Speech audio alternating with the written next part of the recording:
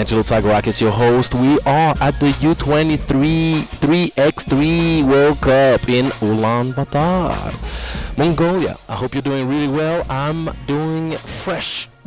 And when I say fresh, I'm talking about the wind coming to caress my ears right now and my cheeks. But we're going to get warm real quick because we got some hot 3x3 action waiting for you. You see the weather, it's 14 degrees. I was in Greece not long ago. It was 30. What are you doing to me? But I'll tell you what, this is all fun and games. I cannot wait for the young talent from all around the world, to come and show us what they got in the bag, what you got in your bag. So today we're gonna have our first game, our first day of competition. We're gonna have our first 20 games piece of this competition. You heard me right. 4 straight days of 20 games of pool action. And we're gonna start with the ladies, obviously, because we always start with the ladies. And it's gonna be pool A action right now in the women's bracket.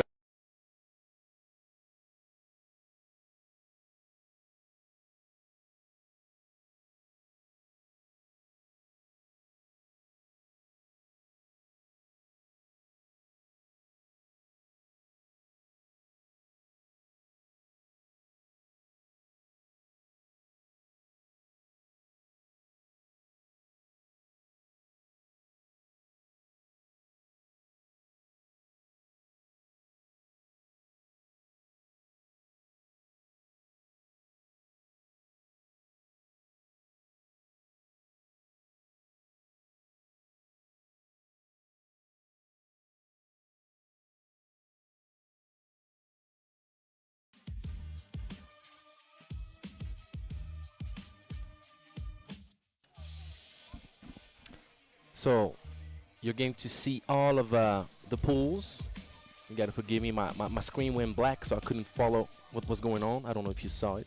So we saw Pool B and Pool C, and now Pool D with a heavy favorite France. Well, ladies and gentlemen, welcome to you. Good morning. In the same group as Netherlands, Chile, Uganda, and Egypt.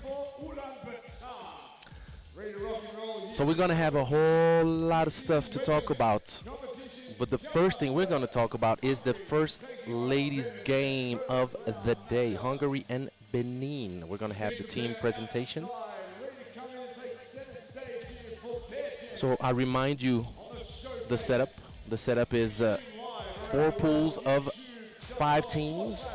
Only the top 2 teams of each pool will qualify into the knockout round, into the quarterfinals.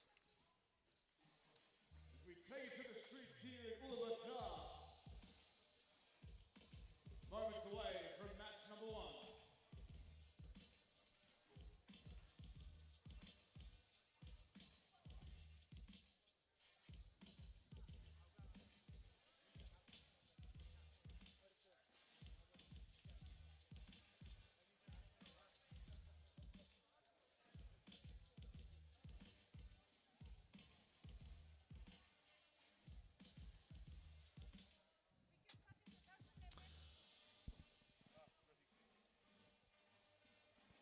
So Pool A in the women's bracket, composed of China, Hungary, Ukraine, Austria, and Benin. First game, Hungary against Benin. Hungary, the 8th seed in this competition in the women's bracket.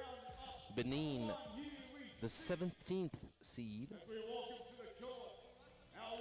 So even though it seems to be a very imbalanced, unfair matchup, Hungary is a team with a lot of history in 3x3. Benin, up-and-coming country in Africa, doing a whole lot of good stuff. In the past 3 years, we saw the boys already qualify to the U23 World Cup last year. This year, they have both men and women in the competition.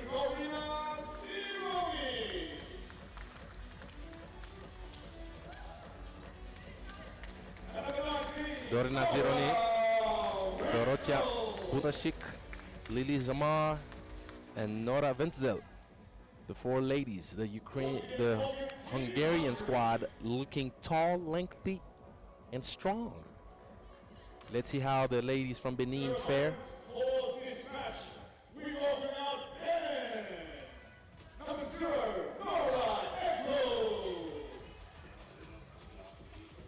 So Novali Eklu will be the first lady to be announced. Number 12, Ulaanbaatar.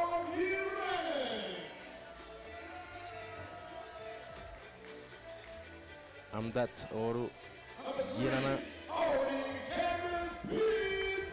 Veronica Veronica Keita and Odi Keptiku.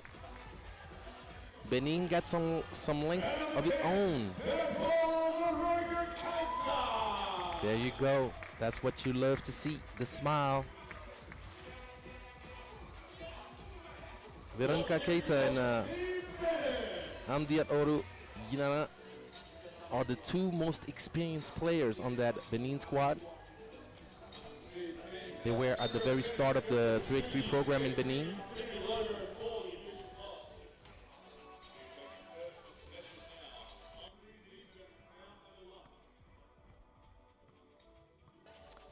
So I remind the rules for those who don't know. Oh, we see Arcadi from Benin. So we're going to our wonderful officials now here for the women's first round matchup.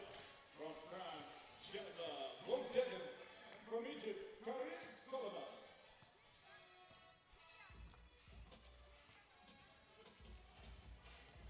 And Team Perry here, court kickoff number 1. It is a sprint, 10 minutes on the clock. First to 21, 12 seconds shot clock.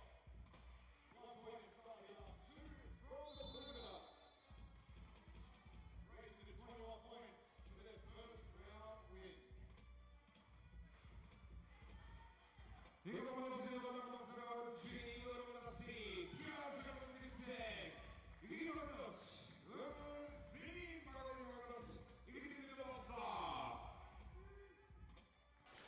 All right, first check ball of this competition. Let's enjoy the action, ladies and gentlemen. You're going to be here with me all week long. So if you have any questions, you hit me up on social media. I'm here for you. I got you. First ball inside. I remind you, once you start playing with your back to the basket, you only have 3 seconds to play that post-up action. And the first turnover, Hungary recovers possession. And that's going to be an almost steal. 2 deflections in a row. Way to go.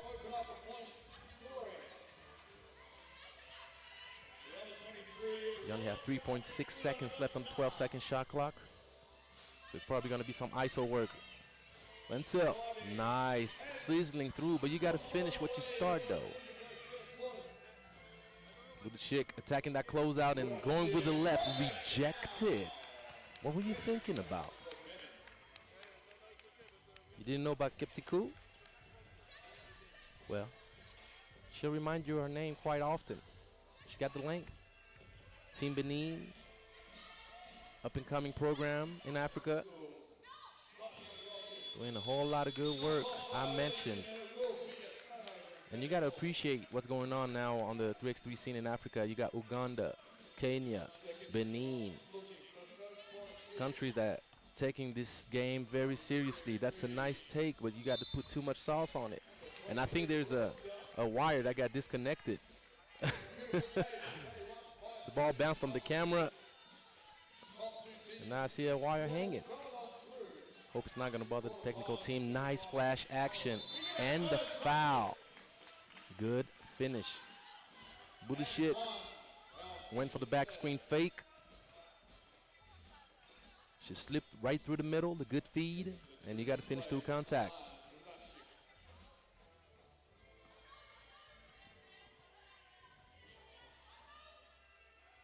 That's going to be 2-zip.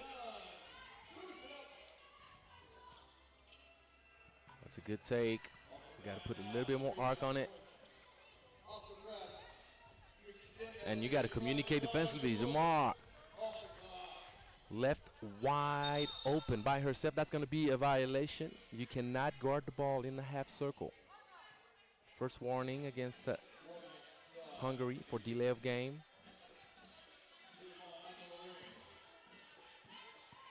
Keita tries to draw the foul.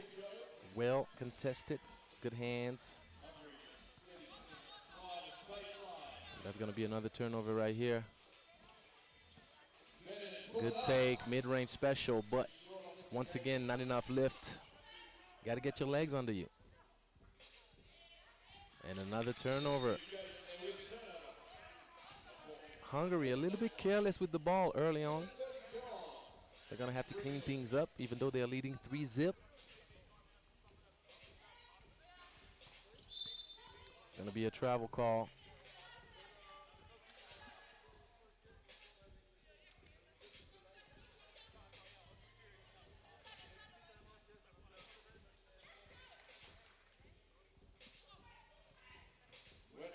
Nice, Wenzel, but once again, who else? Kapitiku. Tower control in the paint for Team Benin. I told you she has length of her own.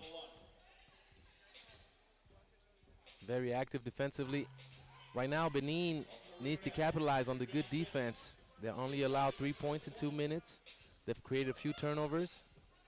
Just got to find a way to get a bucket now. And we have less than a second on the shot clock. Eklu is going to have to throw up a prayer. Catch and shoot. You don't have time. You got to stay aware of the 12-second shot clock. That's inexperience right here. And that's what Keita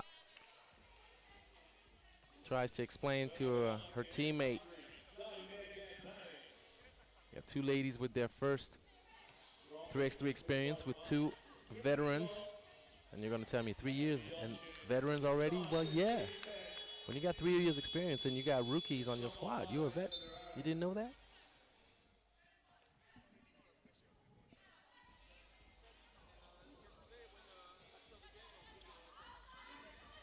Try to go for the little handoff action. Keita spins back around. Elevates and miss. Mismatch City, nice knock pass. There you go. That's how you got to capitalize on it. Budashik with another bucket. Right at the free throw line. Using the glass in times of need. Don't be afraid to call Mr. Backboard. Good hands, Keita. Good hands. And that's going to be an offensive foul. Ooh. They're going to give it to the defense first. Thought there was a lot of wrapping around right now. I'm not going to lie to you. I think you saw the same thing I saw. But first foul is the one being called right now.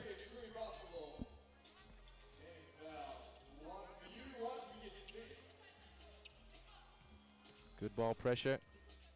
The switch. And once again, that's her third block already. Kapitiku making a statement early. Turnover.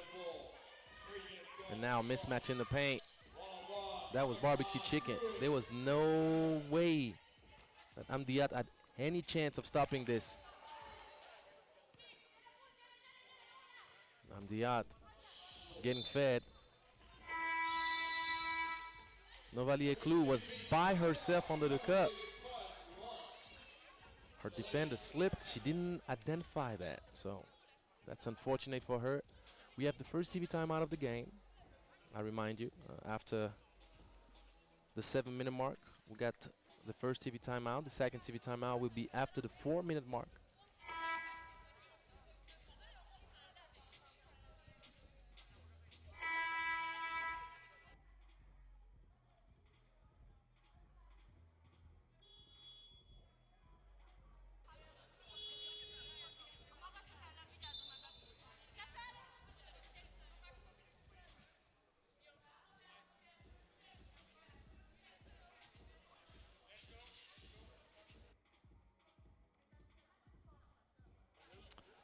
All right, let's see if Benin can utilize that.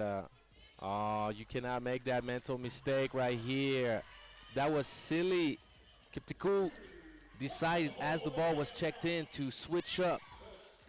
That's not a good idea. And Fast Break City, Hungary now pulling away Benin paying the price of inexperience.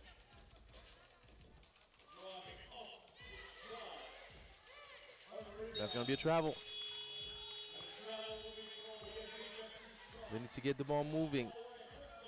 They need to collaborate a little bit more.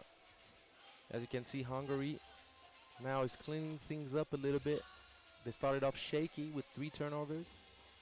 Plus they kind of forced the action inside against Kiptiku without success, but that is much more successful, isn't it? Zamar with the 2-point dagger, 10-1. Things are starting to look quite complicated for Benin, and just like that, Hungary is pulling away. And the steal, once again, Jamar kicks it back, gets it back.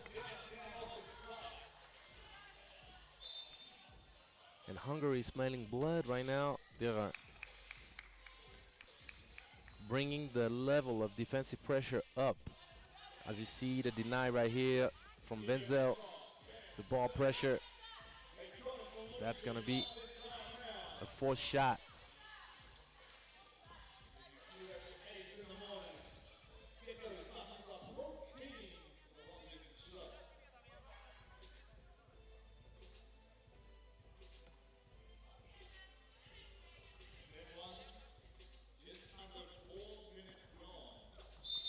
And the foul drawn.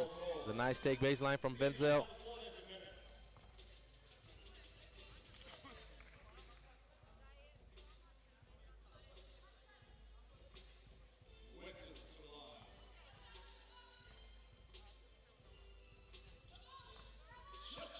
(11-1). We're at the halfway point of this game. And Hungary's halfway there already. Good defense. And attacking the closeout. Extra pass. Wide open look. No.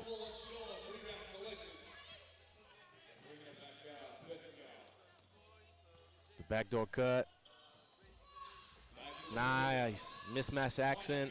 And good clock recognition right here. Good communication coming from the bench. Keita letting Kiptiku know you got to shoot it. But defensively, once again, Kiptiku and Oru Yirana are caught up guarding the ball. And letting Budashik roam around freely. Defensively, Benin has to do a much better job communicating and identifying the matchups. Whatever decision you make, switch or not, make sure that you both do it.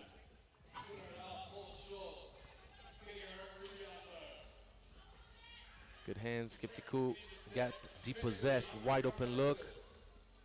Extra pass for a better one. And Hungary now just attacking closeouts.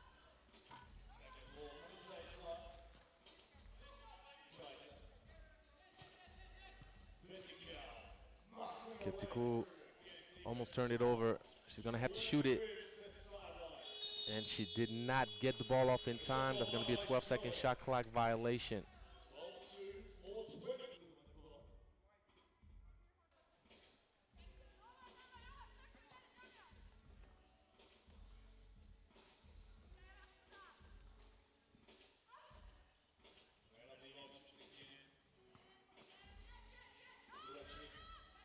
She had to shoot it. Threw up a prayer. That was a tough shot right there. Wenzel. And that's a bad pass. Eklu turns it over. Silly mistake. There was no reason to throw it out. She's got to take a dribble, open up the angle, feed the ball inside properly, either with the lob or bounce.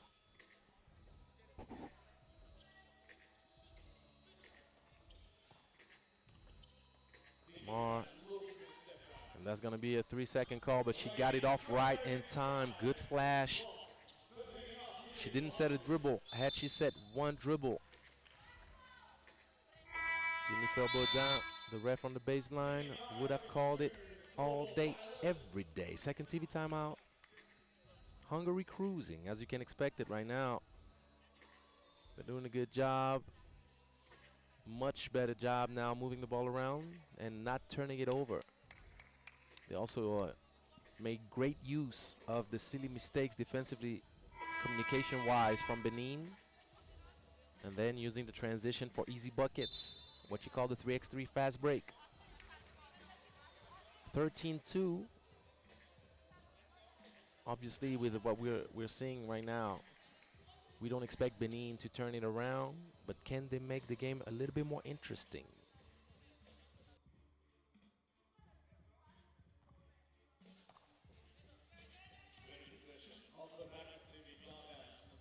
Tiku going once, going twice. Offensive board going 3 times. And the good block from Budashik.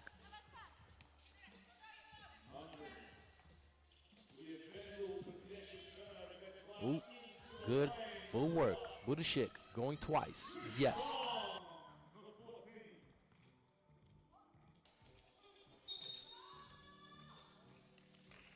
And in 3x3, you got to think about the physicality. That's a push, but that's not a foul. You have a much greater tolerance for contact in 3x3 than you have in normal basketball. So the toughness, this part of the game, you better make sure that you get used to it quick, or you're going to be in for a surprise. Keita drawing the foul. That was a good take. And as you see, the wraparound from Wetzel. Unfavorable mismatch for her down low. She should have committed the foul earlier. Hungary's far from foul trouble. And now she gave up the free throw. Nice touch by Veronica Keita. And that's an air ball. Gironi. Not enough legs on it.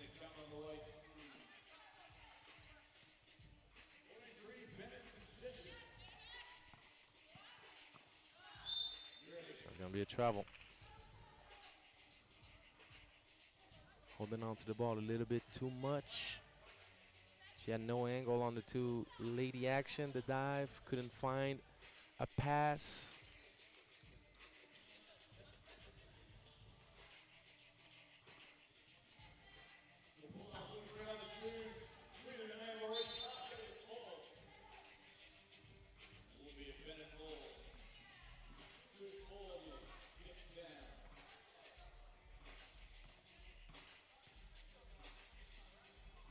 Nice little pass between the legs.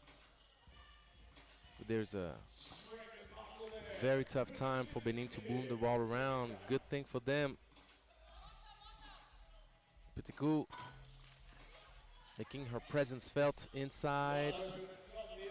Ooh, slipping, touching the floor, and nice bucket from Gironi. Back to an 11-point lead. Amdiat Oru Girana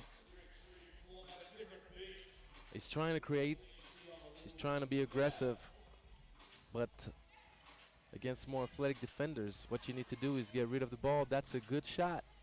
You got to take those. You got to use what the defense gives you. Can't overthink it. You just got to read it. Good rebound by Keita. Mid-range. A minute and 30 seconds left.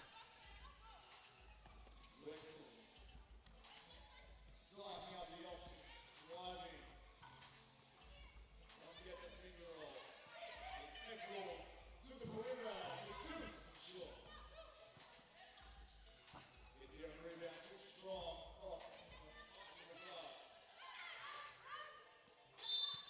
going to be 3 seconds in the paint. Gironi never left.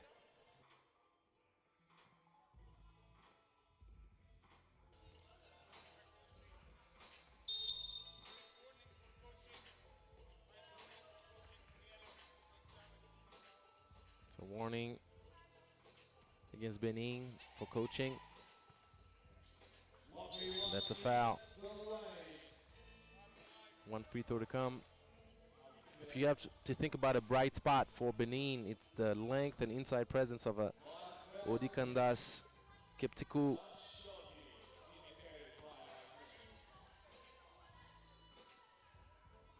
Kiptiku.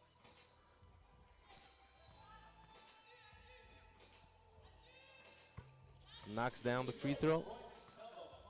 10-point game.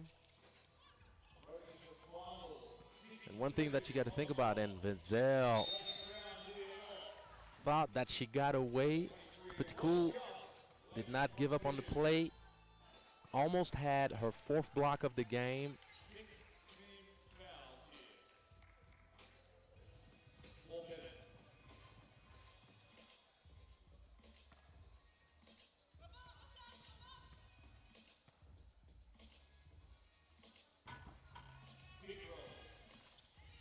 One thing that you got to think about in this competition is not only, and that's going to be a 3-second call. Kiptiku asked for the ball. Elku took too long to feed her inside. One thing that you got to think about is scoring is a huge part of 3x3 if you want to give yourself a chance to qualify, and not even just talking about winning a game, as we see the nice little fade from Zironi. But you got to think also in the case of a 3-way tie. Scoring very low the way Benin is doing it right now. They already have 9 toes out the competition, especially in the 5 teams group. But it's a building process for them. It's a learning experience. Hungary, one of the candidates in Pool A in the women's bracket to come out. That's going to be a little bit too late. In Pool A, you're going to have China, Ukraine, and Austria, along with Hungary. 2 spots for those 4 teams in the quarterfinals. It's going to be a rough war. It's going to be tough. 4 very good teams. Benin is going to try to do a much better job in its second game of the day. Oh yes, another block. That's 4 and a deflection. And you gotta also remember one thing, as Jamar knocks down the long 2. And this game is about to be over. No foul call. Benin loses 19-5. Expect a much better outing from Benin in their second game. Game 1 story never is Game 2 story.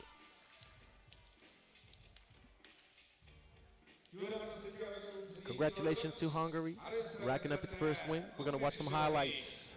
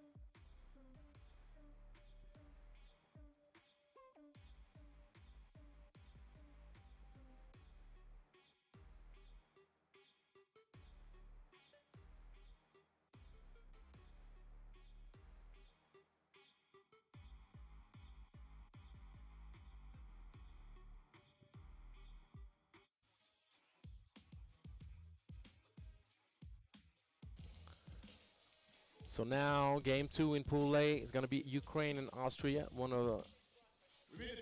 2 of the candidates for knockout round action, as Team China is looking on the action, scouting.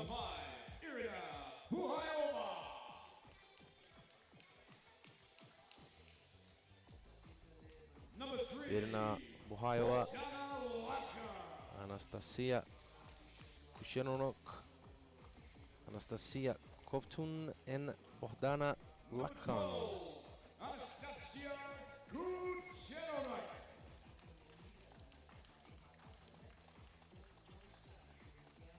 And number 6, Anastasia Colton.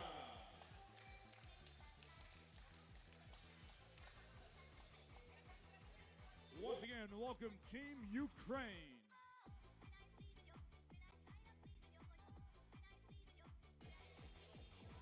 We meet their opponents now representing Austria. Number 7, Isabel Flashandel. Isabel Flashandel, Nina Crisper, Stella Pop, and Natalie Kalaidiev. Gonna try to propel Team Austria in the women's brackets. Natalie Kalaidiev. One thing that you need to know about Austria right now, things are looking good in their 3x3 landscape. And number 3, Nina Crispa. The men's senior wheelchair finished European champion, Once again, welcoming world Team champion, forgive me, Austria. world champion for the first time in the history. The man's finished European champion. We saw it at the Europe Cup in Vienna. It was quite the electric atmosphere, the electric ambiance. We're gonna see who takes the ball first. Number 3, again, time again, we meet our officials from Japan. Two officials, Tatsuo Nagoshi and Karim Soliman.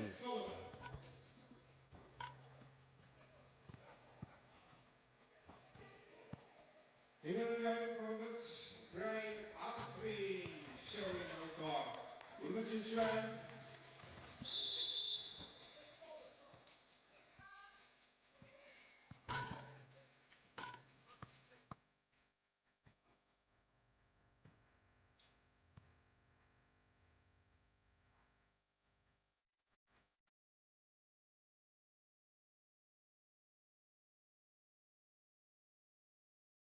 Then the sprint, 12-second shot clock, race to 21 points. Just need the 1-point winning margin.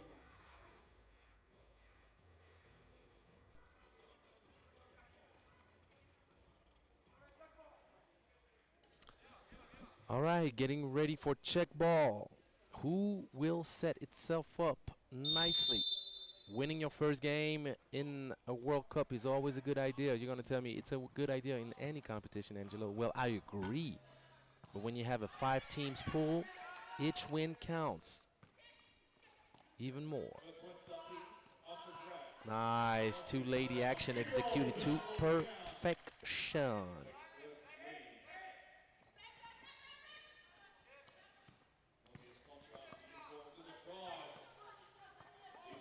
Crispa gets the ball going. Crispa, one of the more dynamic players for Team Austria. Ball recovered. The ball did not touch the rim. You're going to have to shoot it. Good clock recognition. Unfortunately, Kaladiev did not put enough lift, and the ball is not going to touch anything.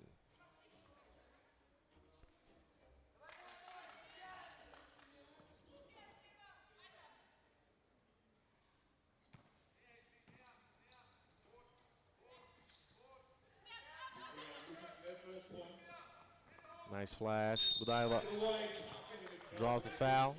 That's the patent transition and continuity game from Team Ukraine.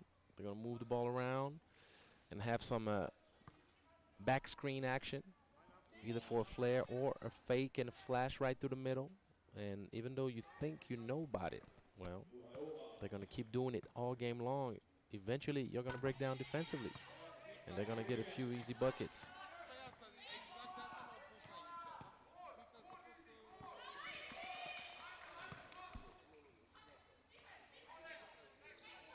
Trying to use the length inside. That's a good take. A good contest by Crispa.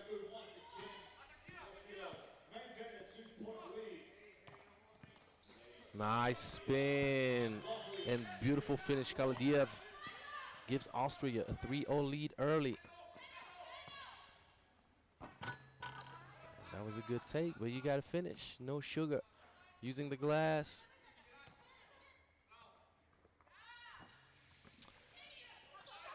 And no honey on the finish either for Crispa. Long range. Off target. Off target again. And the ball is not going to be saved. Flashando stepped out of bounds.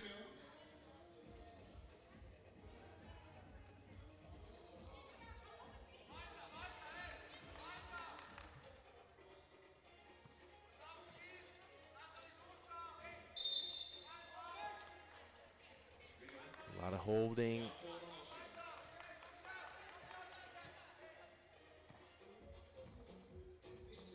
Ukraine still chasing first points.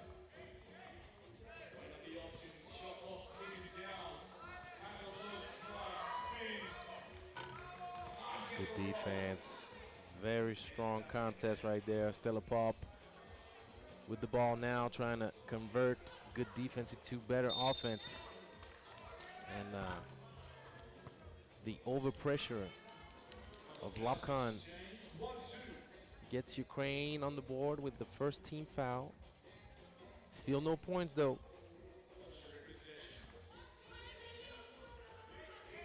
Elbow action. A lot of holding.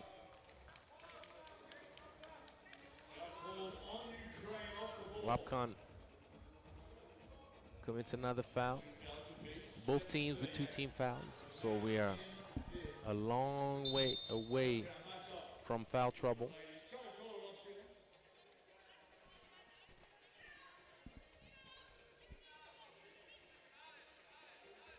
2 rounds, the ladies matchups. We'll bring up the men next 2 matches. Going back to the back pick action. Didn't pan out. But that's a nice little shot. The pull up. Kucheronok going left. 1 dribble, elevate.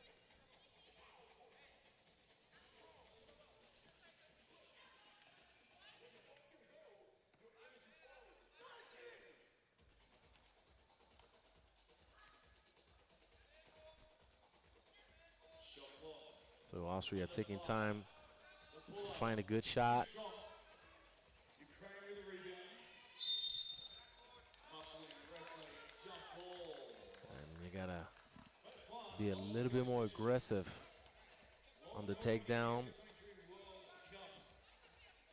Social media, make sure you hashtag. Kovtun did not secure the ball, Check out all the action on YouTube. and she gave the opportunity for her opponent to put her hands on the ball. And as you know, in 3x3, any jump ball situation gives the ball back to the defense. Good flash. Ooh.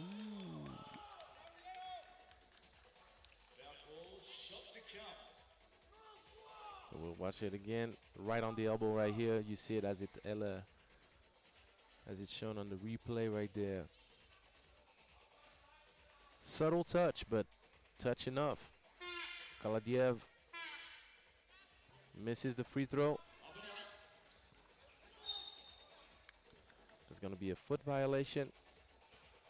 And Austria will get the ball back. Obviously not the most spectacular scoring-wise game of the tournament that we're going to have. Things are warming up. You have to understand also it's always difficult to start up in the morning, the first game. We're going to have the first TV timeout. Both teams now are getting acquainted with the atmosphere, getting acquainted with the arena. There's also probably the anxiety of playing in the World Cup.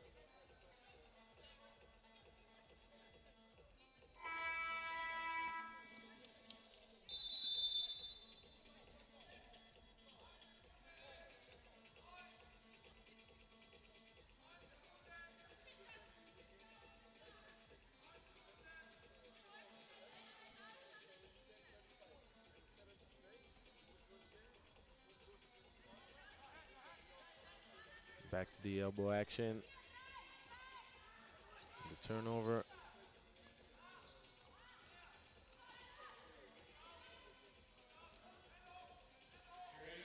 A lot of dribbling. Ball did not move around. There was no collaboration. That's not the best look that Ukraine could get offensively. Pop with the midi.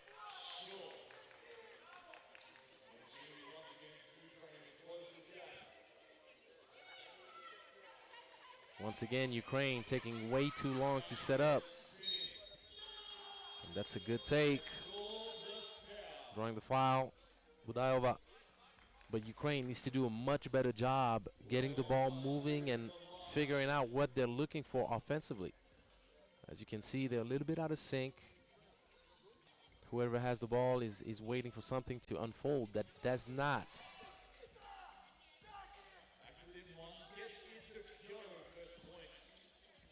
It's an even matchup. The question is, who will make less mistakes?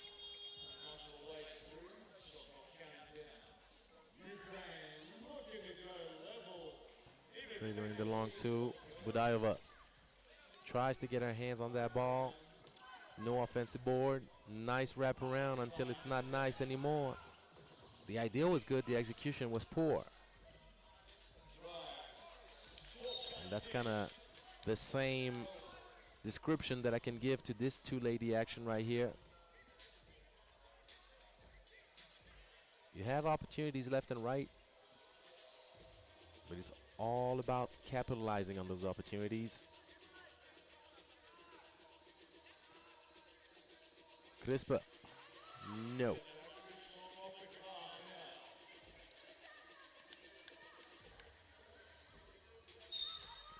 that's the foul drawn that could give Ukraine an opportunity to tie things to 3 apiece.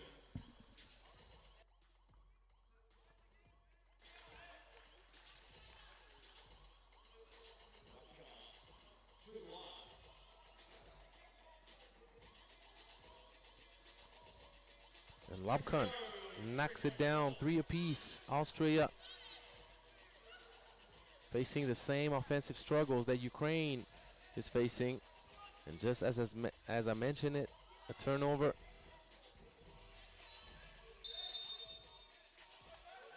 Crispa with the push in the back.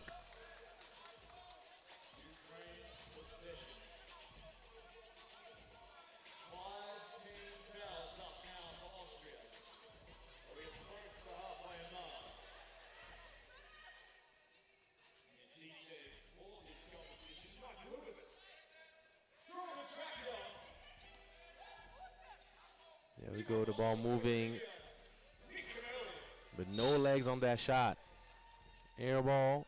So we are at the halfway mark in this game. A perfect 5 minute on the board showing 3 apiece. Come on, ladies. Let's get warm out here.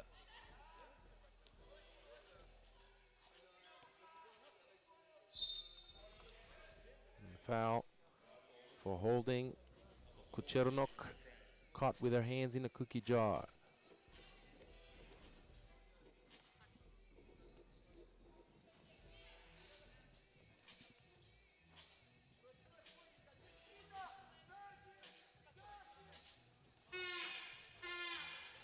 Nice. You cannot spoil dessert that way. You cannot. It's forbidden. That's unfortunate for Stella Pop and Austria, as you see Ulaanbaatar giving the advantage. It could be a 4-up game, and it's going to be a 1-point lead for Ukraine. Fast break, nice lob pass. Ulaanbaatar trying to double down. She cannot steal it. And that's going to be a foul right here. Budayova contested with the wrong hand, I want to say.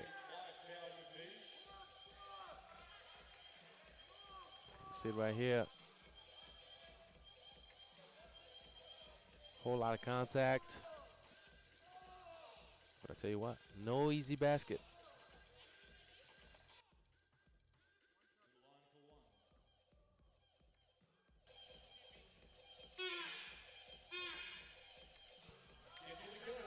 Kaladiev Austria stay in touch. Austria knocks down the free throw. creates space. Pop. Pull it up. Mid-range, way short. And that's going to be the second TV timeout right now. 3 minutes 59. TV timeout number 2. Ukraine 5. Austria 4.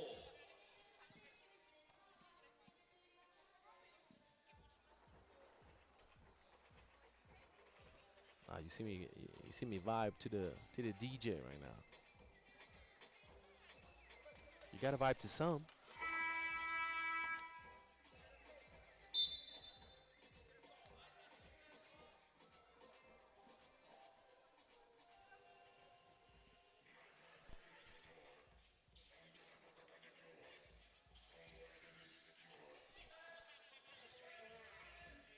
ISO mode. And this time, ISO mode executed in the middle. Got the job done. Cheronok gives Ukraine a 2-point lead once again. Ukraine in foul trouble now, 16 fouls. I remind you, you shoot free throws at the 7th team foul. So Ukraine needs to watch out now. Because there's no better way. Crispa not crisp enough with the bounce pass. Turns it over. Tell you, if there's one thing that you need to know about 3x3, there's no better way to give an opportunity to your opponent to get back in the game than giving them easy free throws. Budayeva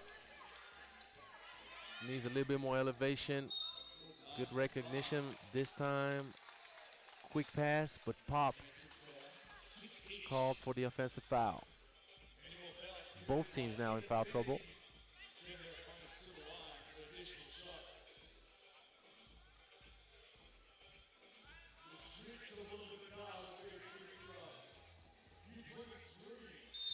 Good take, the same execution of the back pick action, and now you're going to have 2 free throws going for Ukraine to bump the lead up to potentially 4. And looking at the way this game is going offensively, that could be a commanding lead.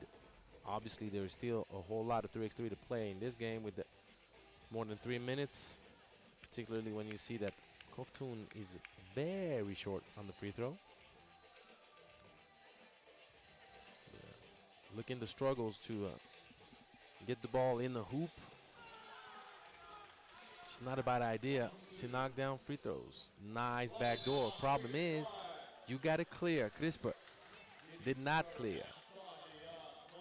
So the layup is not going to count. That's a wasted opportunity for Ukraine.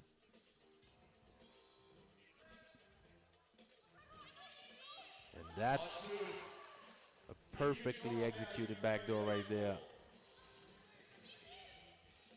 2-lady action, denied. Dive right down to the cup. Boyeva said, no, not in my house today.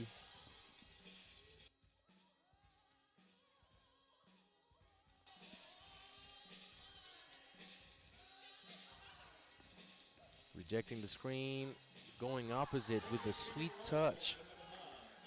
Kucheronok gives Ukraine a 5-point lead. Austria is starting to be in trouble, I tell you that. Clear momentum in favor of the Ukrainian ladies. Boyeva sees the ball leave her hands, a little bit funny.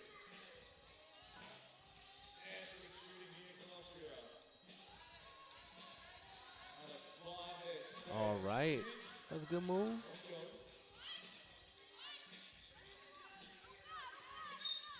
Gonna be a travel on the catch.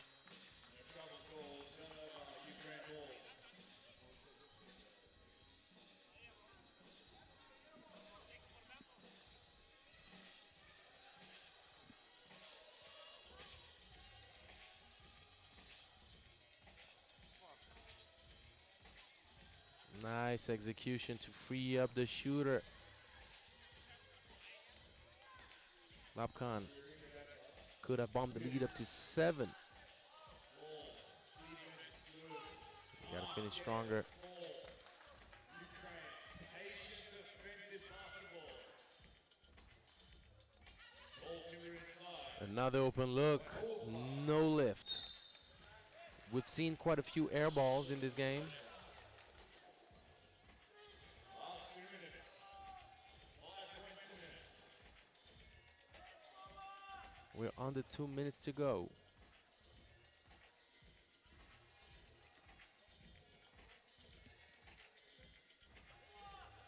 Nice.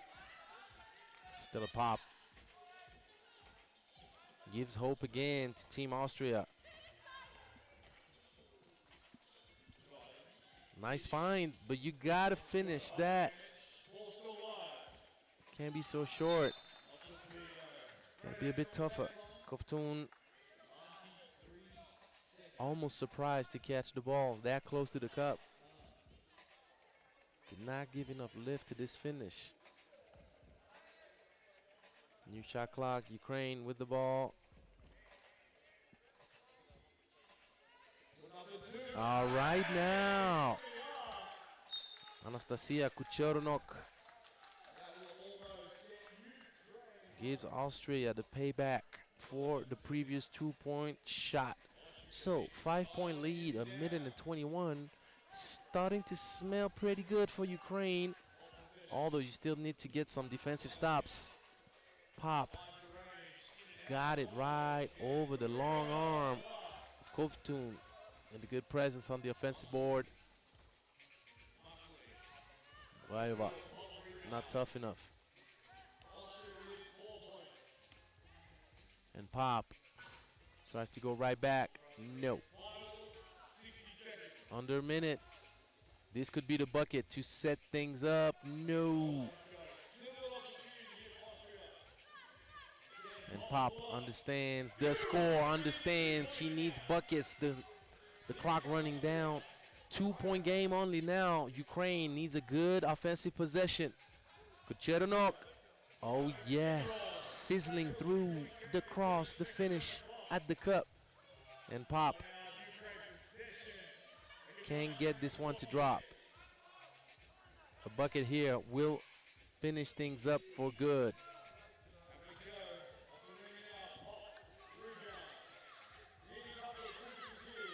Needs to shoot it. Pop won't connect with the rim. Ukraine is about to win this thing. 7 seconds left. But winning is not the only thing you got to think about. You got a very strong group in Pool A, very balanced group. I'm going to wait before I say strong. I'm going to wait to see what China, particularly in the way the other games are going to go, to figure out how strong this group is.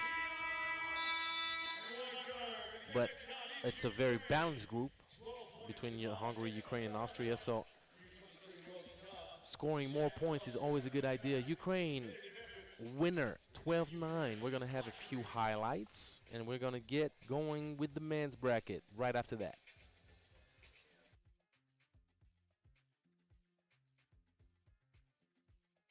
U23 хоёрдугаар Украины шишээг Австрийн шишээг өжиж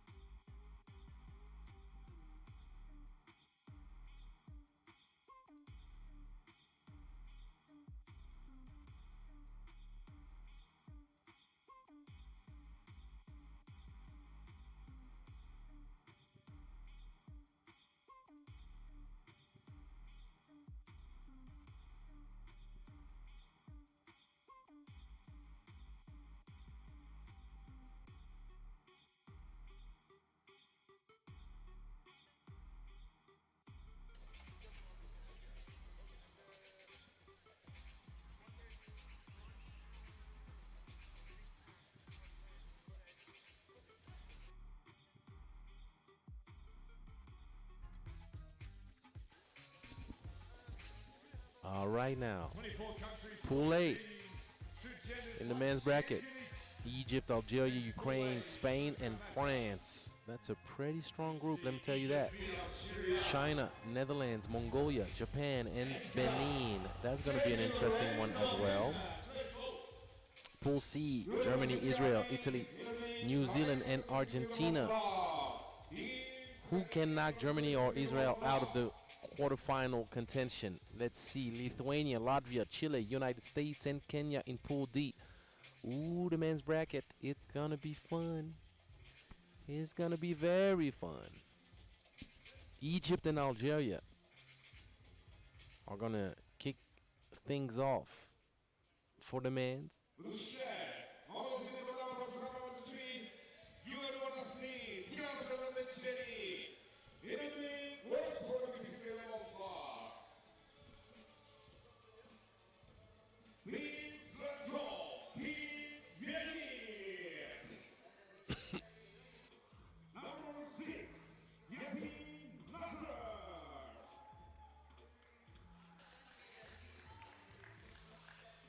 So, Ahmed Mohamed, Yassin Ahmed Mohamed, Mazen Saeed Ibrahim, and Ali Ghazi.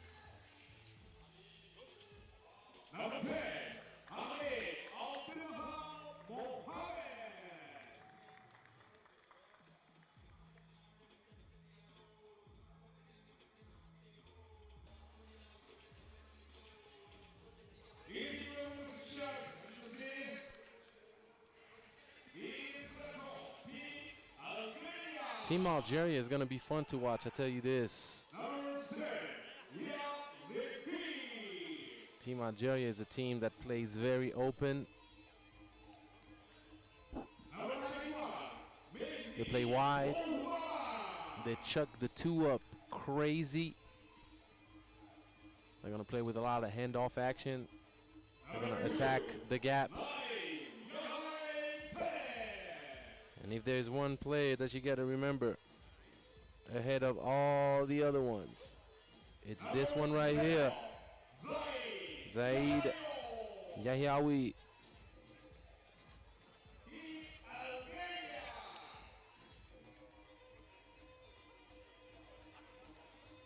Team Algeria is not going to be the most physical squad in this tournament, obviously. 4 guards. They're looking thin, but let me tell you something. Don't get it twisted. Steph Curry looks thin too, doesn't he? You catch my drift? So obviously Egypt is going to have a very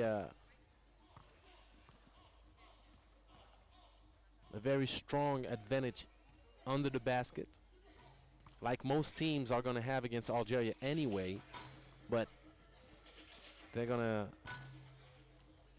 to count on the inside presence of Mohamed and Ghazi.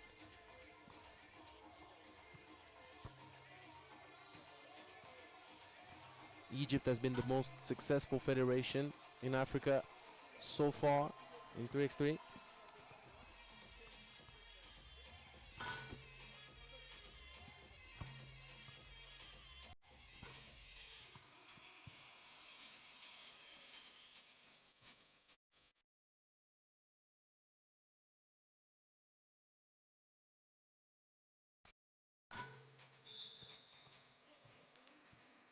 And the head-to-head between those two teams, they've played 9 times against each other, and Egypt has been quite successful against Algeria. They won 7 out of those 9 outings. But things are starting to shift. 2023, twice Algeria beat Egypt. Could there be a shift of power between those two teams? We shall see. We're going to find out. First man's game in the U23 3x3 World Cup, ladies and gentlemen. Obviously, you're going to see a quite different pace right now.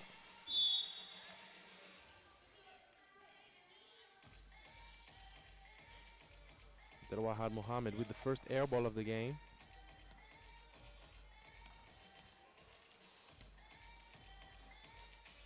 And the first open look. That was a good one.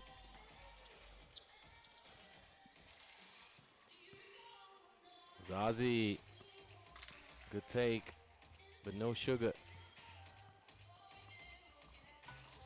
Good body control on the offensive board.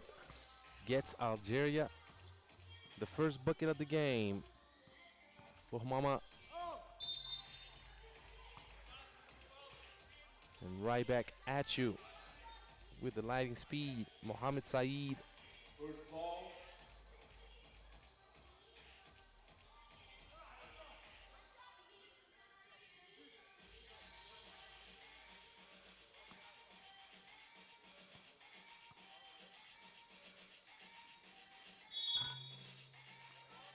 And they're gonna have to reshoot that one. Line violation on the free throw box out.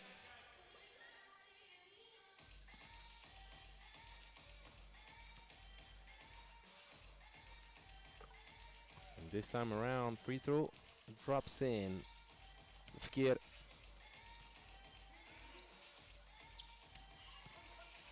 Wide open lane all the way.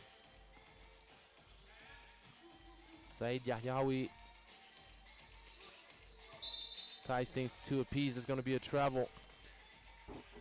Egypt needs to try to establish position inside. If they play on the perimeter around and try to match up with the speed and shooting efficiency of Algeria, they set themselves up for failure.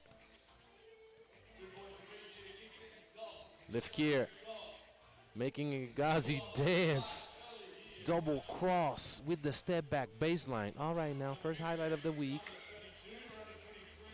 And pulling the chair on him. The Ghazi will hit the floor and turn it over.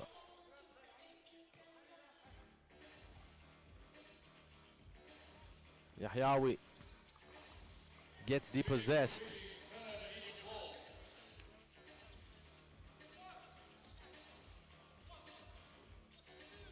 Going under the screen, give him a wide open look, and Ghazi got to go stronger. And one inside presence right there. Yassin Ahmed gets the and one.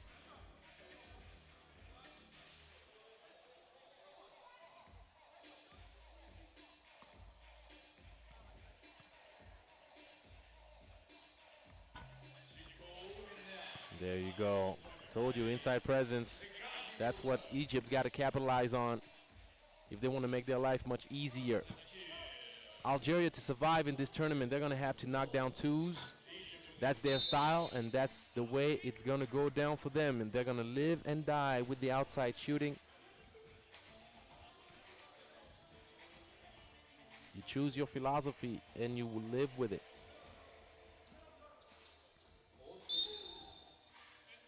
Offensive foul right here on the set screen, but a good idea on the execution.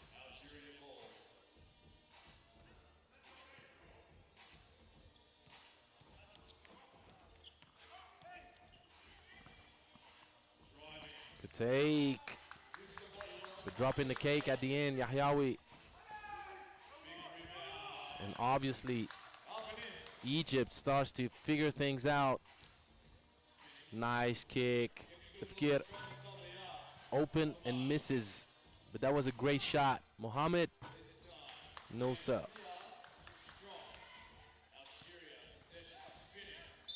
A lot of body contact. That's a good take.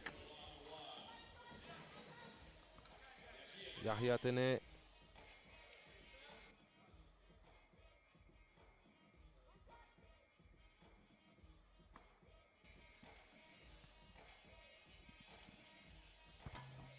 Misses the free throw. Algeria is spoiling a few opportunities right now, giving Egypt an opportunity to pull away slowly but surely. And right before the expiration of the 12 seconds. 3-point lead for Team Egypt.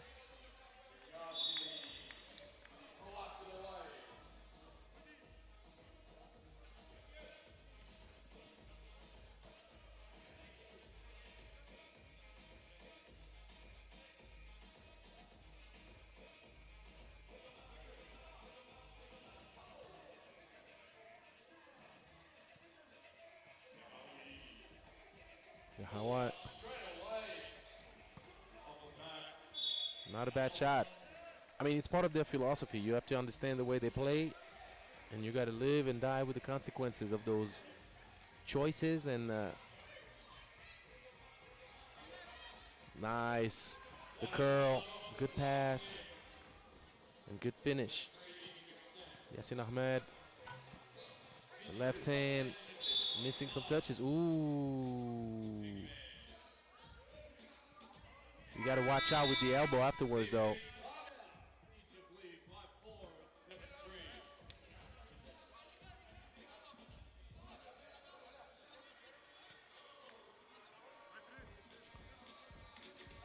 But Egypt has taken control of this game.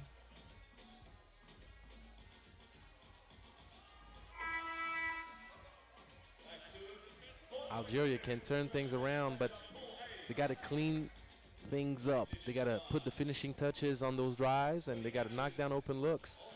Egypt needs to keep on pressing, and they need to keep on executing, trying to establish position close to the cup, trying to give the ball under the hoop, using size advantage. Obviously, they can also get the foul trouble going for themselves, as you have 14 fouls against Algeria already. That's another good look for Lefkir. But unfortunately for Algeria, they keep on missing.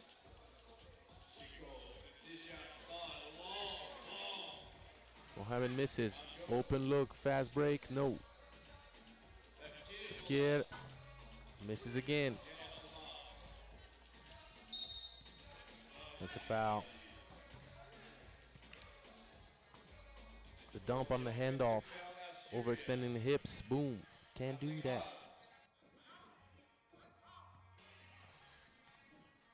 Yahyaoui, ISO mode, nice head fake. Ooh, trying to get enough space. Is the third time a charm? No, it's not. 0 for 3 for Lefkir.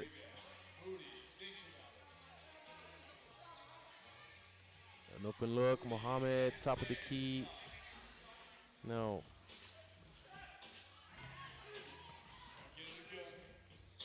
And Negazi draws the foul.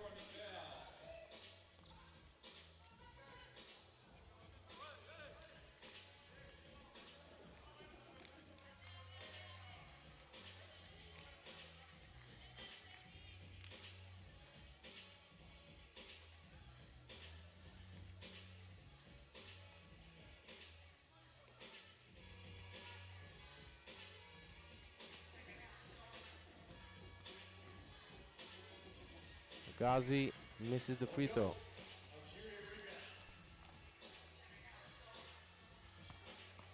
Drive kick, fourth time a charm. Yes, sir.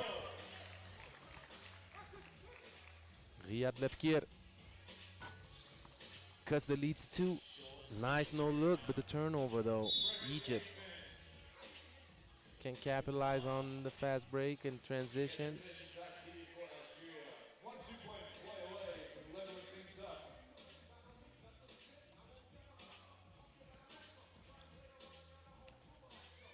Open look.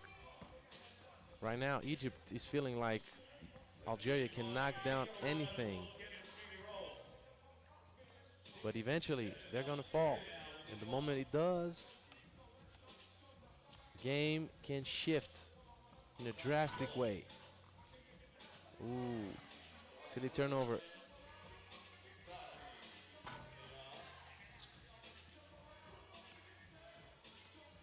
Yahyaoui. Nice head. No, sir. Hegazi said, what were you thinking about? You're trying to yam this on me? You're not going to yam anything. It's not going to happen. Get out of here.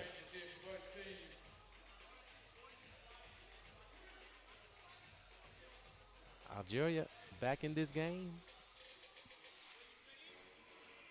Egypt needs to watch out.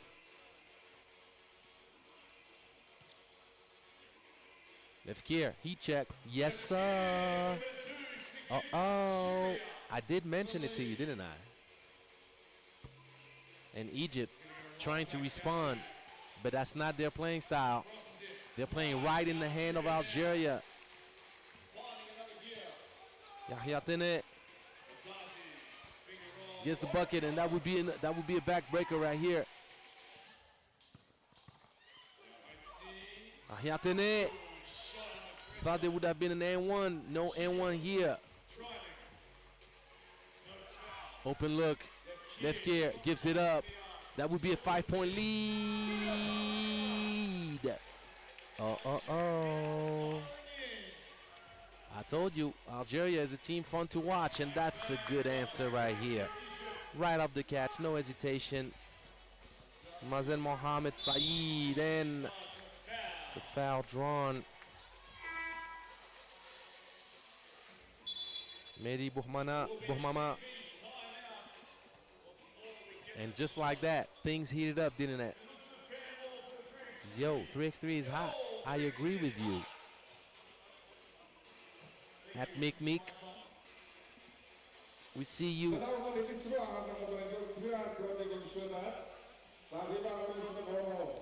So for all of you that don't do it yet or haven't done so yet, you better make sure that you follow us on all social media platforms at FIBA 3x3. It's easy. And if you got anything to say, you can use the hashtag 3x3 U23. We love to have interaction with our people. You know the 3x3 family is a big family. It's a worldwide family.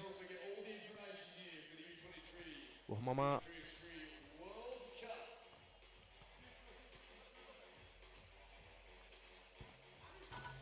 Misses the free throw. Good cleanup from Igazi, and Igazi elevates. Two-hand Gemma. Left here, right back at Igazi.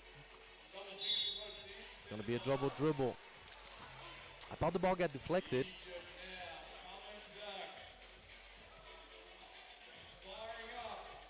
But apparently not.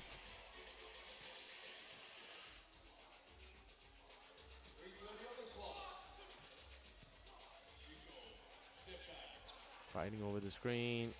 Ghazi, it's not a good shot at all.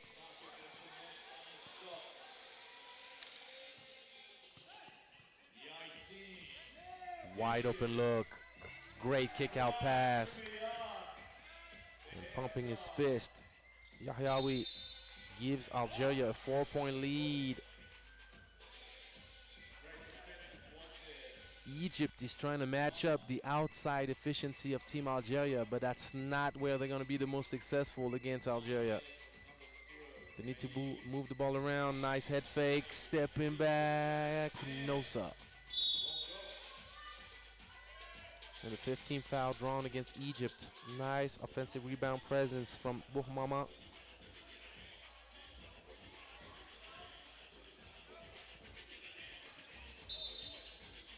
Delay of game.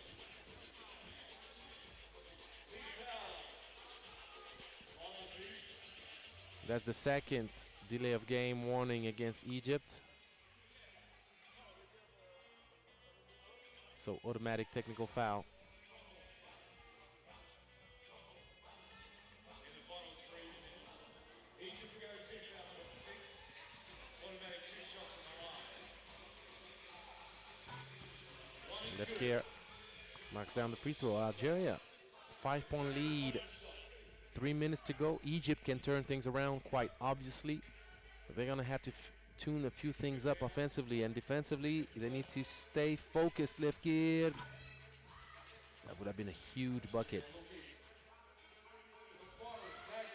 And this man right here is the only one that can shoot right on the level of the Algerian, and the ISO mode of Zaid Yahyaoui keeps Algeria in the lead by 4.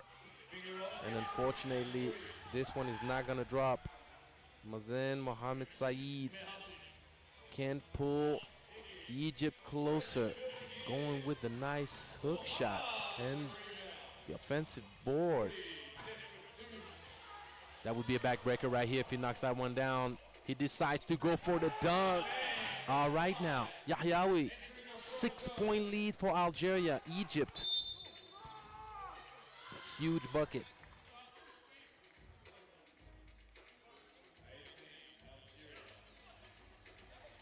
Yasin Nasser keeps hopes alive, but Algeria is only 3 points away from a historical World Cup win.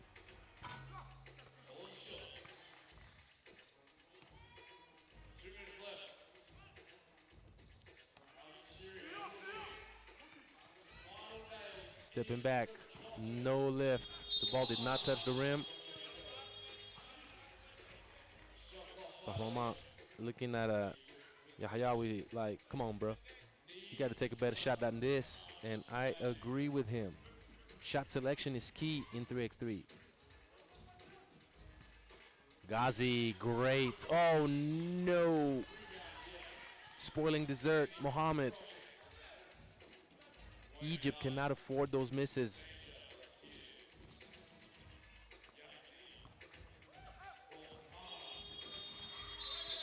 Ball did not touch the rim. 12-second shot clock violation.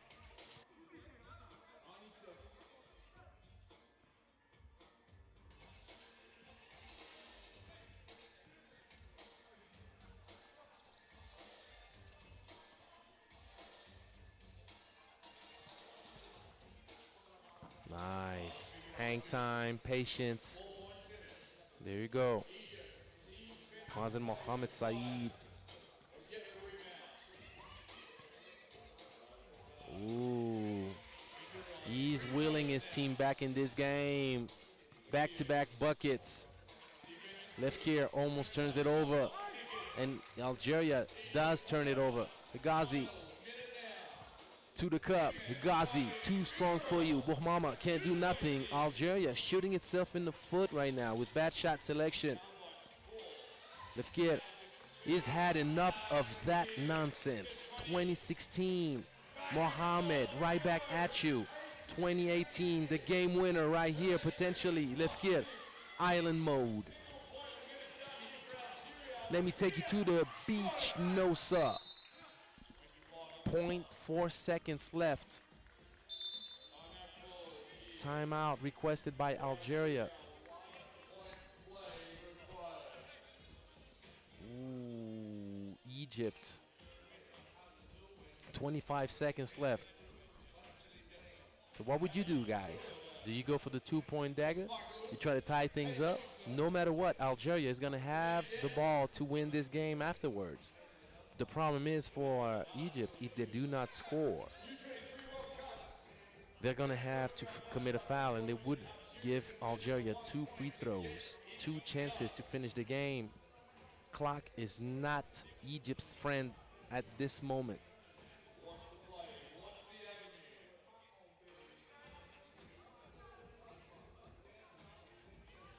Yahyaoui throwing up a prayer. The ball connected, and that would have been a huge. The ball is going to be given back to Algeria. So now,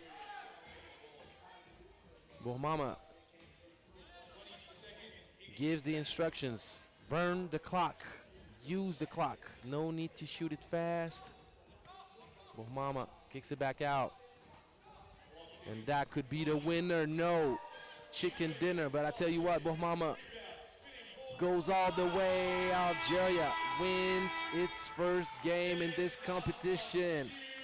Egypt in trouble early. That's the game they could not afford to lose. And that's the game they lost. Algeria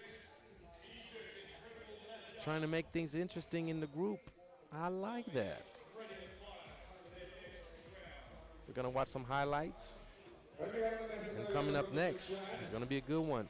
Spain against Ukraine.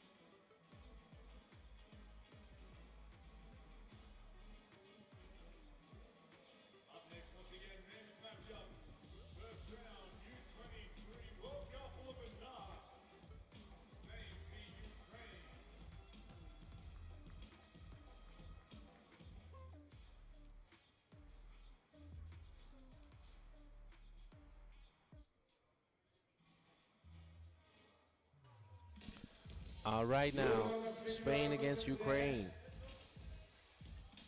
Spain, one of the very best teams in Europe. You better keep them in mind when you're thinking about a potential medal in the men's bracket.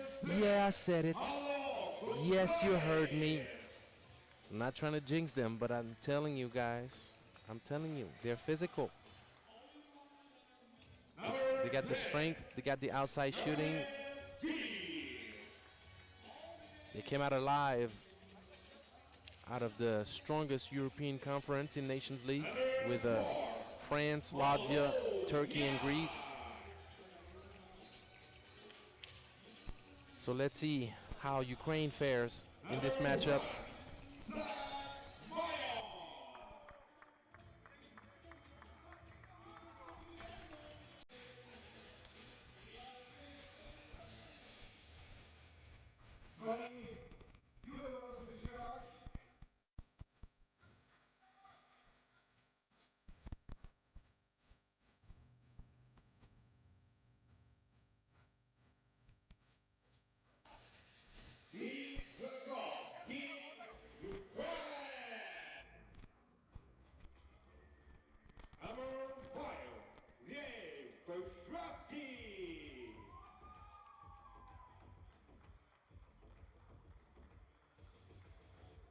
Number 6, Yaroslav Karpui.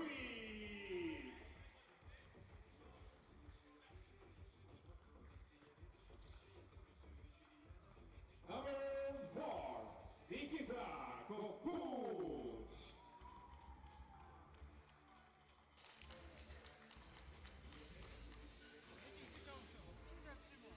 Number 5, So, Vladislav Pablo Gonzalez, Falun Young, Isaac Mayo, and Gabriel Gil.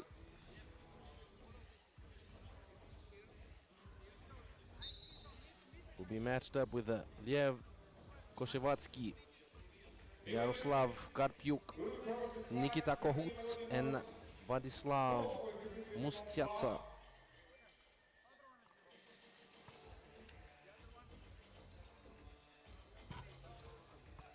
Referees, Nagashi Baso from Japan. Boma Ulaanbaatar and Tatsuo Nagoshi are two referees in this game.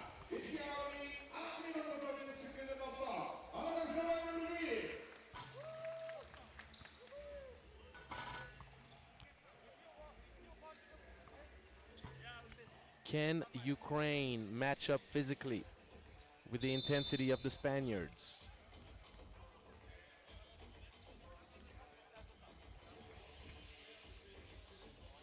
You better keep an eye out on Mayo. Always saucy from two-point land.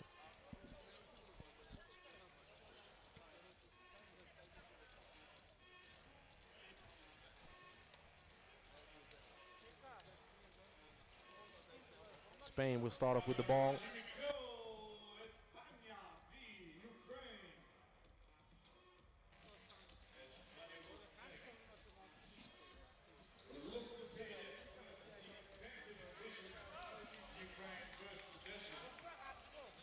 All right, guys. Second game in the men's bracket. Still in Pool A. So, Ukraine gets the ball. Mayo tells the referee they took over time. Travel on the go. The referees have cleaned up a lot, and that's going to be a substitution right away with the shoelaces. You can't be retying your shoes mid-game.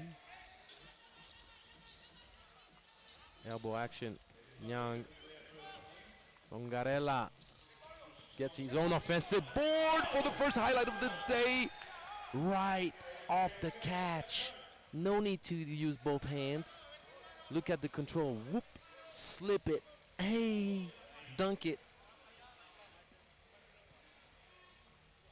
I told you, Spain is one of my favorites to earn a medal. And I'm not going to say which color yet. But any color seems fitting for such a good team. Obviously, you're going to have a whole lot of candidates in the men's bracket, legitimate candidates. You got to think about Team USA, the reigning champs. You got to think about France, Lithuania. But Spain has the makings of a team that would walk away with some jewelry at the end of the competition.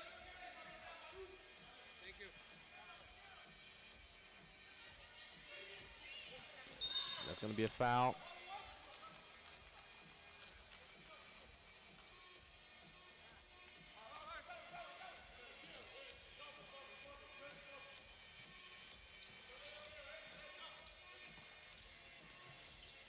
Mismatch in the paint. Not a good pass, so mismatch is lost. Young gets the possession. Mayo attacking right off the catch. Good body control, shielding himself from a potential block. 2-zip.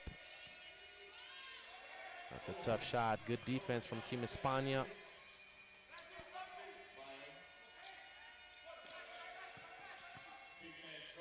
Young, too strong. 3-zip.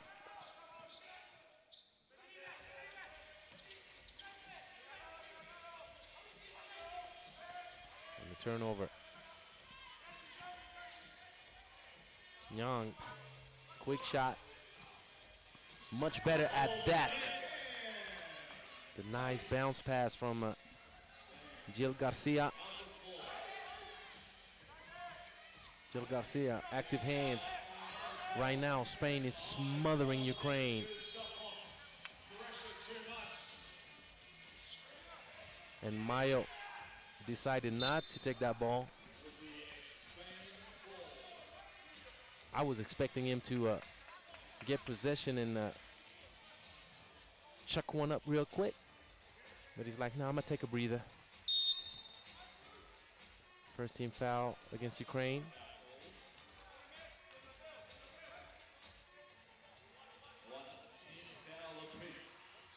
4-zip. Cookies. Mayo this time around could not have his way, even though he does recover possession of the ball right now.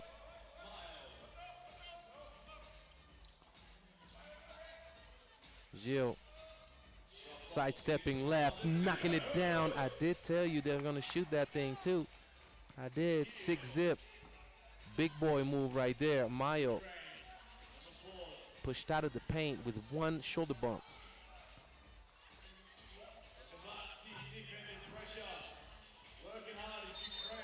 And the ball stays possession of Spain.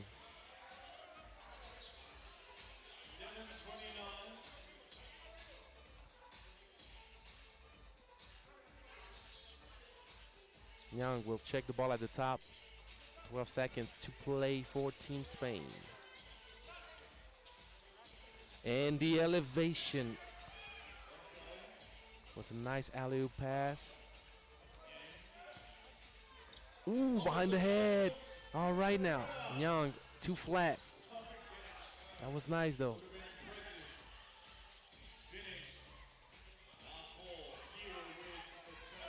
Longarella gets it moving. Two-man action. Longarella goes with the pull-up mid-range. The ball is going to stay possession of the white jerseys. First TV timeout. We got a good pace in this game. Ukraine was in great need of a timeout. They need to figure things out. They need to match up with the intensity imposed by Team España. Team Spain starting up the game very serious defensively. Make sure you are hashtagging FIBA 3x3 U23. 6-1. Spain lead Ukraine. Round 1. So let's see what Team Spain is going to come up with out of the timeout. Longarella takes a quick one.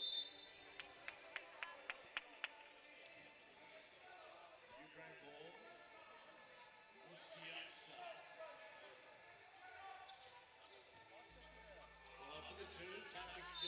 contest by Nyang. Mustiatsa. No lift on that shot. Defensive battle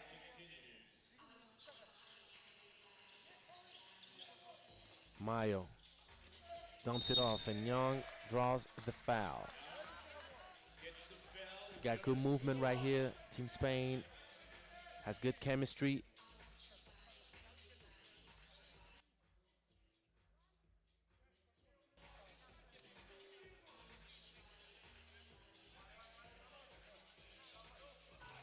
Young misses.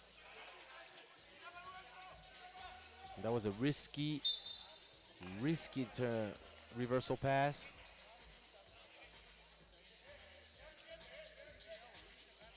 Seven seconds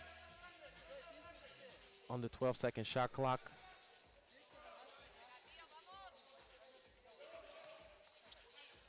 Mayo gets depossessed. That's gonna be a nice transition until it's not nice at all. Come on, guys.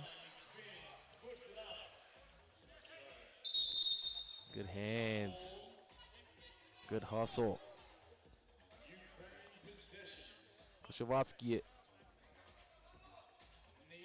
very aggressive on the ball.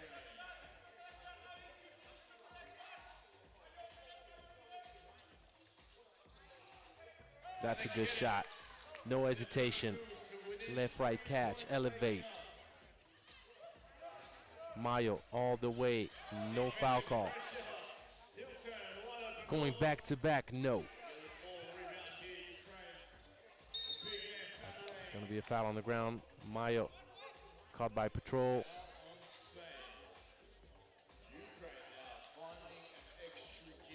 It's a three-point game.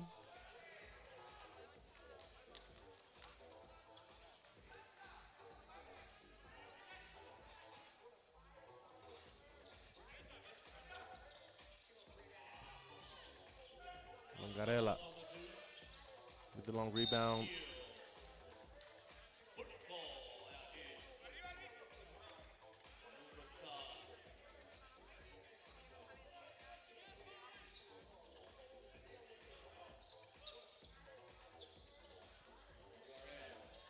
And the fake not working out. Jill depossessed. That's a nice lob pass this time around, but you cannot drop the cake before sending it on the table. Oh, Ukraine will have many regrets. And another great pass, Longarella. Silly with it.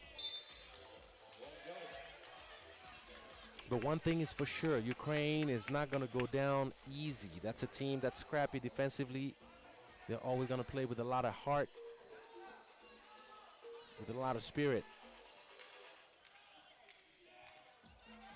Kohut. Great execution of the two-man action, and that's going to be a legitimate block. And not only once, but twice. Wide open look, fast break. No. That would have been a great situation for Team Spain, translating great defense into better offense.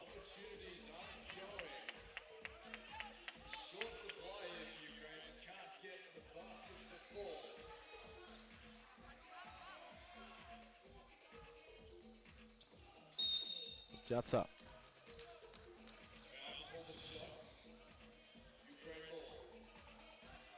We're at the halfway point of this game. Things started off hot, and now the defense has taken over everything.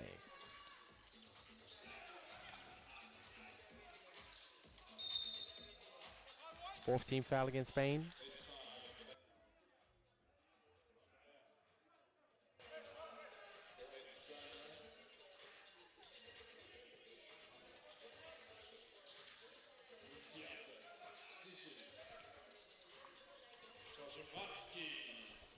And this time he's getting no love. A little bit of ball movement. There you go. Mayo, first look of the game for him. Young, big boy move. And you see him flex. Gets the offensive board.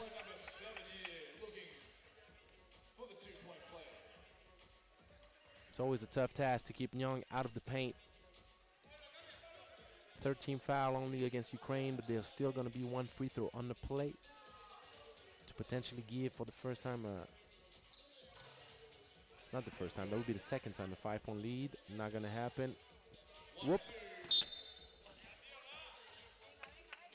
To try to pass it out to me. I know I'm a shooter, but I'm not wearing white. I'm all black today.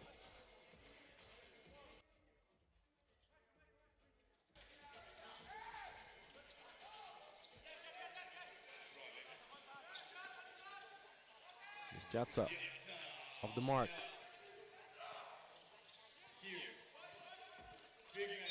That's gonna be an ooh. The timing of the call and the dunk would have made it an automatic and one, but the right call is on the ground. No denying that. So the basket is not gonna count. Mongolia going in a very closed up space. And Young, I think, got hit in the jewels, in the family jewels.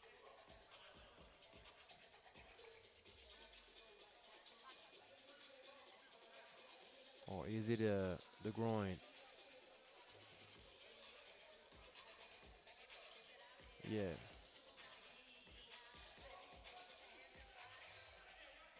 A little pop. Need to watch that one again.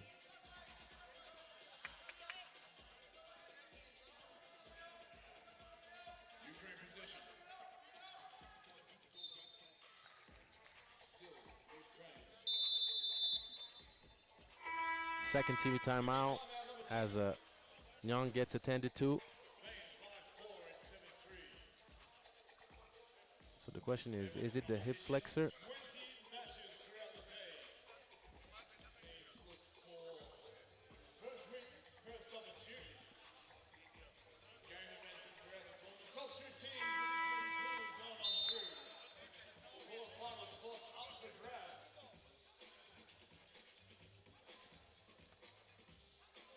Early days, early battles.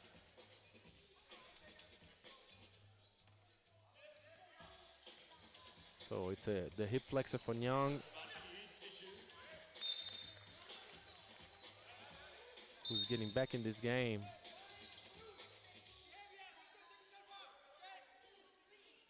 So warning against Ukraine.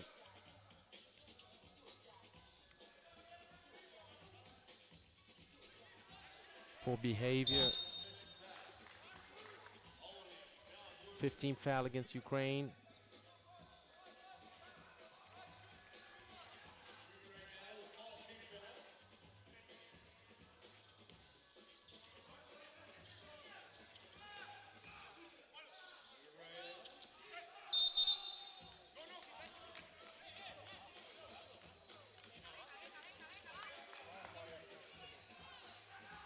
So the ball earned back by Ukraine defensively.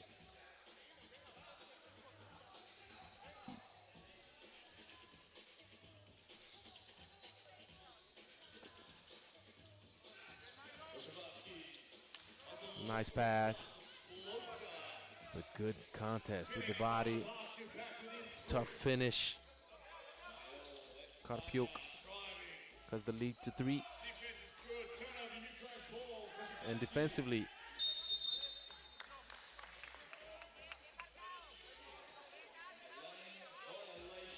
it's going to be a 3-second call in the paint against Karpiuk. But defensively, Ukraine can give a lot of credit and praise to Koshevatsky, who's keeping them in the game and making life hard against Spain. Young, just too good, too strong.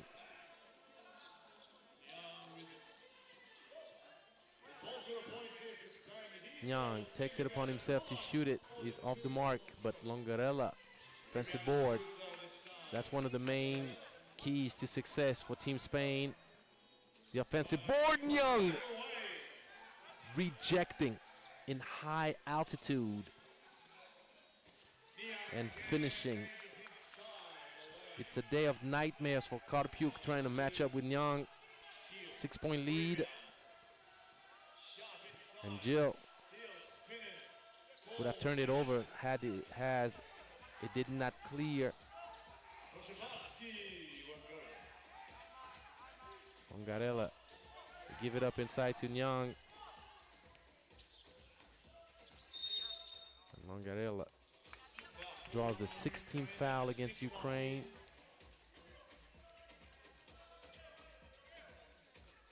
Foul trouble now for Team Ukraine. Spain still has one foul to give. But there's not much hope right now with what Ukraine has shown offensively for this game to get closer. Mayo does not withstand the body bump. That was a great seal in the transition. Nikita Kohut draws the 16th foul against Spain.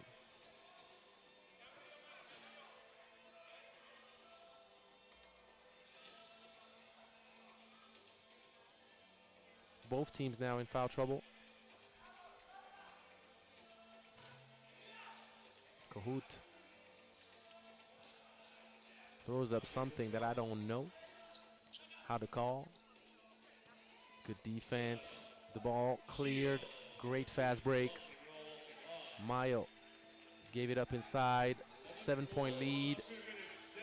They're going to need to get crazy hot from a 2-point range if they want to come back in this thing, and obviously not commit another foul. Mayo managed to not turn it over, but he does in the end.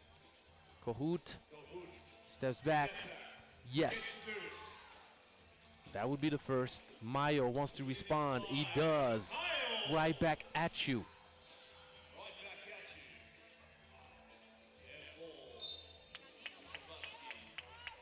13-6. Spain calls for the timeout. 7-point lead. Comfortable lead. Mayo is going to want to come up with something to secure a bucket out of the timeout. Are they going to go for a 2-point shot and try to bump the lead up and run the score up? Or are they going to look for inside position with Nyang, particularly? Are they going to go with the 2-man game? Use the screen and read? We're going to find out.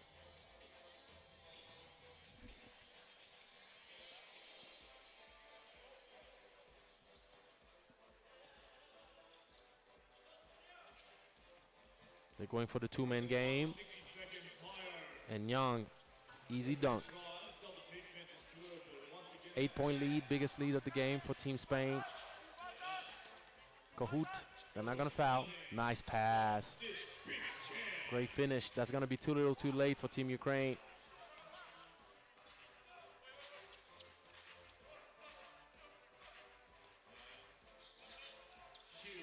Nice turnaround jumper. Right on the free throw line. Ukraine just didn't have enough weapons offensively to stay alive against Spain. Mayo, great body control. Slows down. Spain is not going to foul. And now they're just going to run the score up.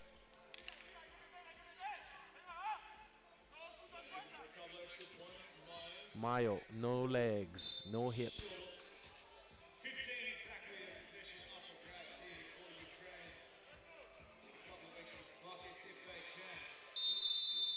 Timeout requested by Ukraine.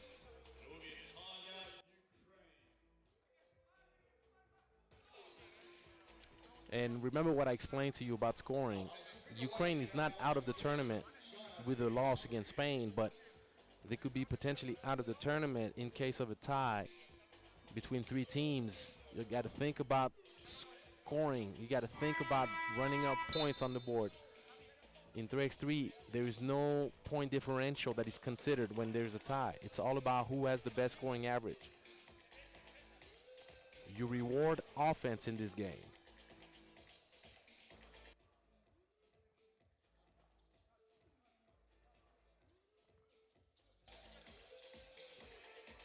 Mustiatsa. All right now. That's a bad kick out pass. Longarella. Turnover of possession. They've been wide open.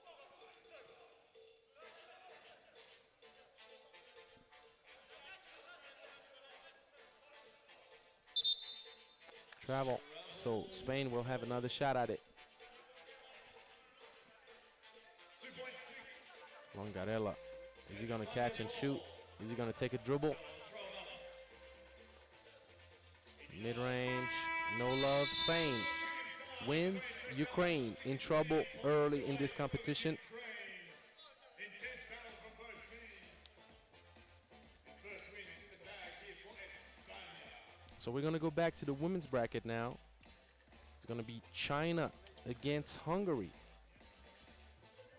Hungary could take a strong option into qualifying. I'll tell you all about it in a minute. We're going to watch some highlights.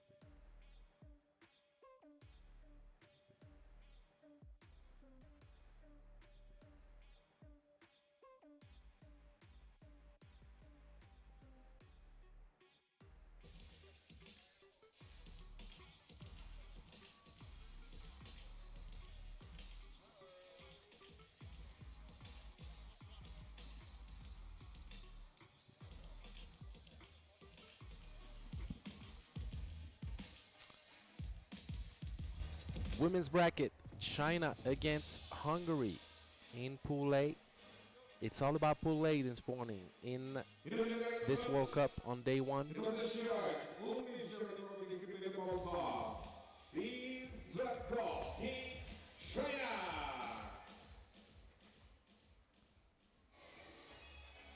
So Team China, #1 seed in the women's bracket.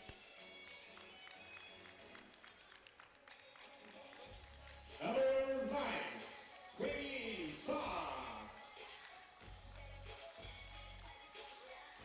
Number 2, Ulaanbaatar.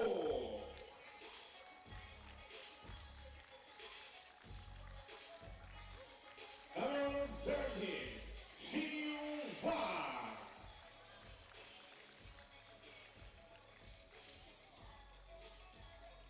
Team China is going to count on the physical play of Yanping Zhang in the paint, number 10. You can count on that. It's a team that's had so much success in the Asia Cup, at the World Cup level, at the Olympic level. When you think of successful federations, China is at the top of the pyramid. So Hungary is going to have a tough task to try to keep Team China away from the winner's column in this opposition. But I tell you what, it is more than possible, number one. Number two, if Hungary gets the win, they would have a 2-0 record after day one of competition. And a 2-0 record usually, I'm saying usually, resonates with a qualification in the knockout round. So we're going to see. It's going to be a good matchup. I told you that Pool A was very balanced. You got Ukraine, Austria, and Hungary, along with China, who could be the favorite of the group. But they're going to have to show it, though. Favorite on paper doesn't mean that you deserve it on the court.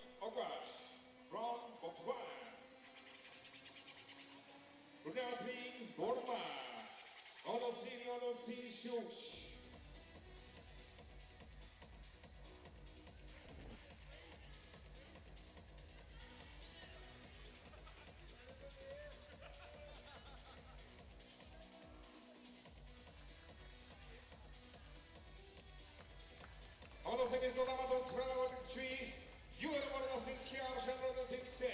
U23 takk for at du fikk med Malta. Utanför det, jag går till Tjovstaden då inte.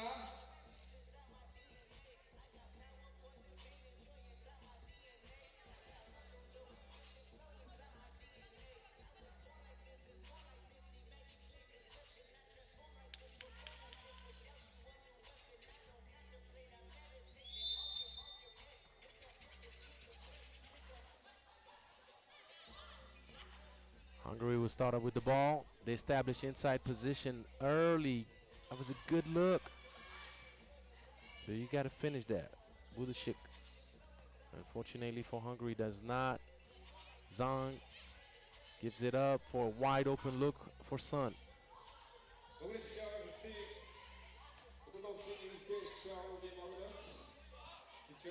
Nice. Good patience. And fast break City Zhang made Benzel a meal down low. One apiece.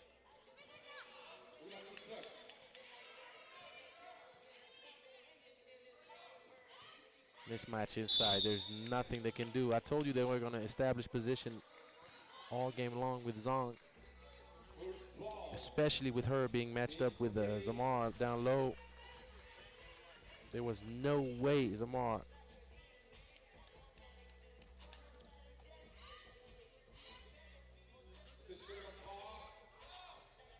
Good finish off the good pass. Rolling hoop. And that's going to be a tie game. Zironi gets the layup to go. The ball stays possession of China.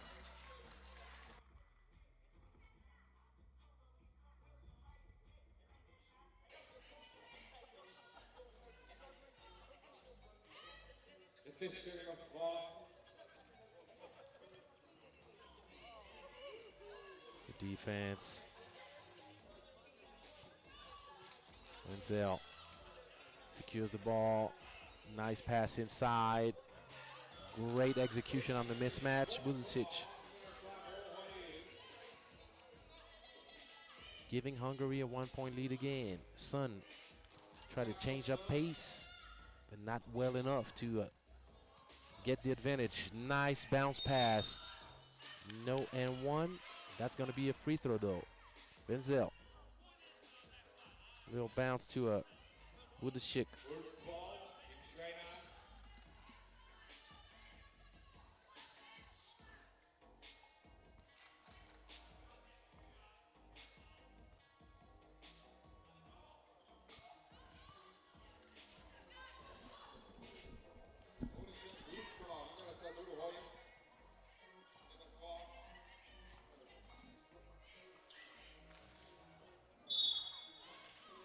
The ball is going to be given back to China as it got deflected.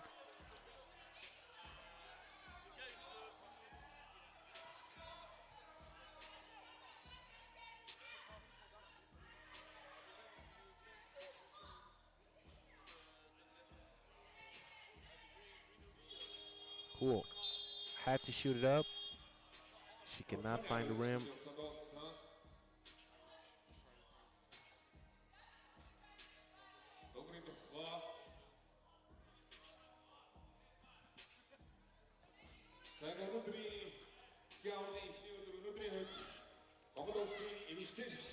Benzel. Samar. Good defense. The ball did not touch the rim, and the good follow-up on the offensive board. Benzel will have a free throw to shoot, but Hungary is proving me right, I guess. I told you. It's more than possible, number one. Number two, they also have the advantage of having played a game, so they got the jitters out. They understand they are not the favorite against China. That doesn't mean they cannot give them a run for their money. Great pass, great finish. Wang gave it up to Zhang. Back to a 1-point game. Benzel says no. I like to better. They had to foul.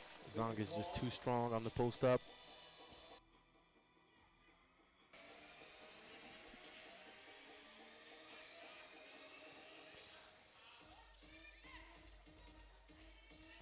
Hu open at the top. Nice. And Zong just opened up the whole way for her teammate. Wide open shot. 5 apiece. Zamar got the cookies taken. Good hands. Defensively, mismatch City down low.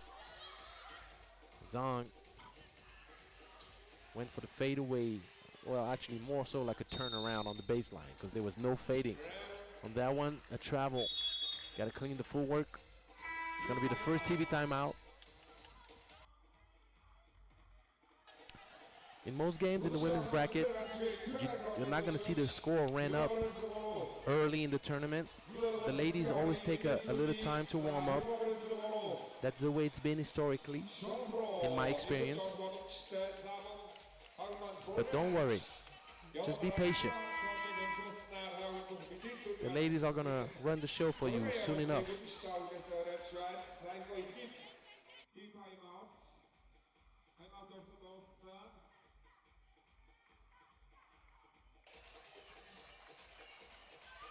Elbow action with Zong.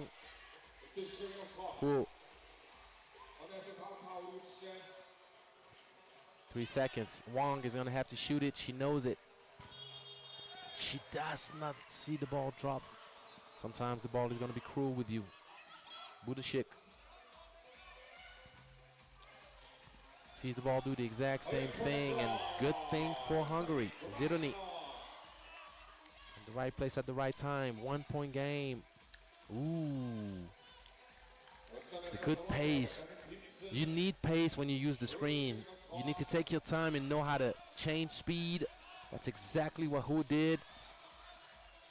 6-6.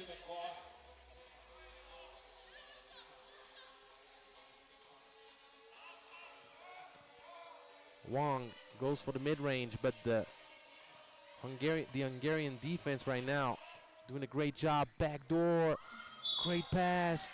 The N1, Budashik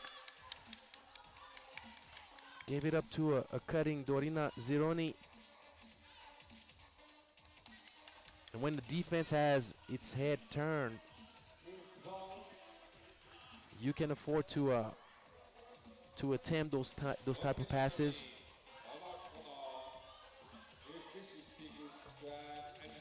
And Hungary back in the lead with 2 once again.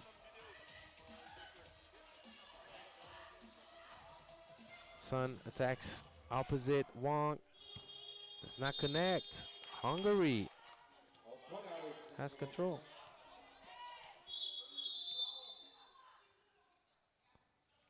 The whistle was blown. 12-second shot clock violation.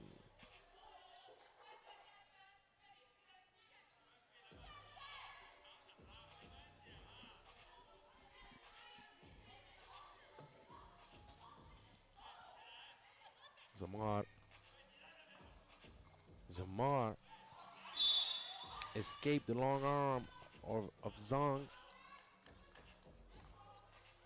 Holding foul.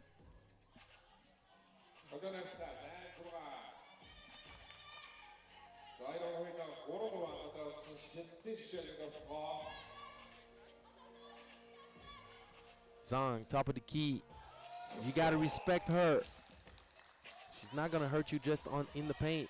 She can do it also on the outside. But Zamar right back at the Chinese ladies. 9-8. And Hu has been spectacular using that screen. She's done such a good job. And also Hungary has had a hard time, even though right here, Zamar, another backdoor. I was saying Hungary has had a hard time cover the two-lady action with Zong and Hu. They don't know really who to guard at that moment. Zong can pop, Zong can dive, Hu can finish at the cup or shoot the mid-range. But one thing that Hungary has done great offensively is the off-ball movement. They don't stop, they're not idle. They cut baseline, they cut backdoor.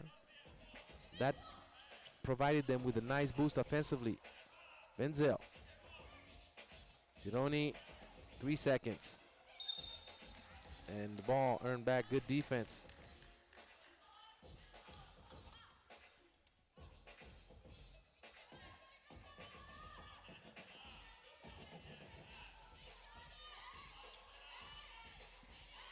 This year of ball on that side. On that. Ooh, the cross. Good handoff action. Zong faked the handoff. Got the bucket. 10-9. And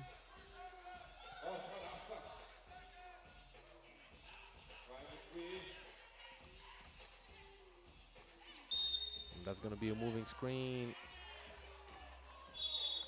Bump on the heat. And there's a warning for coaching against Hungary. We're getting closer to the second TV timeout.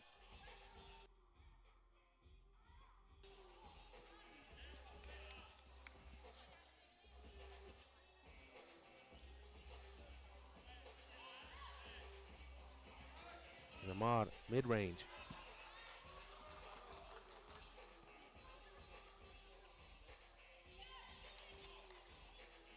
Wong kicks it back out to Zong. Short, but Zong wide open. Nice wraparound pass, and you got to finish that though. Going twice. Wong just can't put the finishing touch on a great opportunity for China to tie things to 10 apiece, and that's going to be a travel. You can't have the Cupid Shuffle virus. You got to establish that pivot foot and keep it in place. Budashik turns it over, but Hungary still in the lead. Past the halfway point in this game.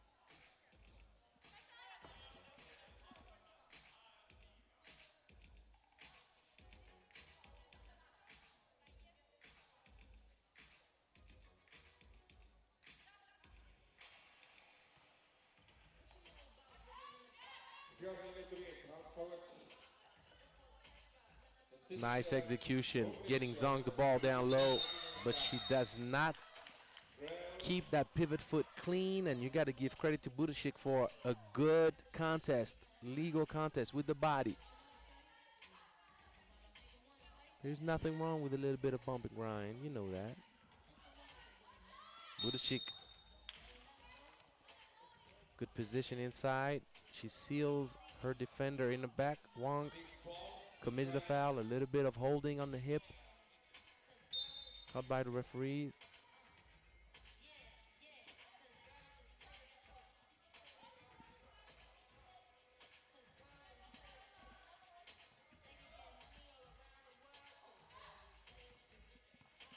Menzel got herself in trouble trying to go down low against Zong. Mismatch city. And obviously she was going to commit that foul immediately. Wenzel was the fourth team foul against Hungary.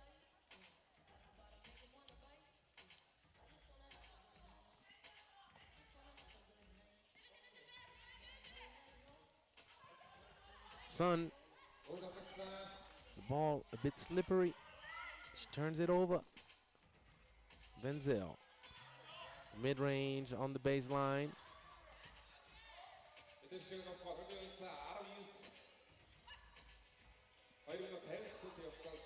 And Zong,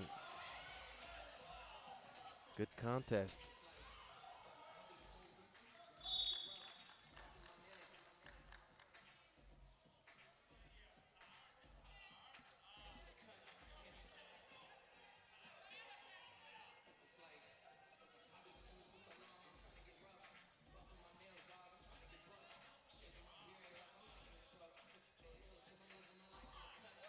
Handoff action. Zironi spaces out. Huge bucket. 11-9. Do we have an upset alert? Great execution on the dive. Sun finishing off the beautiful pass from Duoling Hu. Still a 1-point lead. China staying with it. Sun going to the baseline, trying to draw the foul. Not happening. Good contest.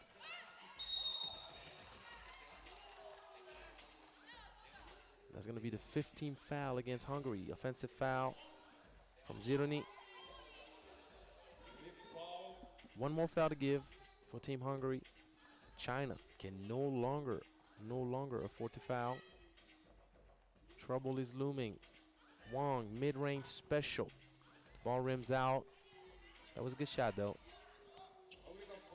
Zhang opens up so many opportunities for her teammates with the nice screening. Got to finish that. Going twice. Gets it to go. 2-point lead. Hungary coach is starting to believe. And Zhang, the and one. Jamar probably should have let that one go.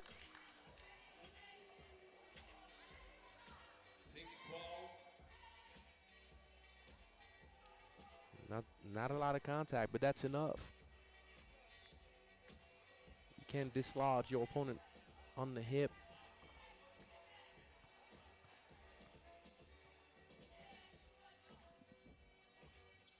Zhang ties the game for the first time in a long time. 12 apiece. Gironi.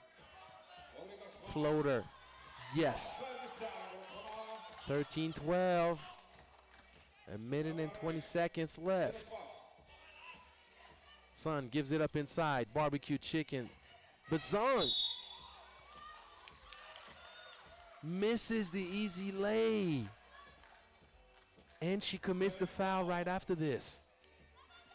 That could be a huge turnaround. 2 free throws coming up for Gironi. And she could give Hungary a 3-point lead with just over a minute left.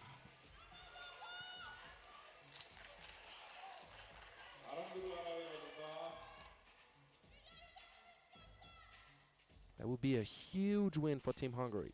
Huge. 1 for 2. Zhang with the board.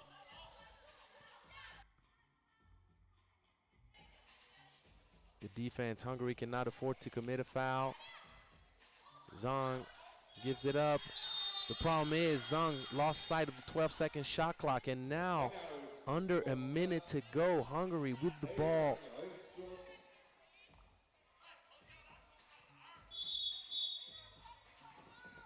Technical foul. Too much communication and eye contact with the coach on the baseline.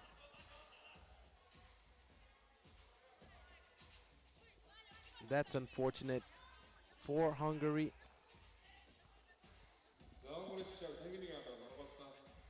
Who knocks down the free throw.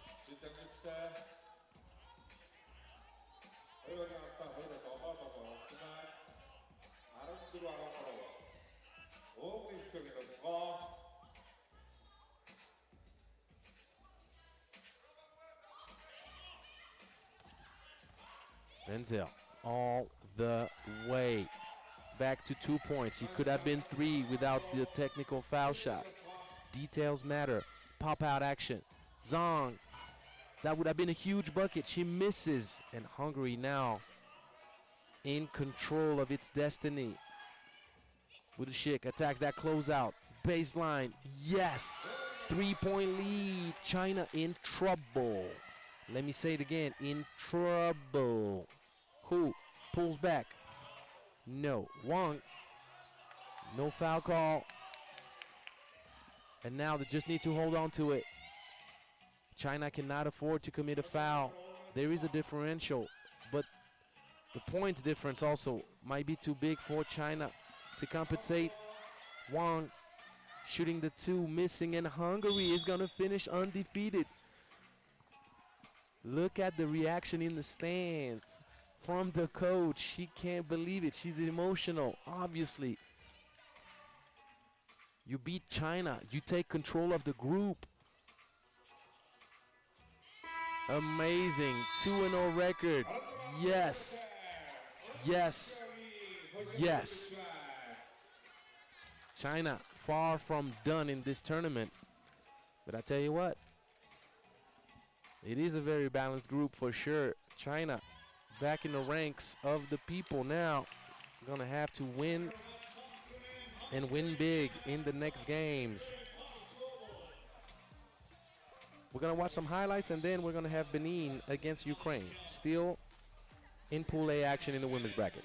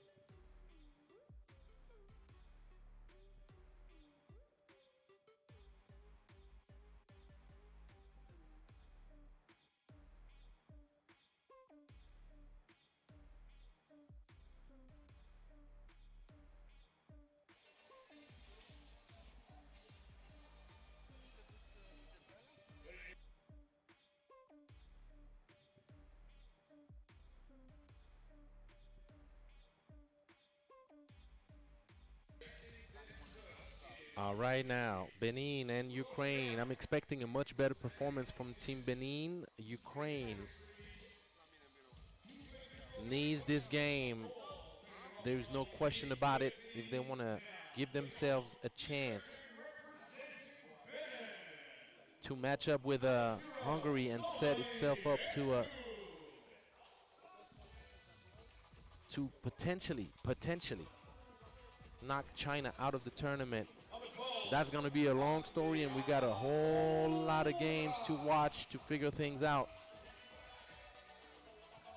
Benin needs to do a much better job offensively than what they've shown against Hungary.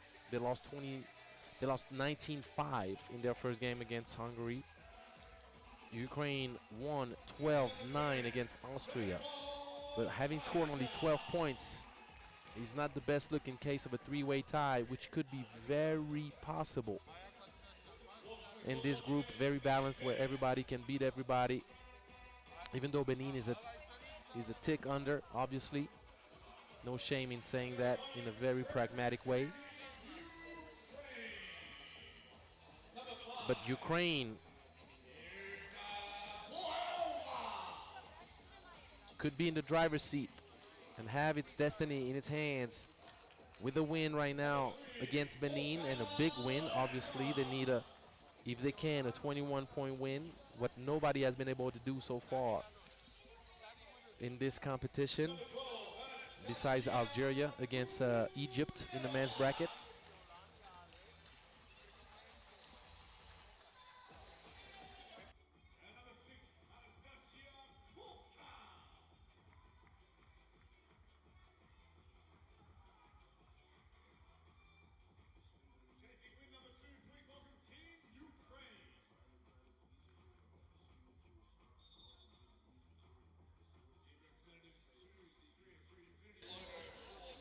And as I see Coach Karim Osman for Team Benin in the stands.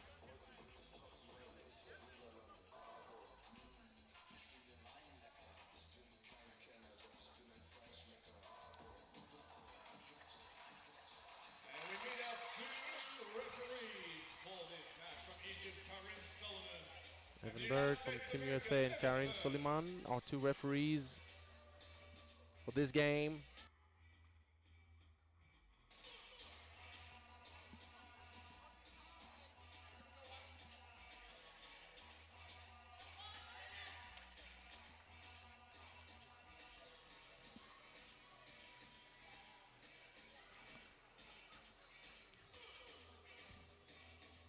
So can Benin move the ball a bit more? Can they collaborate better offensively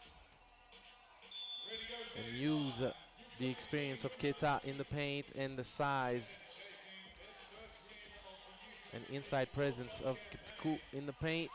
Defensively, Benin makes quite often silly mistakes matching up with two people on the same lady.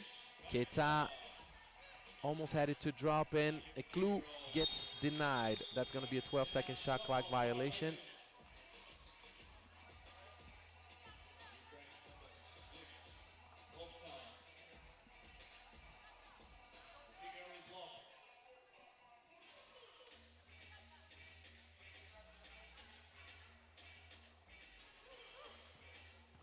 Taking that closeout. It was a good take. Just lacking a little bit of a finishing touch right here. Kick out pass. That's good defense right here. When Benin does not break down communication-wise, they have length. They're not easy to dribble around. They're not easy to avoid. Nice move. Good job finding Odikondas. Pretty cool.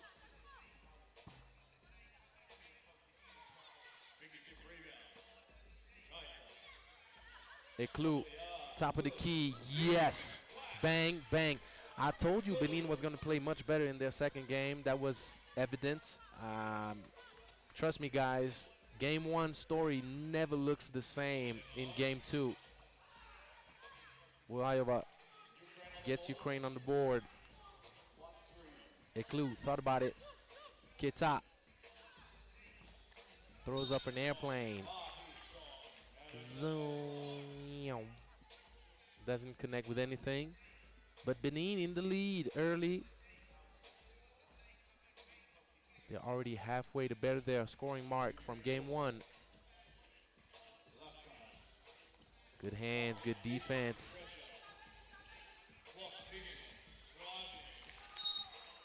And the ball deflected. Pretty cool.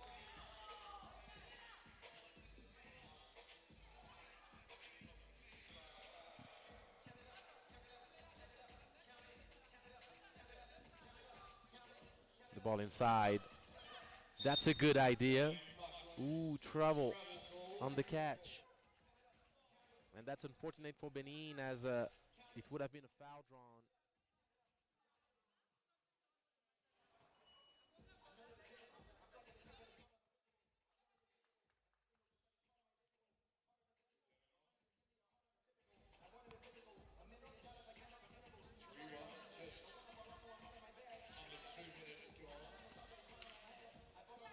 Good hands defensively. Pretty cool. The ball did not connect on the rim, and good presence inside.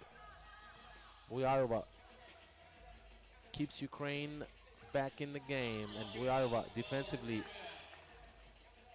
Nice hands.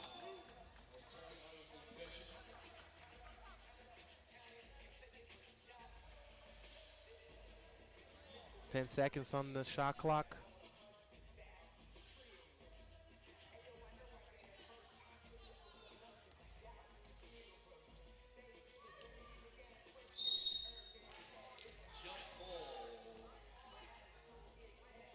Very good defense right here, earning the jump ball situation. Amdiat Oru Yirana.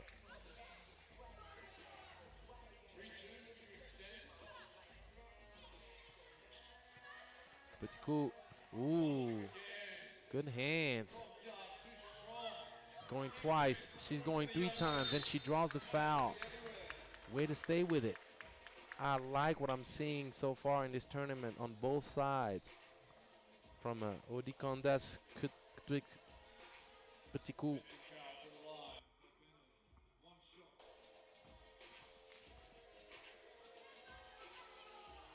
She knocks down the free throw. You got to match up defensively on the free throw line. Labkan was roaming around freely. She was wide open. She would have had an opportunity for an open two if there was no delay of game warning against Benin guarding in the half circle. Good move. Kucheronok keeps it a 1-point game.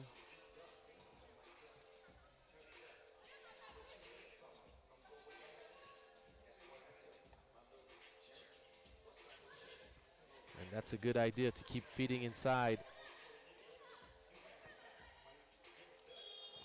12-second shot clock. It just takes a little bit too long to set up. But in the end, you got to go with what works. And so far for Benin, giving the ball inside to Odi has been a good idea. And that's a travel. Ukraine did not expect to be facing such hard times to pull away from Benin.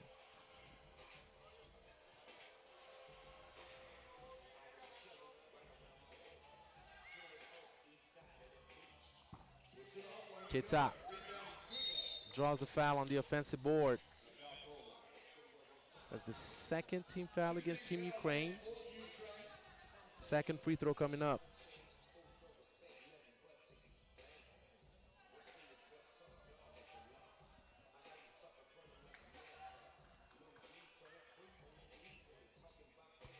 Keita will have a chance of going at it again. She misses twice.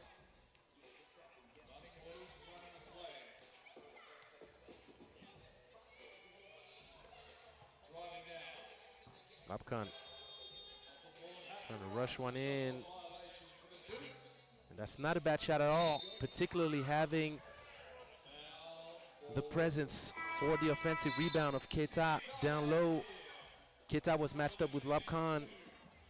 Reason why, number one, she got the ball. Number two, she drew the foul. And Oru Yirana took a shot that you should take in 3x3, that you need to look for in 3x3. Open look on transition. Should I say in transition? So open look in transition is always a good idea.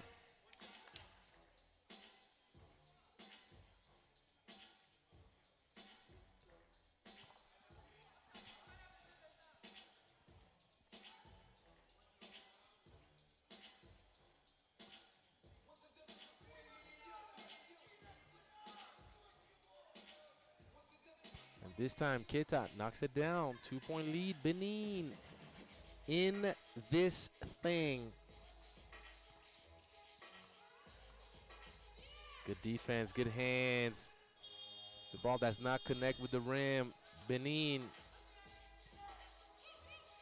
in control, in the lead. Keita tries to go right-handed as she drives left. That's usually a bad idea. You got to try to finish with the left hand. The defense is too close. You're not going to get it off. Nice shot. Going under the screen, paying the price for it. Labkan.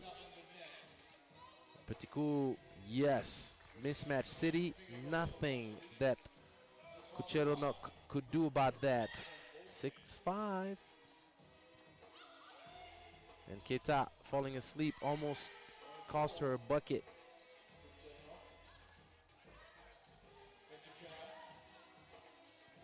Pretty cool. Almost had its drop.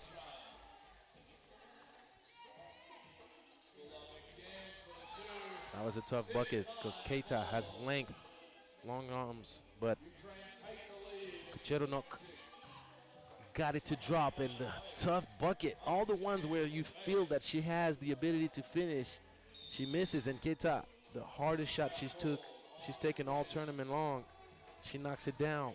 7 apiece, but I warned you. I told you that Benin was going to play much better in its second game, and it did not miss. Benin plays with heart, plays good defense. He's playing much better offensively as well. And Ukraine is under pressure.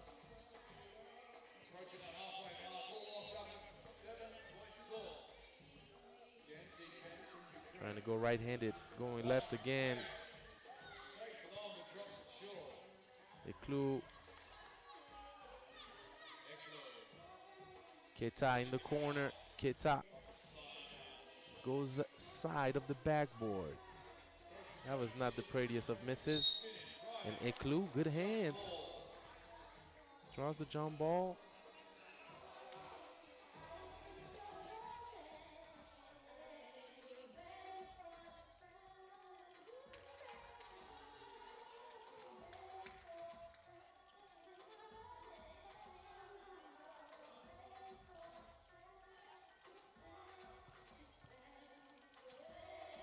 That's going to be a foul.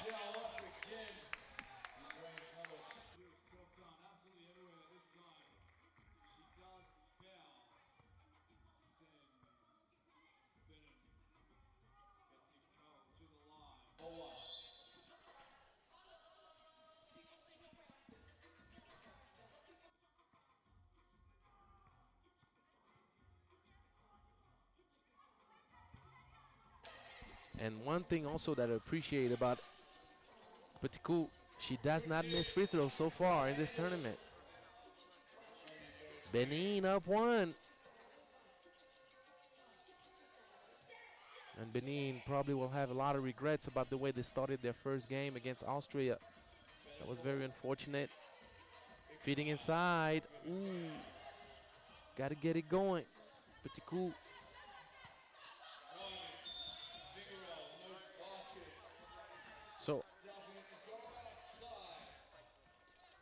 So the reason that there's a clear zone violation is because Ukraine had recovered control of the ball, even if it was slight control. It was control. So as Benin got the ball back, they needed to get outside the two-point line. They needed to get outside the zone. They did not do that. The reason why they turned it over as they attempted a shot. But the good presence, the good hands, the good intensity from Keta earns Benin the ball back. Oru, Irana.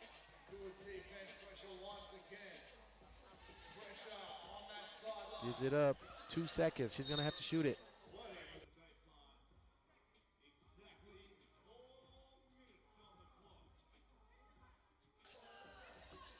1 second. It's going to be a catch and a prayer.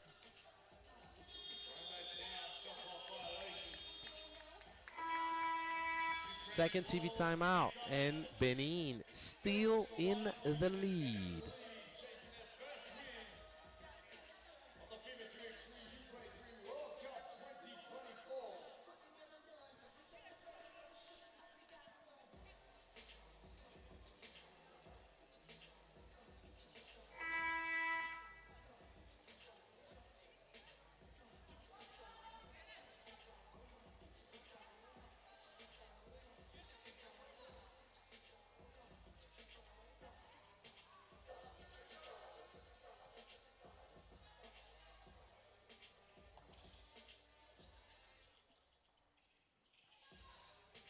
Two-lady action at the 45. Another open look. And way to hustle on the box out. Benin only has 1 team foul. And what a take. Chironok ties it to 8 apiece. 8 points all, 3:30 on the clock. Keta. Try to go right-handed, going left. Not working out, does it?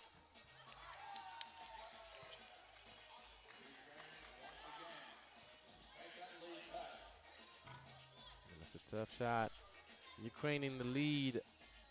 Will be unfortunate for Benin to see their good work go to ruin, but Ukraine now is taking control back.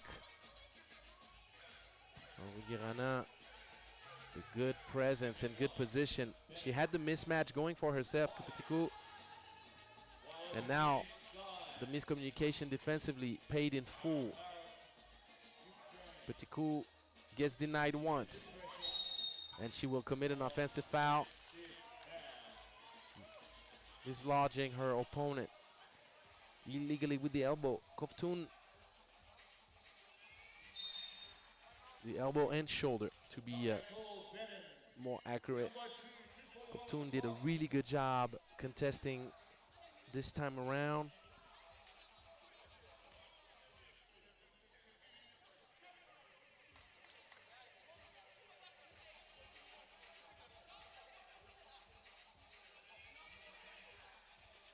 So Benin talking over a few details defensively. Benin chasing their first win. What can they do? What can they come up with? Ukraine chasing win number 2 to put themselves in good stead. Moving forward.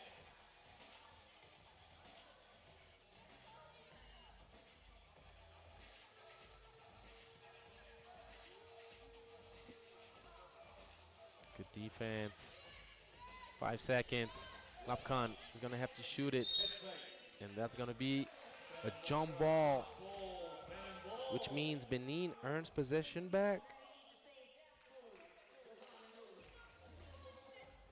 One thing that's missing for Benin is the ability to space out the game with outside shooting. They've been doing a very good job fitting inside. A clue, great take, but no love on the finish.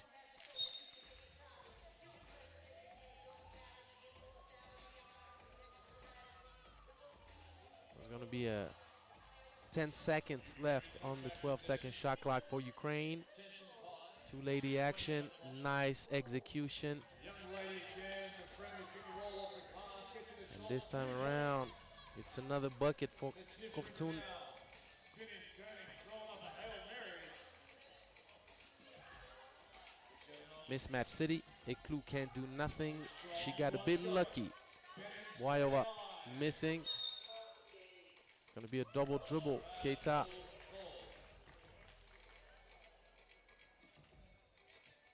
Got the ball stuck on her hip as she dribbled.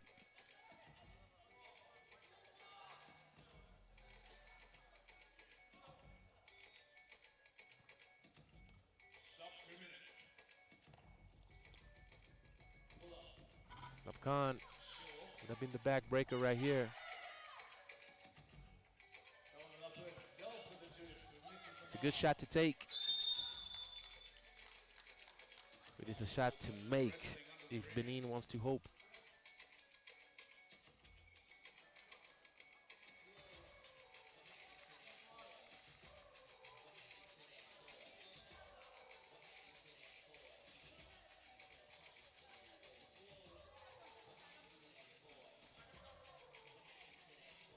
As we see Lapkan returning to the bench with the knee a little bit sore. Good hands. Oh, yeah, Rana with the steal, and that's going to be the 15th foul against Ukraine.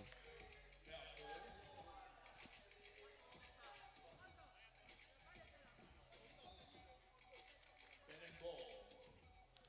5 team fouls for Ukraine. Benin need buckets now. Driving body. 3 seconds in the paint.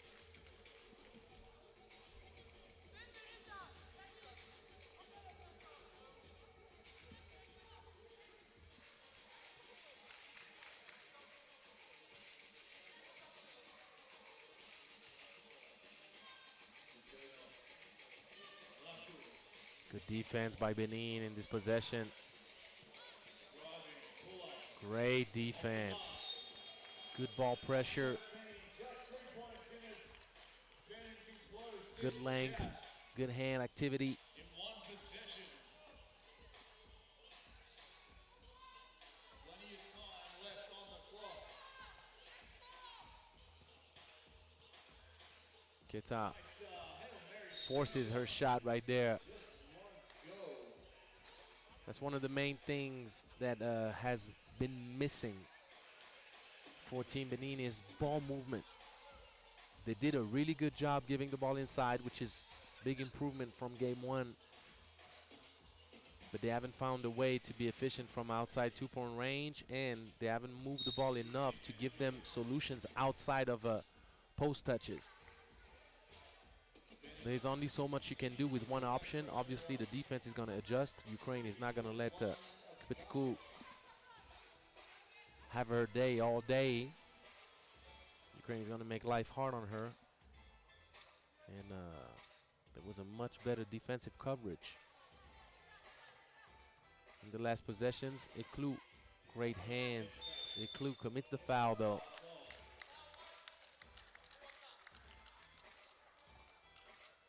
The last 60 seconds.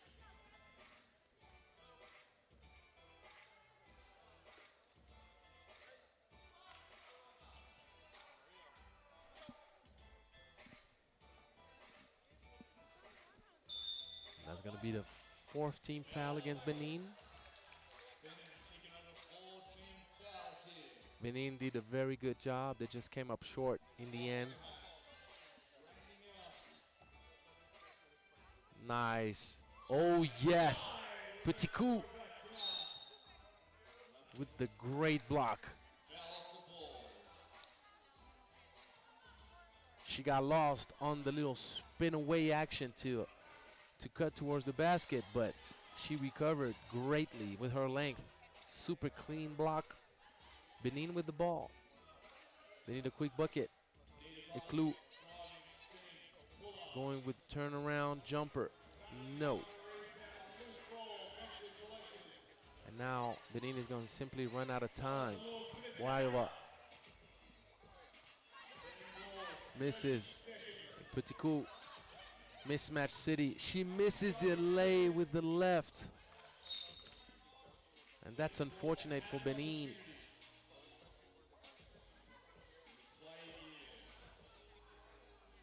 To close the gap to 102.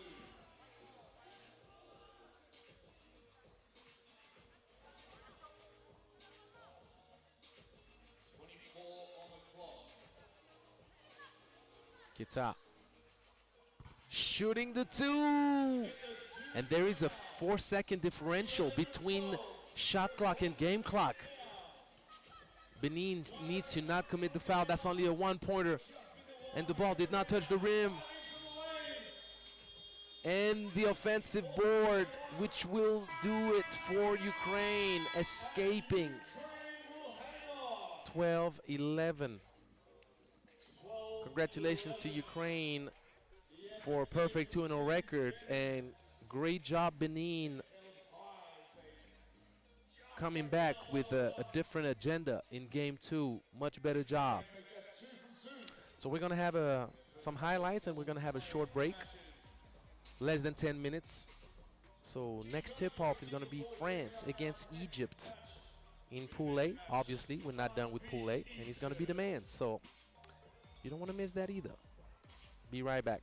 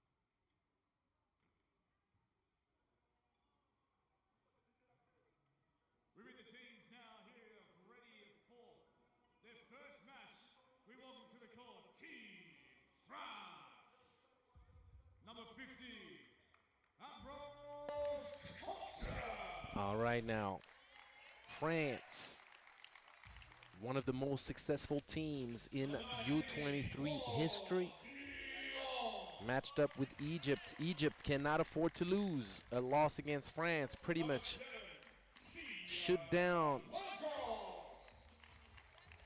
their hopes of quarterfinal contention.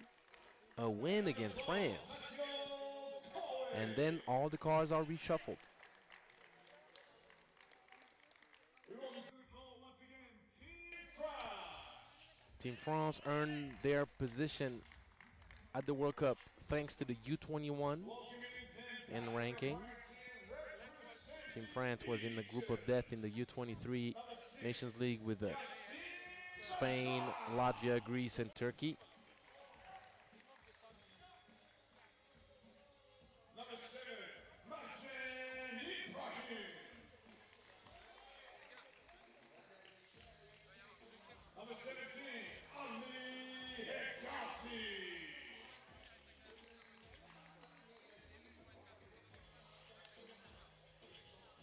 And number 10, Abed Mohammed.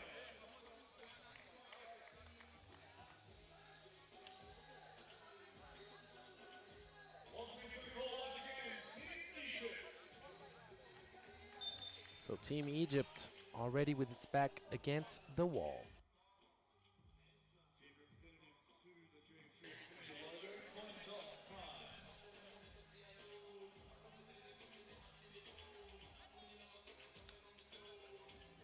Egypt will look to take first possession, welcoming our officials for this match. Once again from Japan, Nagoshi Japsu. And from Korea, Kim Gang.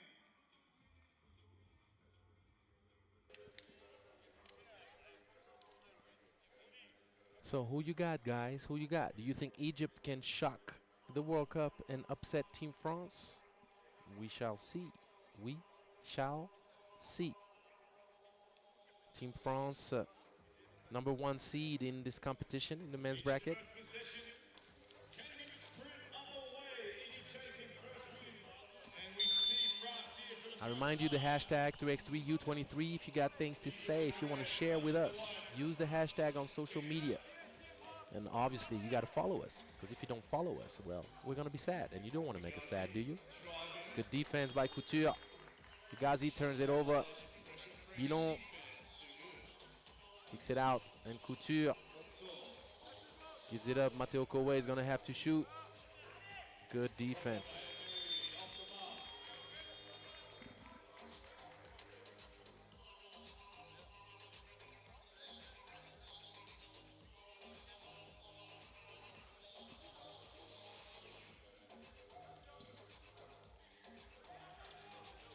Two-man action at the top. Taking a while to recover. Plocost taking too long. Yassin Nasser gets the bucket to go. 2-point lead early for Egypt. Just a possession here. France will take it. Plocost tries to respond. Holding foul on the dive from Couture.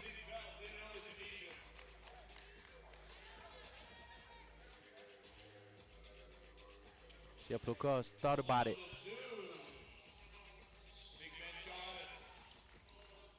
Mohamed doesn't get it to drop. Matteo Kowe gives it up. Couture takes his time.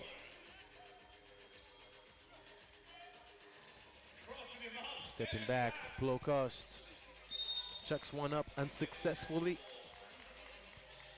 Obviously, Plocost is a streaky shooter. His main strength is his athleticism. He got kangaroos in place of his calves. Telling you guys, it's like, it's impressive.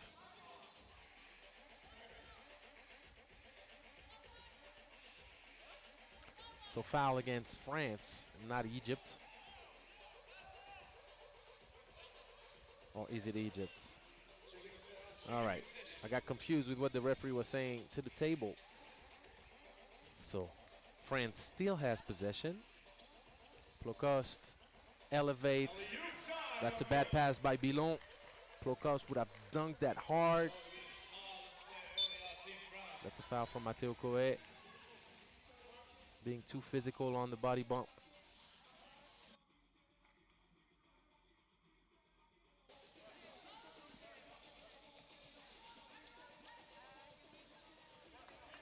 And the misunderstanding, miscommunication. The back pick flash. Not working out.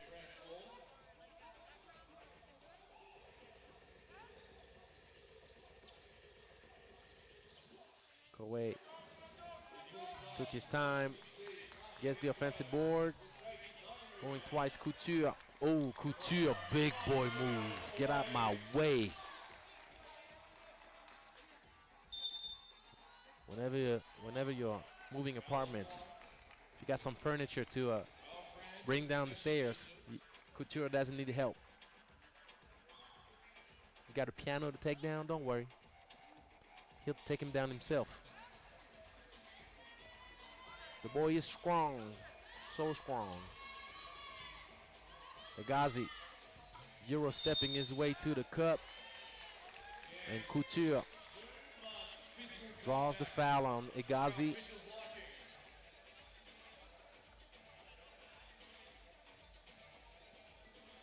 Subtle bump, but enough push in the back to get Couture out of the way. Bilon draws the foul. And he's going to have 2 free throws coming up to try to bump the lead up to 3-4. To bump the lead. No bump the lead. They're trailing by 1. Forgive me. My eyes betrayed me. So to take the lead back. Let's just say it properly. Take the lead back.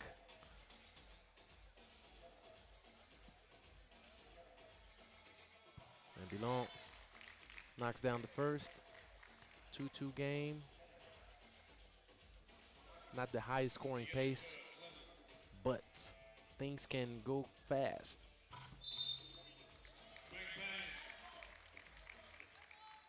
So 3-2, France back in the lead.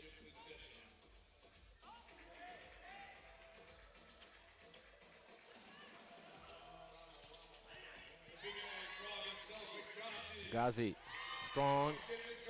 Bakoe did a good enough job to prevent him from scoring. Uh-oh. Takeoff announced. Takeoff! Thrown down. Plocost with the creative dunk. Going the other way. And that's going to give Team France energy. Mateo Coe by himself. Takes his time and misses. And Plocost misses. Good cleanup by Hegazi.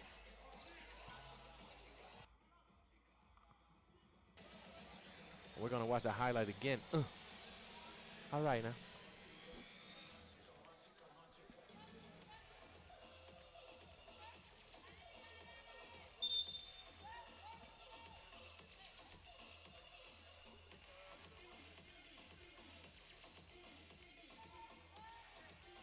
Warning for delay of game going against Egypt. Got to give the ball to your opponent so he can check it up. Bilon gives it up to Mateo Coe for the mid-range. And one thing that France can do is speed the game up, shoot fast. Couture. It's going to be a travel.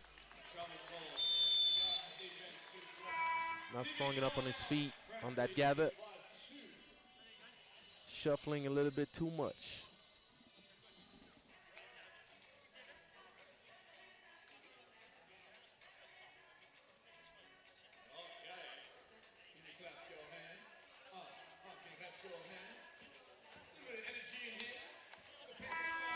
So if Egypt wants to get back in this thing and take control back, they're going to have to move the ball a lot more. France is one of those teams that can put a tremendous amount of ball pressure against you.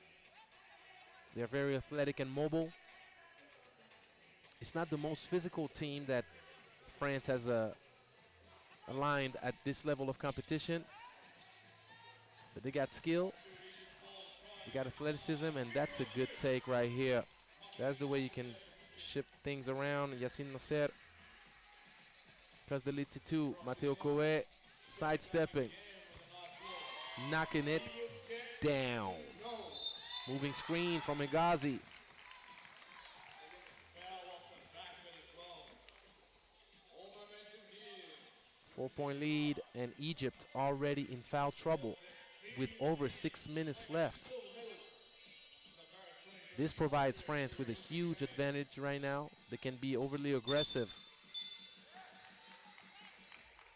Technical foul for delay of game.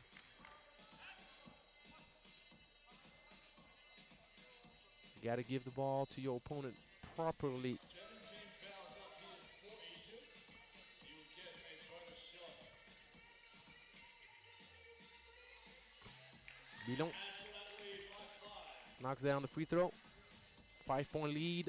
France with an opportunity to run up the score and pull away before the halfway point of this game. Good hands. Pilon is going to have to shoot it up. Matteo Coe at the right place at the right time, going twice. France with a 6-point lead. Things are not looking too good for Egypt, are they now?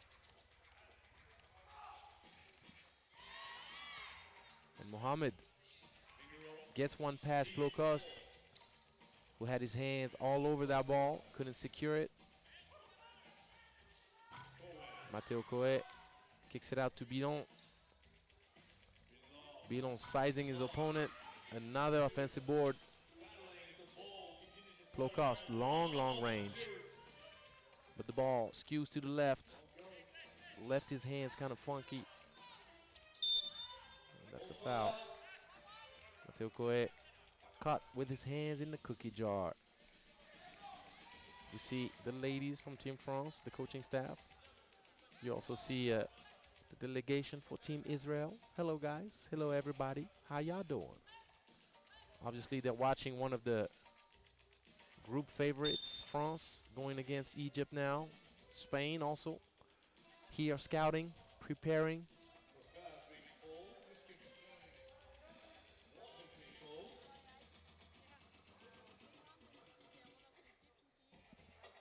Right after this game, we're going to have a very interesting matchup between Algeria and Spain in the men's bracket. So stick with us. Stick around. Get some snacks. Get comfortable.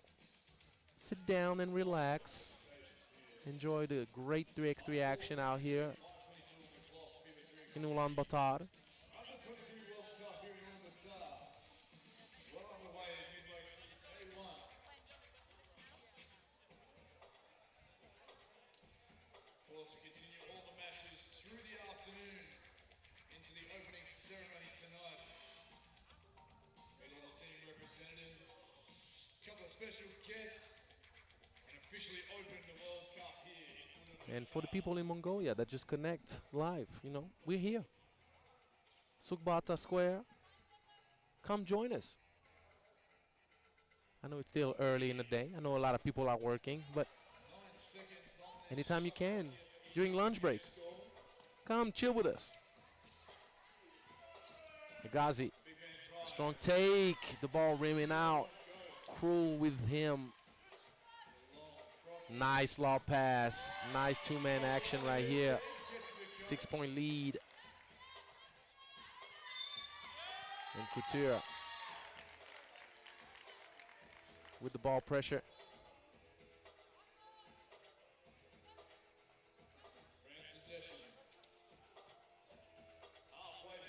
Two-man action. Bilon rejects the screen and gets denied. Hegazi had none of that. Matteo Coe catching, shooting, knocking it down. 12-4. 8-point lead.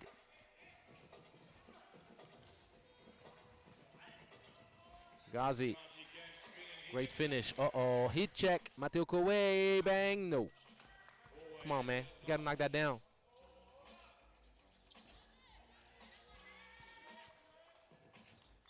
Couture. Very smart defender.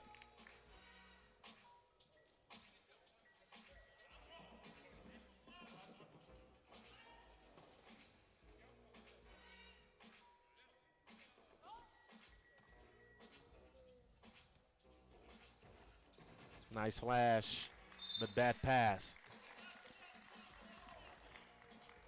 Matteo Coe throwing a laser that Couture had no shot at catching.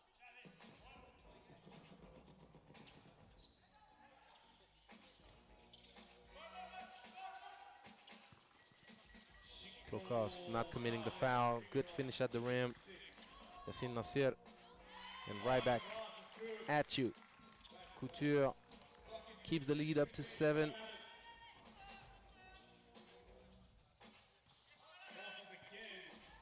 Matteo Coe got shaken up on that one. Great take. Siaplokost throws up a brick. That was a bad looking shot right here.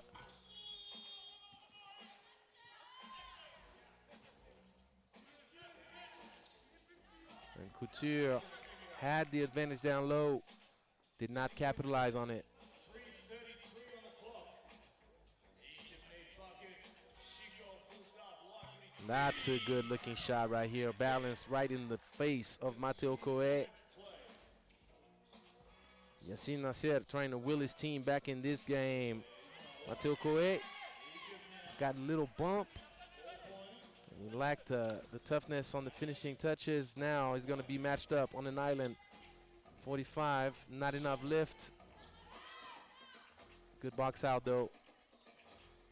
Pitch back, give it back up. Good ball movement. Catching and not shooting.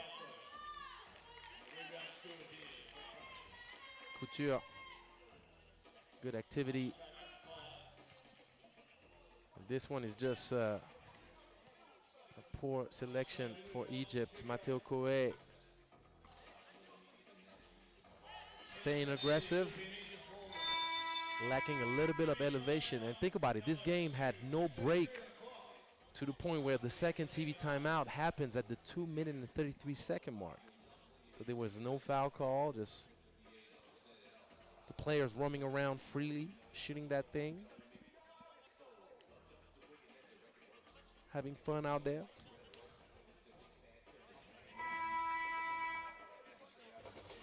One of the main things that players need to stay away when they play 3x3 is to fall in the trap of, I have space, I can take it myself.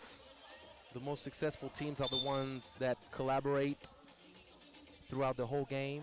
They don't get caught up playing one-on-one. They don't get caught up trying to play hero ball. You got to use the one-on-one, obviously, but you got to use it appropriately. Teams that move the ball around and make everybody dangerous are the ones that are the hardest to guard, the hardest to stop. And just like that, France putting this exact philosophy on display. Bilon rewarding his teammates for the ball movement. Egazi, bouncy, nice offensive board. Matteo Coe and Mohamed trying to pass real fast to Egazi.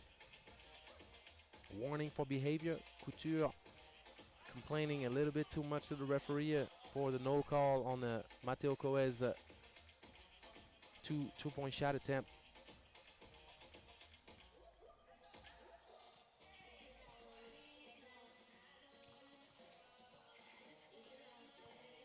Couture to the left, finishing back to a 6-point lead. Mohamed catching, shooting. Mohamed is a strong dude, but doesn't set foot in the paint too often. And France now leading by 7. Nice change of pace. Unlucky finish for him. Siaplokost, the cross, the bump, the N1. 2 free throws coming up. And France is getting closer to finish this thing up in 21 points. Obviously, Siaplokost needs to knock down both free throws for that.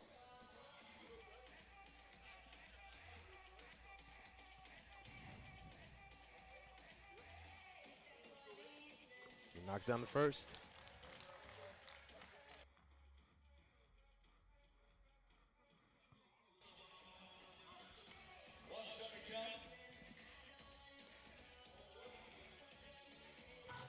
Two for two. Bilan. Good defense. And France now can finish it. Plokost trying to put the hammer down, but he misses the dunk. Ghazi on the ground. It's not going to be a shooting foul.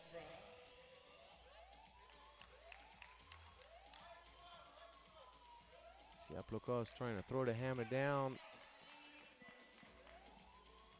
but he got the ball on the rim too fast, so he bounced out.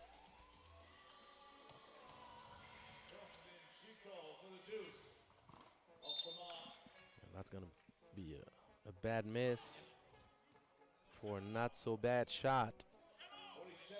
Yassine Nasser. So France obviously wants to finish with 21 points. Bilan to the cup with the left, finishing. France wins 21-10, a result that was expected from the French side. Egypt 0-2 record, the loss against Algeria. Very, very costing.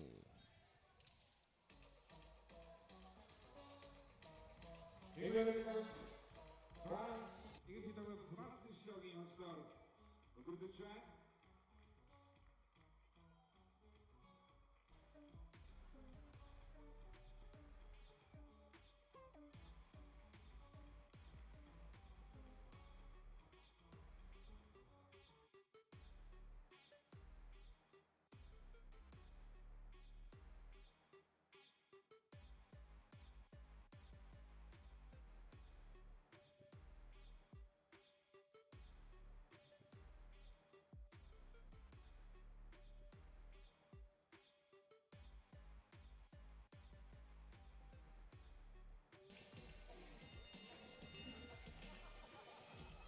Ondan sonra Ulaanbaatar çıkaralım üçüyü.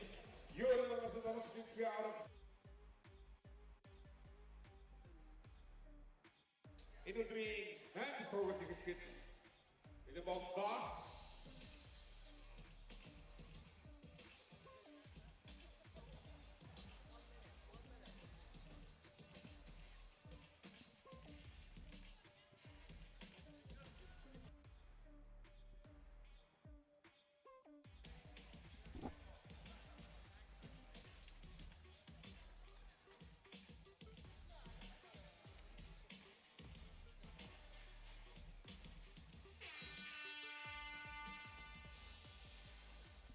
Algeria against Spain. Whoever wins this game will finish with a 2-0 record.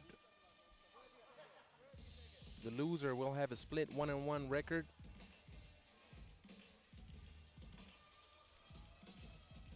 Can Algeria make Spain doubt? They're gonna be in much trouble physically, I tell you this. And Spain is not a team to mess around. Spain is going to look for that mismatch all game, all day. They're going to give the ball inside to Jill or Young. They're going to look for the advantage in the paint, but Algeria can stay alive one way and one way only. They need to shoot that thing with a vengeance. They need to shoot that thing like their life depends on it. Number 91, Mickey Bombaba.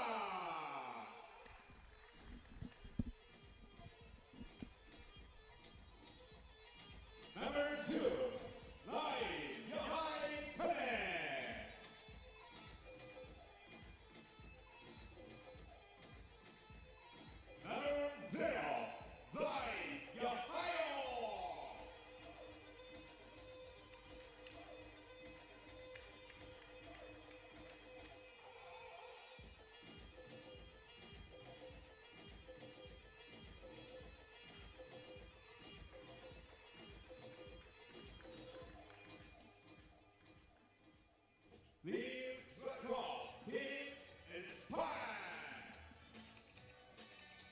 So Team España, the ogre. It's literally David against Goliath. David against Goliath. Can Algeria match up with the physical and intense inside presence of Nyang and Gabriel Gil, while at the same time keeping Longarella and Mayo out of the driving lines? Not an easy task, is it? Yep, obviously it's not. Spain is going to have a lot of work to do on the outside. The perimeter defense is going to be the key for Spain's success in this matchup as well. It's not going to be all about offense because you know what we say, 2 points is worth more than 1, isn't it? So if Algeria gets real hot from outside the arc, this game could be interesting.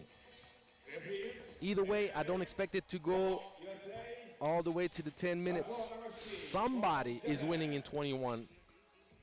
Who is the question?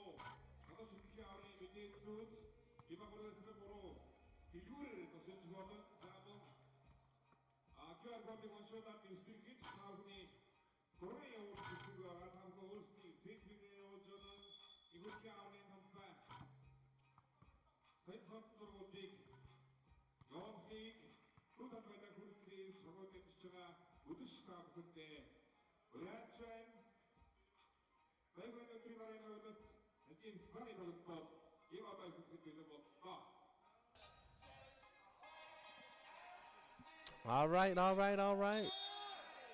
Let's see what's going on.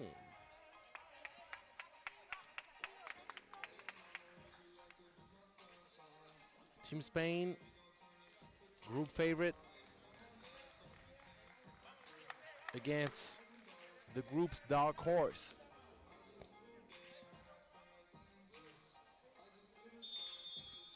Algeria is going to start with the ball.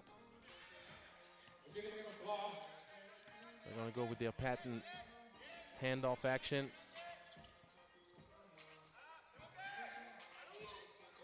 Mama with the nice offensive board. Nyang establishing post position right away. So obviously, the game plan seems pretty obvious. It seems normal. It's like, why would you look for something else? But the thing is this, Team España is very smart. The basketball IQ is unquestionable. Those kids are very serious, very focused.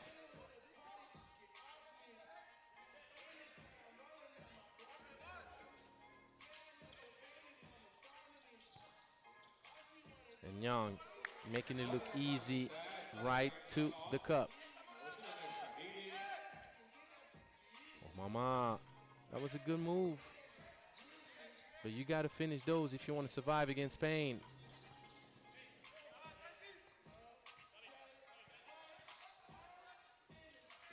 It's a bad reversal pass. If you wanted to make that pass, you had to do it much earlier. Mayo with the sauce, Euro stepping his way to the cup. Always about pace with Mayo. He takes his time, he goes slow. Oh, mama, second time that he gets no love with the rim.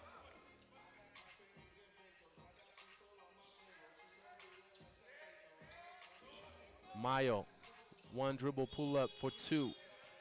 That's a no.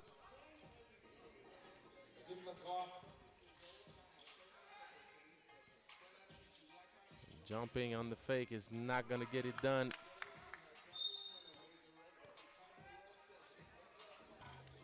Mayo a bit frustrated with the defensive coverage from Nyang and his teammates. He wants a much better job. And that's going to be a push and one. Crazy finish. I got to see that one again. The contortionist. Look at the body contortion right here. Getting the scorer's touch, the ball rimming in.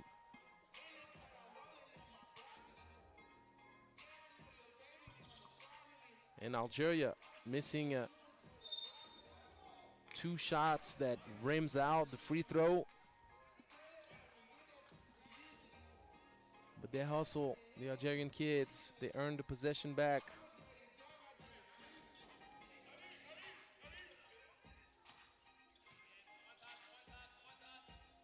The cross.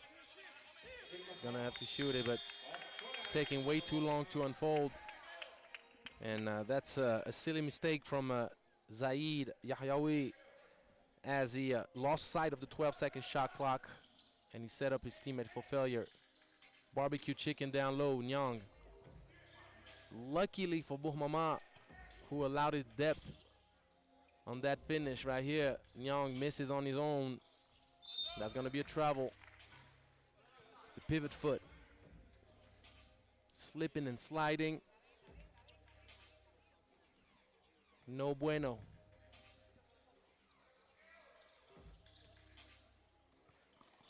Backdoor cut.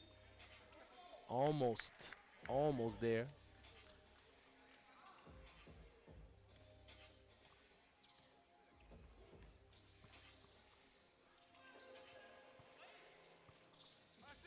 And that's going to be an open look. Got to knock those down. And that's a silly turnover. Spain making a lot of mental mistakes right now. It's never easy to match up against Algeria with the way they're playing.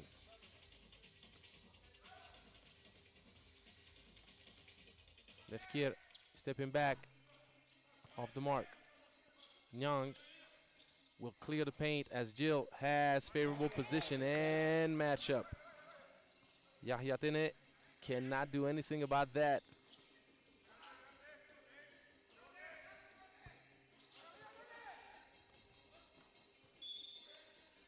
This game can be successful for Team Algeria one way and one way only. Obviously, they're going to attack closeouts, but for closeouts to be efficient, you need to bring danger from outside the arc, and you need your opponent to believe in your ability to knock those down. Nice extra pass. Nyang by himself knocks it down. Spain taking an early three-point lead.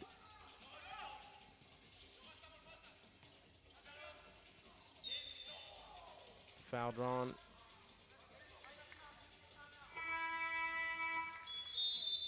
Team timeouts.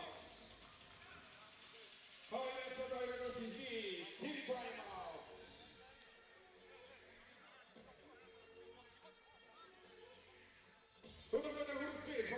Gonna watch some highlights during this first TV timeout.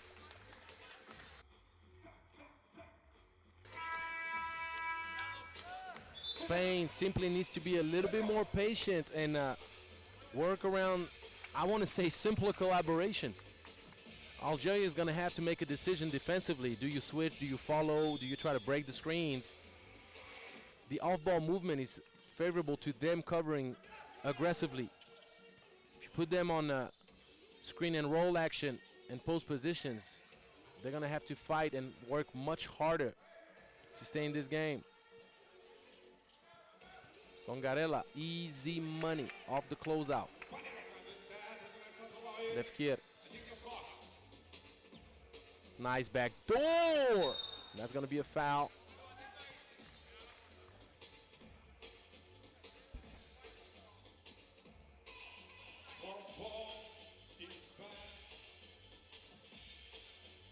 Yahyaoui, very aggressive kid. Very fun to watch.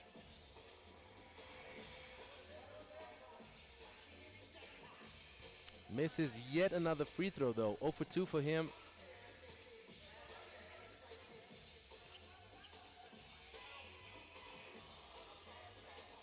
Nyang clean with the 2-point game. Second dagger for him in this game. We've known him to be efficient close to the cup. Lefkir says, look, I can do that too. Second team foul against Algeria. But let me tell you something about Spain. If Nyang starts knocking down consistently the 2-point shots, becomes real tough to match up with Spain at that point.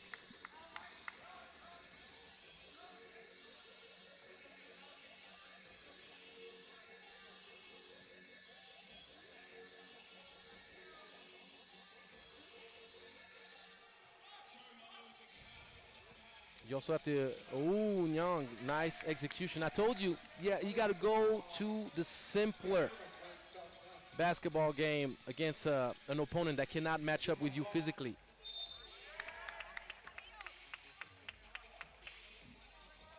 Lefkir frustrated with himself for turning the ball over.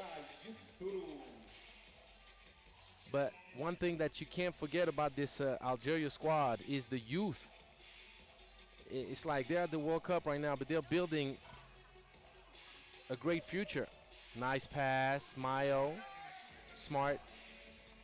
You have to understand, two of those kids, they're 19-year-olds. Yahyaoui, Yahyatene, 19-year-olds. And Lefkir is only 21. And Bohmama is also 20. So if you keep those kids, as we see the nice finish, the nice take from Yahyatene, you keep those kids together long enough, you find maybe 1 or 2 pieces to bring a little bit more length and strength, as we see the foul drawn. Yahyaoui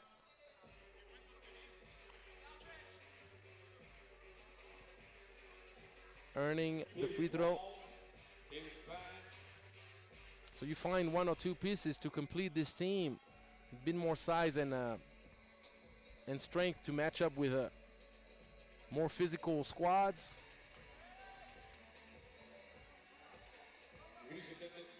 You're going to hear about Team Algeria in the years to come, I tell you that. 2 for 2 this time around. But not matching up on the free throw is a rookie mistake. Team Algeria paying the price for it. Mayo right back at Algeria. Yahyaoui.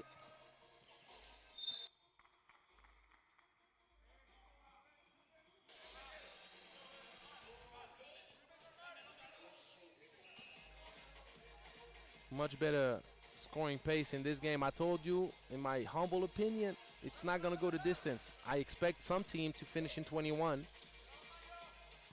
and to do it way before the 10-minute mark. 14th foul against Algeria.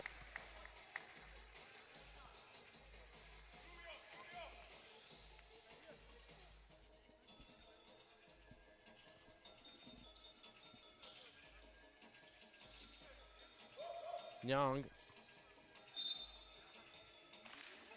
tries to give it up to a cutting Jill.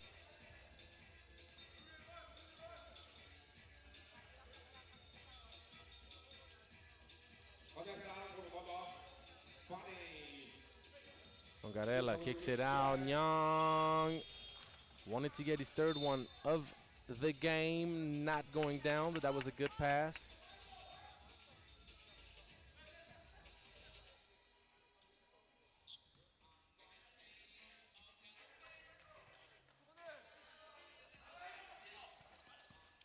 Nice fake, but you got to finish that.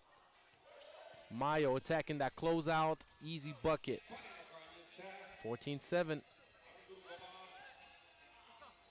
Lefkier, good shot. And the ball falling in the right hands at the right time. Sweet dime from Mayo. We're gonna have the second TV timeout. And we'll come back with a free throw for Gabriel Gil. 2 timeouts. Never do it to that. Somebody got the shit. Proceed. Let's go.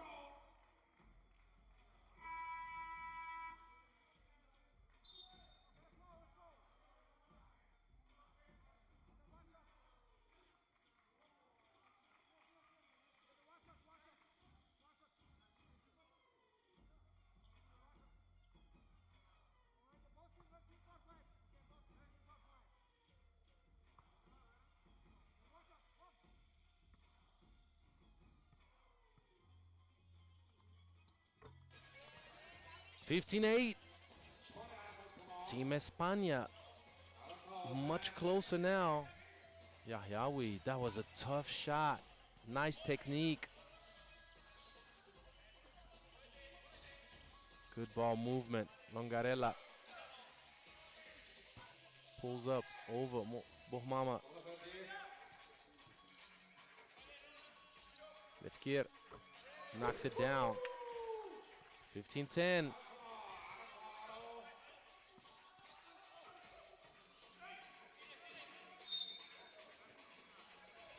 And the ball earned back by Algeria.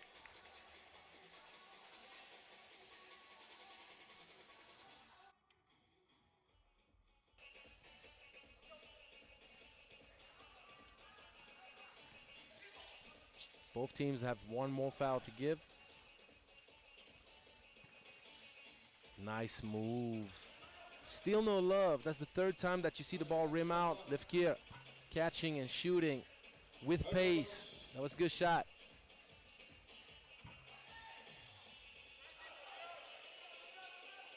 You got to lob it up. Mayo with a bad pass.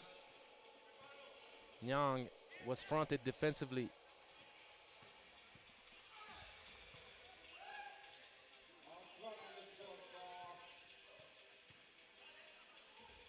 Mayo all the way. Great footwork. The kid is shifty. He's smart. Yahyaoui behind the back. Beautiful move. Nyang did not jump on the fake. But he could not prevent Yahyaoui to score. Nyang playing too soft right now. He needs to toughen up. Those young kids are not going to let him have his way easily. If you want to have the foul call, you need to keep your dribble alive. Bump your way back closer to the cup.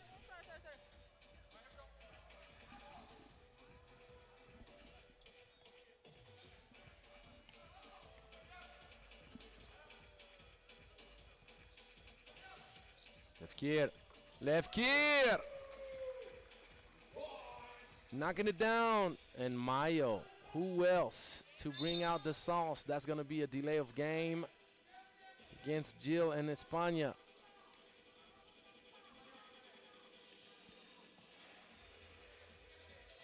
Algeria. Uh-oh. Another look. Another one. Muy peligroso to let Lefkir shoot by himself, unscathed. You better match up with this kid, I tell you that. Both teams in foul trouble.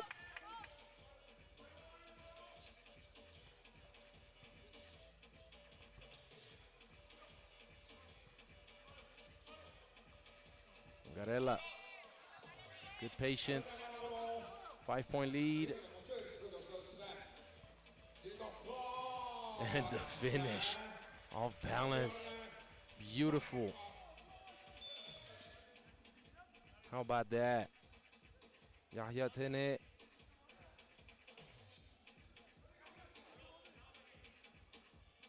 It's a 4-point game.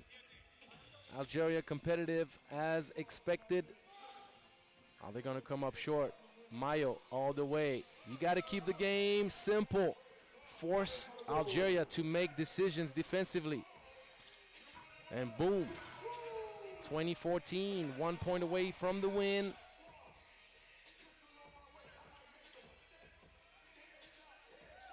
Nice two-man action, beautiful pass, good patience. Bohmama doing the dirty work, and Mayo will try to finish this thing. He's gonna earn himself 2 free throws to put Algeria away for good.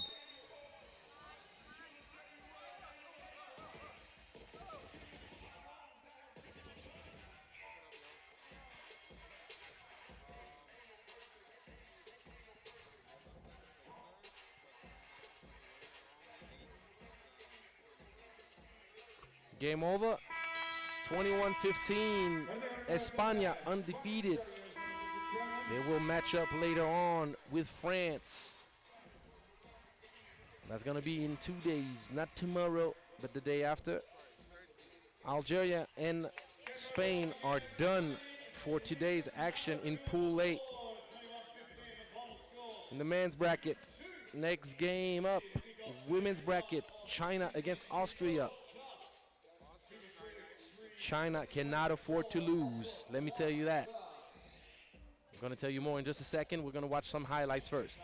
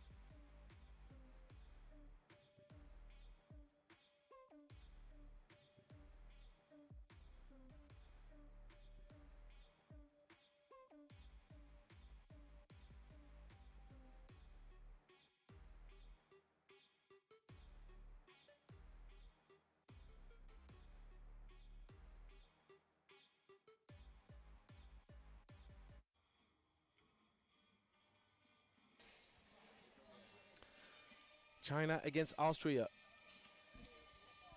Pool A action in the women's bracket.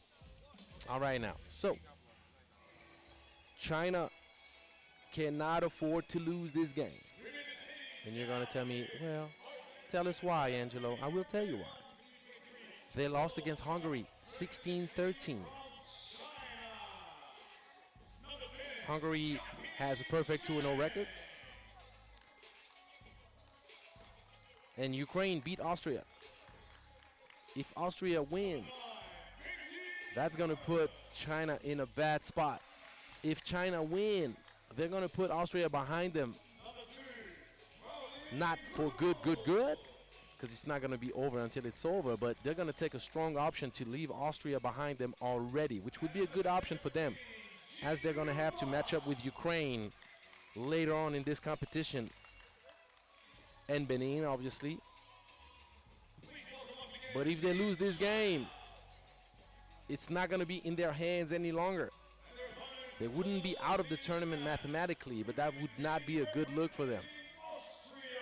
Austria, if they want to keep their hopes alive, they need to shock the world and upset the #1 seed China the way Hungary did.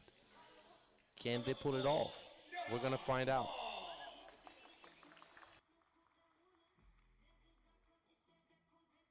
Number 22, Natalie Kalajian.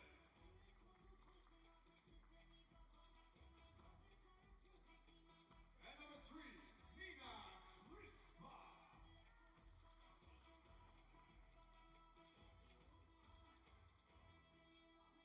Once again, please welcome the team from Austria.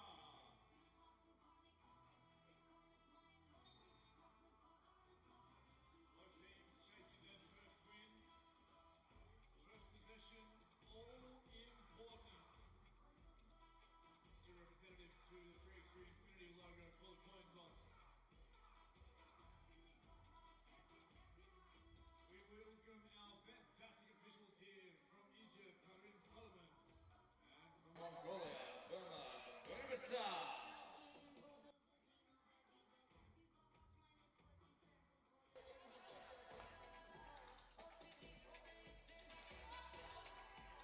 Austria going narrowly down to Ukraine earlier on today. China so too. They went down to Hungary in a fierce battle. And the teams take to the court for their first. It's going to be the last women's game of our first session of the day. U23 World Cup. After this game, we're going to have our last game of session 1 for day 1, which will be in the men's bracket between Germany and New Zealand. You do not want to miss that game. Let me just tell you right now, just so you know. Don't go anywhere. But that's the last women's game in today's Pool A action. Let's see 10-minute sprint, 12-second shot clock, first to 21. the shot. Bit off target. Sun had a good look. Pop. Heavy work down low. And she does not get enough lift on that shot. Two-lady action. Sun using Zong. Great bounce pass. But you got to finish that. Spoiling dessert. Zong makes up for it. Getting the ball back. Sun with the head fake. Sun. Floater. China not capitalizing on easy opportunities so far. And Pop pops that one in. One zip. Hugh. Good look.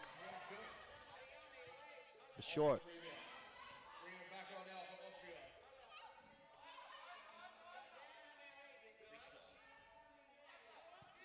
Pop in the lane. Right before the expiration of the 12 seconds. Pop. Inside the shot clock. Sharp early. 2-zip. Sun Sun for the two. tries to tie the game up. The ball rims out. And Crispa Foul off the ball. Austria possession. had Sun in trouble down low, and she draws the foul.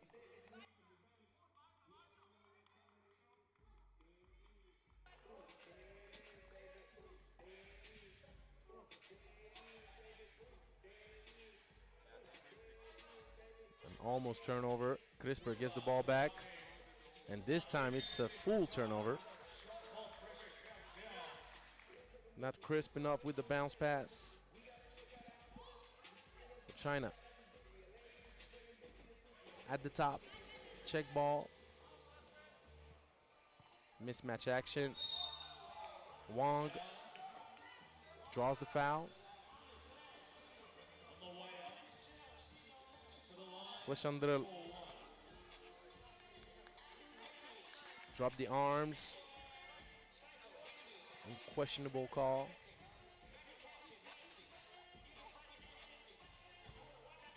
(2-1). China finally on the board. That's going to be a delay of game. You cannot guard the ball in the half circle.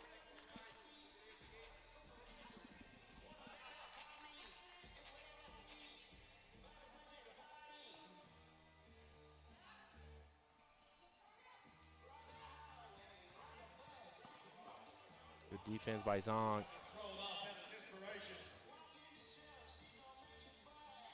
Fast pace to start this match between China And Wang travel on the catch. Austria possession. Too many steps taken before setting that dribble down.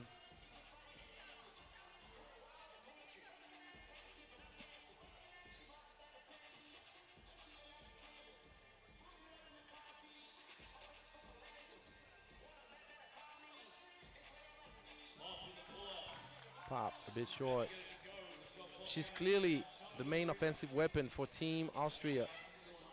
So far in this game, Sun gets the open look. And that's the problem. Whenever you're putting Zhang in a two-lady action, you create a lot of stress on the defense. Do you stay on Zhang? She can pop, she can dive. What do you do? And that's a nice take. Kolyadiev ties the game up to 3. That's going to be another travel. Chinese ladies need to clean that up.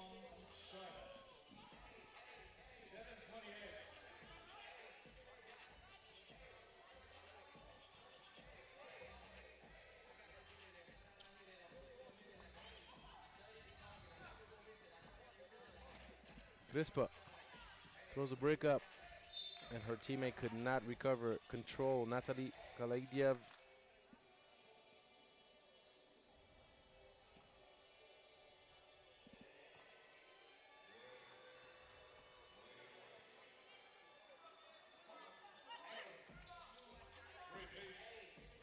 Hugh, another open look. And it's a good shot that you got to keep taking. Pop. Draws the foul.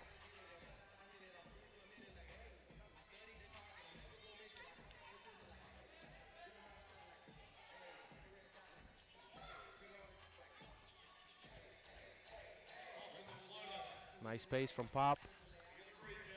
She draws the foul.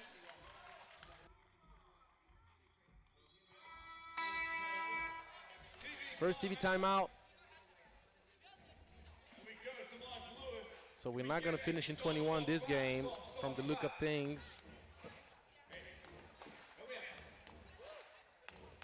The closest we've been in the women's bracket to finish in 21 was Hungary against Benin with a 19-5 score. Besides that, it's been quite difficult for the ladies to put up points on the board. Ukraine beat Benin 12-11. Ukraine beat Austria 12-9. Was a little bit better between Hungary and China, but it still was 16-13. So 3-3 at the first TV timeout.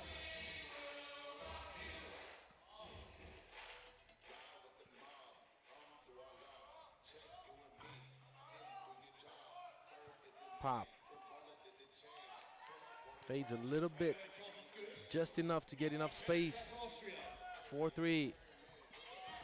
Wang gives it up to Zhang. No. Hugh. Good rebound. 4 up.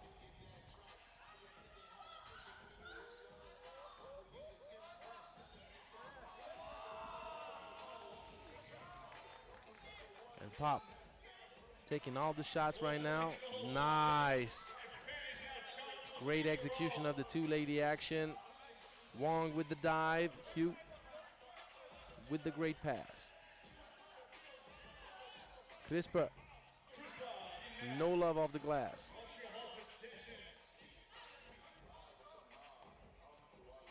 Ooh, Pop got Wang out of her socks. Pop is clearly the go-to girl for Team Austria. Nice, huge bucket. Pale China in the lead with 2.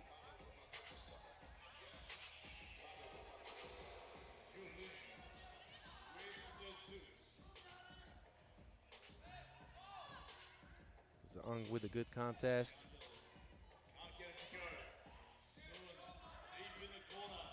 And that's a bad pass from Sun. Good hands, Crispa staying active. And great execution. Once again, two-lady action. with the dive from Crispa.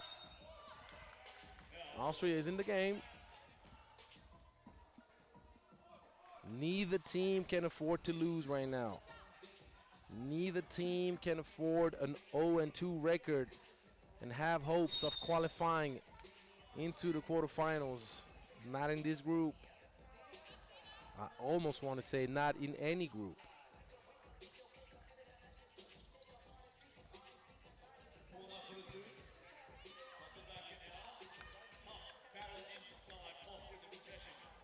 Pop going all the way around.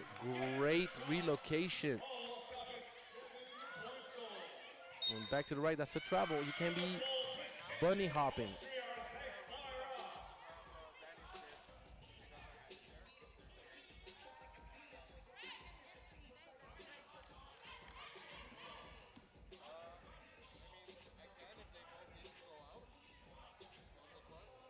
Good hands from Zhang.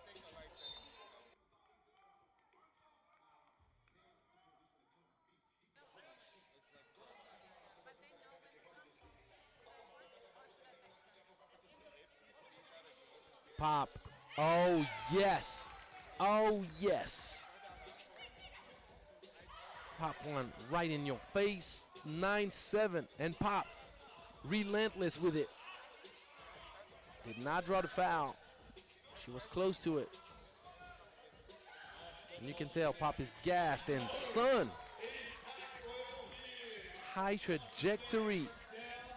Sun up for the Sun down. 9 apiece. There you go. I like when the game goes like that. Back and forth. Zhang probably should have set a dribble down and go to the cup. She had a wide open lane. She was left by herself. And Pop does it all for Team Austria. When she doesn't score herself, she uses the screen properly and drop dimes.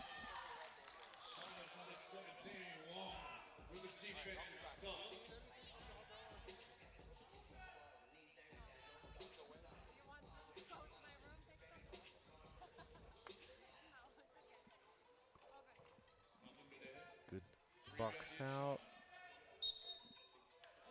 Offensive foul. Sun caught by Patrol. Second TV timeout.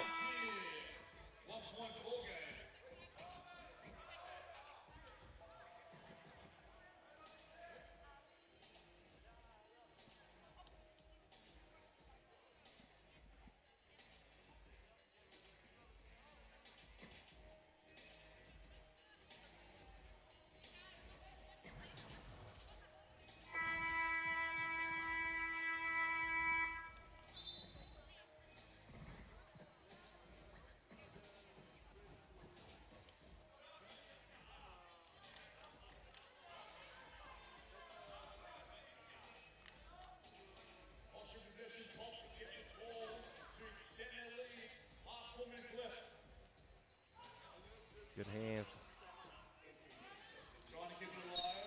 The ball is going to be deflected, but that ate up some clock.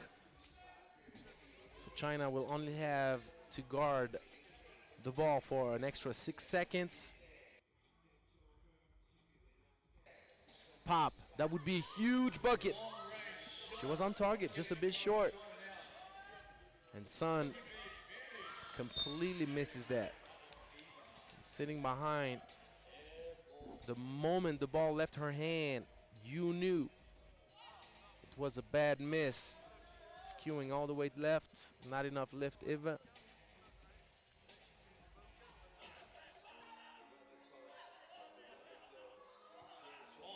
And Pop with a good look and at the right place at the right time as the ball got deflected. She's going on an impressive scoring tear. Sun all the way. China still can't recover. Pop just doing it all. Gets no love on that one, but the good presence on the offensive board of Natalie Kaliadiev gives Austria the possession back. China has foul trouble looming over its head. Austria in the driver's seat.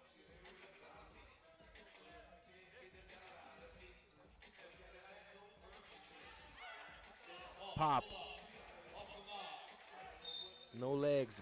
She's gassed. She's given a whole lot of energy to try to give Austria a prestigious win against the #1 seed in this competition. Nice love pass. And nice finish. We are all locked up at 11 points all. And the steal. That would be a huge turnaround. Hugh will kick it out. Wong. For the deuce. 11 apiece. She lifts now. 2 minutes and 30 seconds. Crisper all the way. Draws the foul. And misses. China, 17 fouls. Austria's Crisper to the line for 2.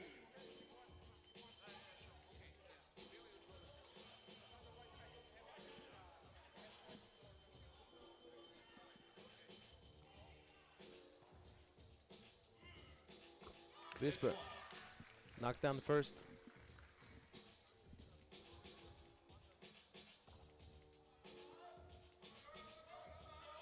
Knocks down the second. Foul trouble now.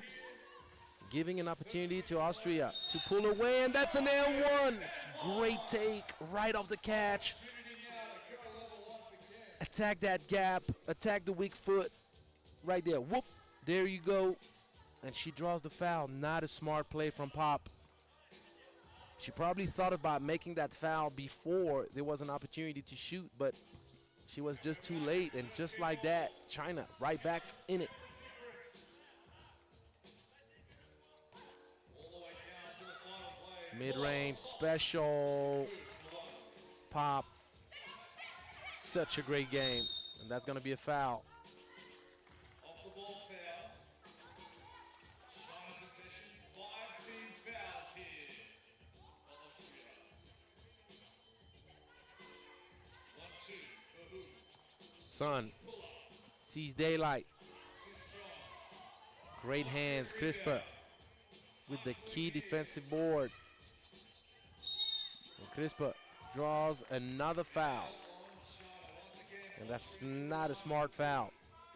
Dwelling who needs to let it go. If you're beat on the play, you'll beat on the play because you get closer to double bonus with the 10th team foul looming. And also you give 2 freebies.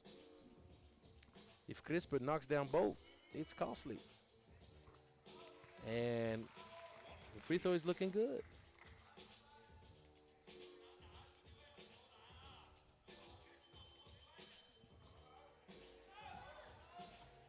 One for 2. Just a 2-point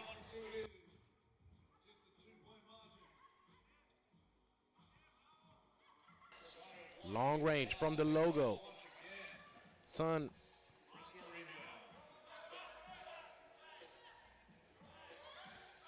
Pop goes back to the midi.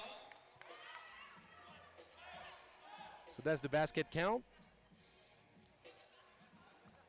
The basket should count.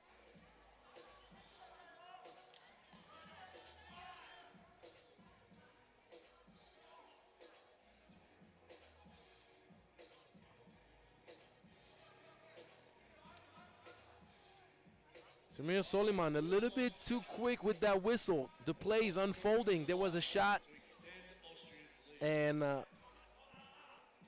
the shot and the whistle seemed to be simultaneous.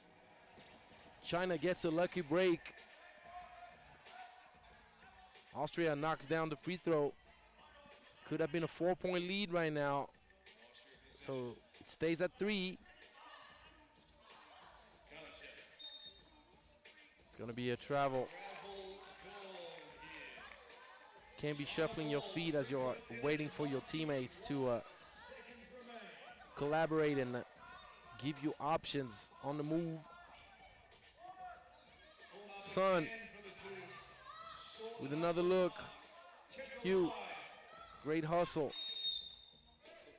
16th foul against Austria. So now Austria also in foul trouble.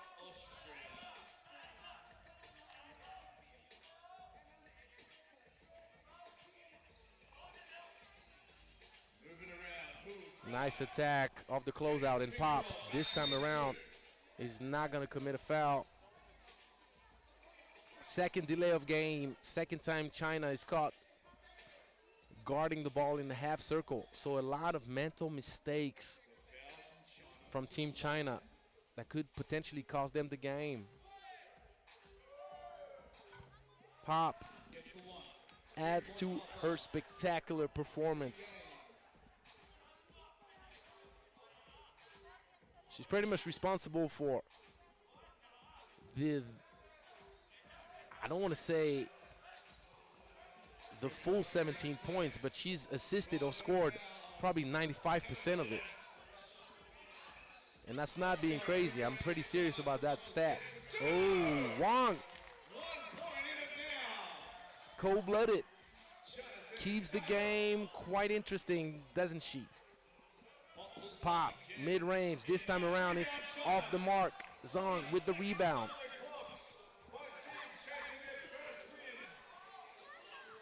And attacking that closeout. Ooh, missing. Zhang right before the expiration of the 12-second shot clock. 17 apiece. Ooh, what's going on? What's going on, Pop? Yes. Switch of pace. Reading the screen the right way, but leaving Wang open could have been costly for Austria. And now, oh, that's going to be a jump ball, which means that you only have 12 seconds left in the game clock. If Austria decides to, they don't even have to attempt a shot. So they're going to check it. They're going to check first to see how much time is left on the clock, on the game clock. And they're probably also going to check who had control of the ball, because it's critical. A one-point game, you don't want to make a mistake.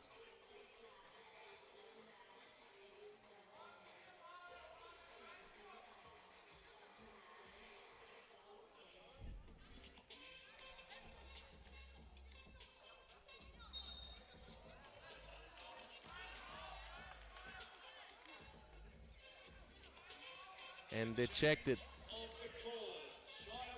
And they give the ball back to China. China has a chance to tie it, send it to overtime. Wang with the huge bucket, but now game ball. 2 seconds, 1 second, game winner, no.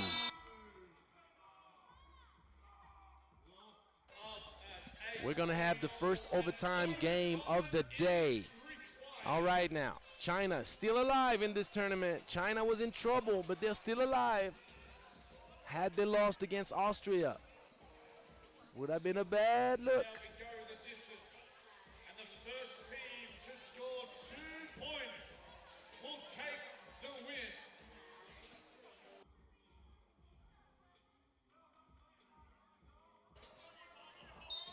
It is not winning by 2. It is the first to score. So I remind you the rules. It's the first overtime game of the day. No more game clock. We keep the 12-second shot clock, obviously. We can't give teams an eternity to attempt a shot. But it's the first team to score 2 points. It doesn't matter how you do it. Pop misses. And China could steal this game away. Wang with the game winner potentially. No.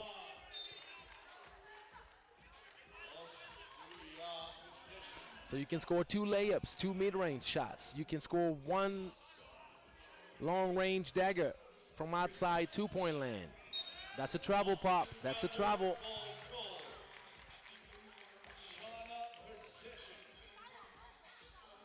Can't take 2 steps, however small they are, before you set that dribble down. You can also win with 2 free throws. Sun, travel.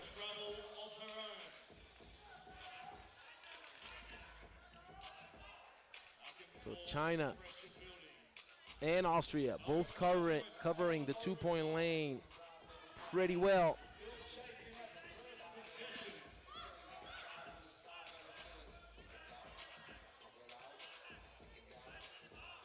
Crispa gives it up. Pop. That's a 1.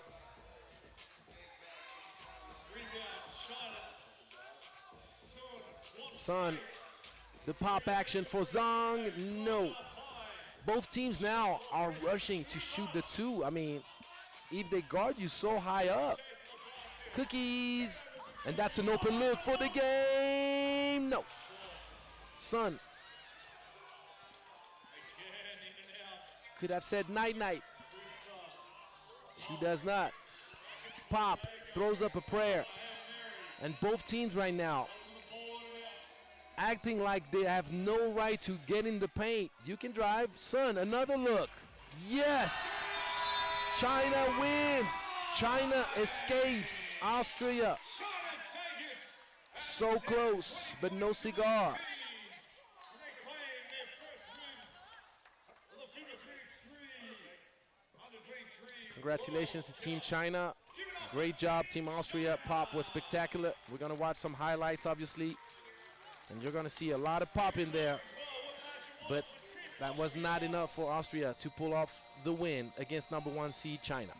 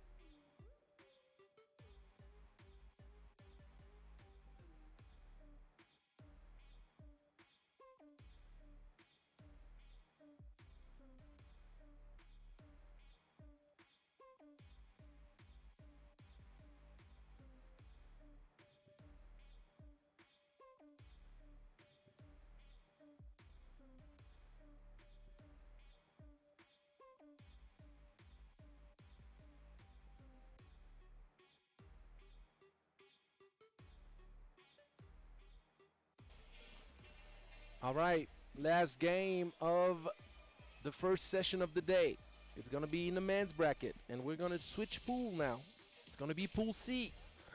We're going to watch first the standings after 2 games in Pool A action in the women's bracket. China keeping its hopes alive of quarterfinal action. Hungary and Ukraine in control of their destiny with a 2-0 record. Now, Pool C in the men's bracket. First game, Germany, Israel, Italy, New Zealand, and Argentina. Pretty open group, even though it looks like a two-headed monster. Germany and Israel are 2 of the favorites, if not the 2 favorites, to come out alive of this group. Argentina and New Zealand will certainly have something to say about that. And don't count out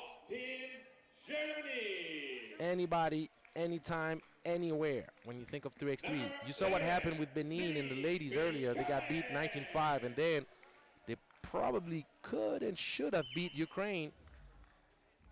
So now we're going to the men's bracket. And the Italian boys also. The Italian boys in Pool C, they're going to have to say something about this group.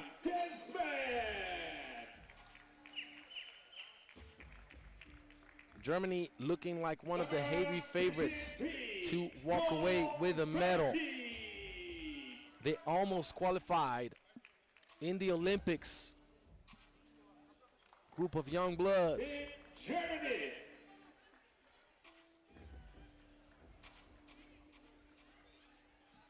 Fatigue by Kama, Gisman, Najiman.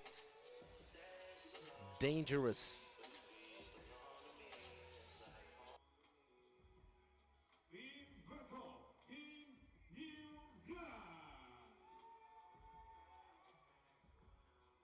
Number 18, Zach McKenzie. Team New Zealand. It's going to be interesting. Team New Zealand is a team that loves to shoot the long two. They love to attack the gaps. They're dangerous. They did a great job in Nations League action. Won their league, won their conference. So keep a lookout. Oh, and we got to talk about that hairdo. My man Campbell Scott.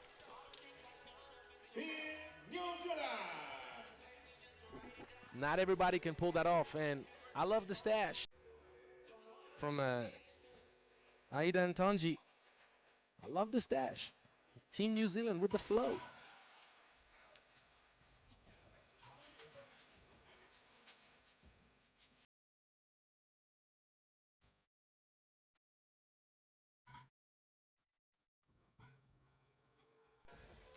Vertieg, the most experienced player on that Germany squad. Referees, Aaron Bennett from USA, Kazu Tagoshi from Japan.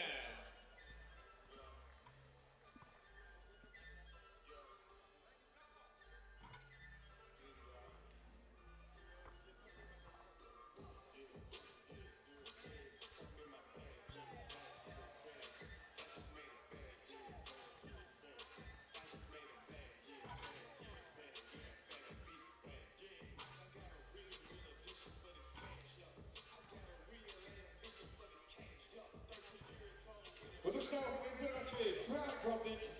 Jak to osiągnął, Sankiar Kownik osiągnął. Chyba po raz drugi widzieć tu, chyba po raz drugi. Więc, a na drugie jeszcze pomogła. Zamok Pauman Zorgayo Tara, jak to Ushmin City woman Kiauri number. Zorgota jak to na drugie.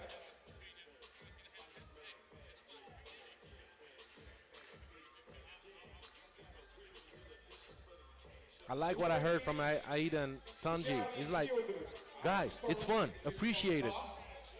I agree with you, buddy. It is fun. It is fun to watch. It is fun to play. And if you haven't tried that game of 3x3, you better grab one of those Wilson official balls and get on the court. Enjoy. Play it. It's easy. Call up your friends. Go on an outside court. Follow us on all social media platforms. We can help you with that. And Book with the first shot, open look. New Zealand is going to be one of those teams that's going to be very tough to guard, as danger comes from all places. They're going to move around. Now, it's not going to be the most physical team that you're going to see in this competition, that don't have the most size. So Fabian Giesmann is going to look like a monster in the paint in this game. Fatigue lobs it up. Ajiman goes baseline and draws the foul.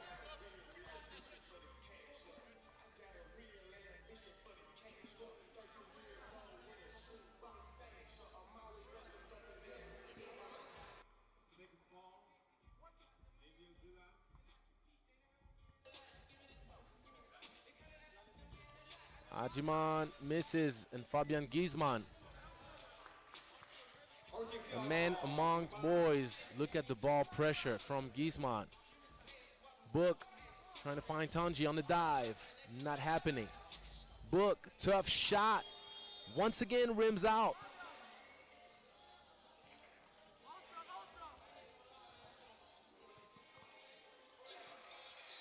And Fatigue steals it away.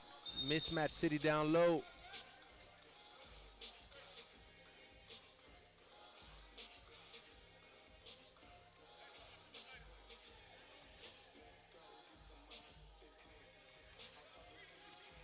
Two-man action, executed to perfection. And it's your big man that's dishing that to Ajiman. Good take. Campbell Scott with the mullet, earning himself a free throw.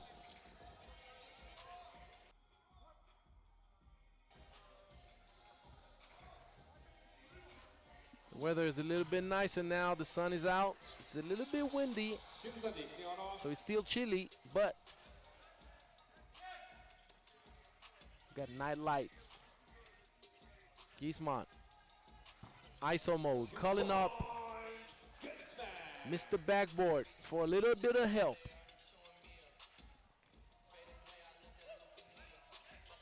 The cross. Book is going to have to shoot it. He does in time, but not well enough to get any clean look. Tanji, good defense on Giesman. Fatigue, long range. And he gets the shooter's touch to drop. 6-1. Tanji right at Giesman. Good flash by Kama.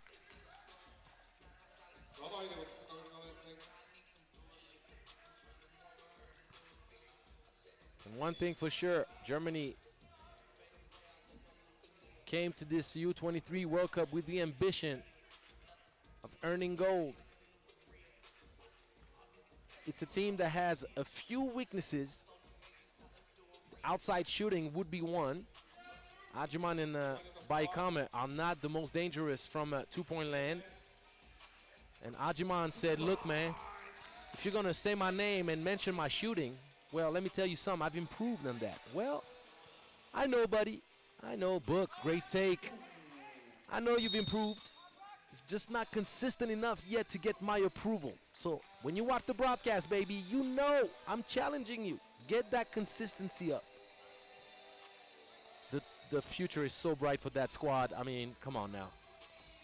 A bunch of 20-year-olds shaking up the World Tour, shaking up the open category, the seniors. Fabian Giesman, who's been the most consistent two-point shooter for Team Germany. Fatigue can also knock it down. A little bit inconsistent too. Baikama, that's really the main thing that he needs to work on. His athleticism is incredible. Great execution. The run around to free a Book with a nice bounce pass. Ajiman gives it up to Giesman. Great shot. How do you stop that? Not much you can do. And Germany is putting so much ball pressure. Imagine that New Zealand cleared the ball with only 6 seconds left on the shot clock. Tanji. Fabian Giesman with the aggressive rejection. No, sir. That was a volleyball smash right there. But going to what I was telling you about Team Germany, one of their main flaws is the fact that they haven't been able to find the outside shooting consistency. Besides Giesman, obviously, but Giesman is also your main threat in the paint, so you cannot ask him to do everything all the time. You need to be able to have some alternatives. So Baikame needs to get it done. He has a lot of time, but time is of the essence. The quicker he figures it out, the quicker Germany looks even more dangerous.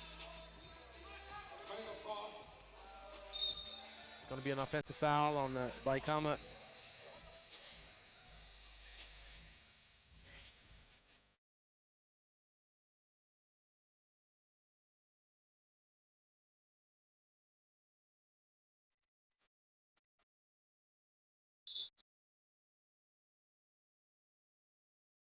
Ball earned back. Great defensive pressure.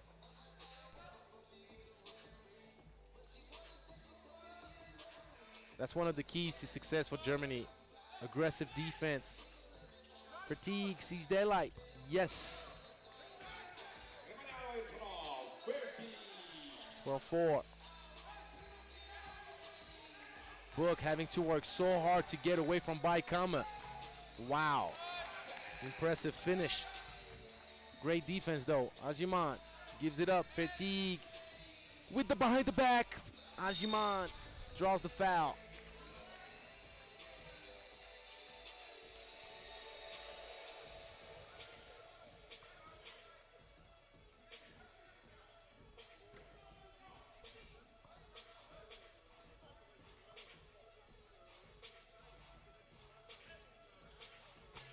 Ajiman gives Germany an 8-point lead with that free throw. Tanji, spin cycle. Wow. Getting away from Giesman seems like an impossible mission. And Campbell Scott with a nice shot. Good defense. But Giesman covers so much ground with so few steps. Foul on Giesman.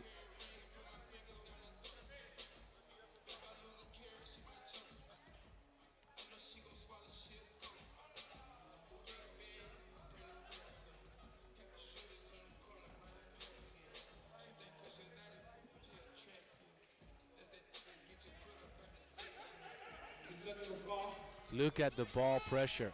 And that's going to be a foul, though.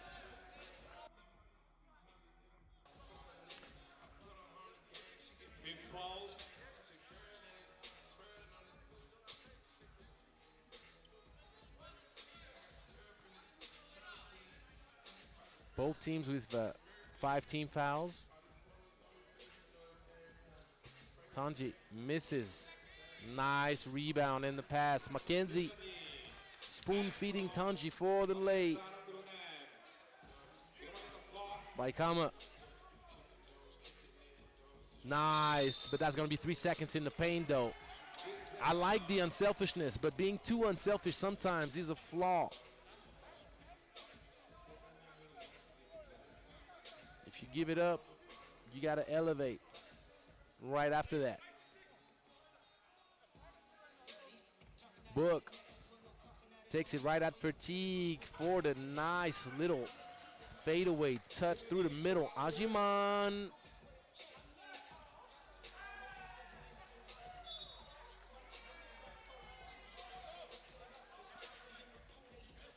And this game is not going to go the distance. 14 points already. Barely past the halfway point of this game. Germany looking mighty impressive.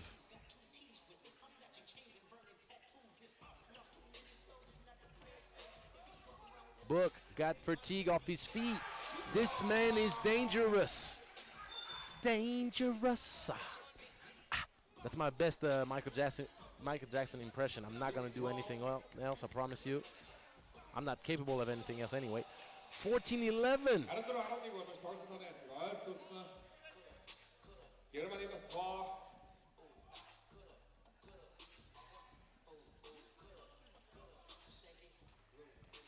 Giesman right over Tanji, making it look easy.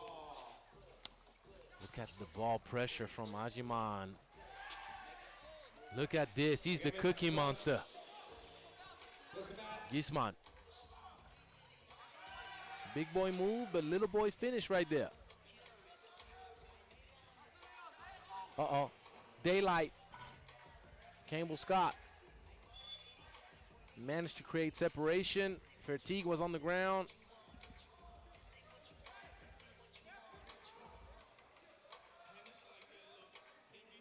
New Zealand fighting against one of the heavy favorites of this competition. Nice flash action. Giesman, so strong.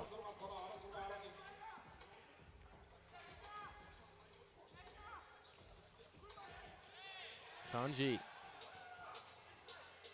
try to get one past Giesman, not happening, and Giesman just doing it all. 18-11. What can you do? New Zealand is a heck of a team, guys. Let me tell you. But when you have a team, Germany, so focused, so aggressive. Oh, yes. 19-11. Second TV timeout. We're going to have the fastest game of the day. Let me tell you that. Oh, man. Fabian Giesman. Man, man, man.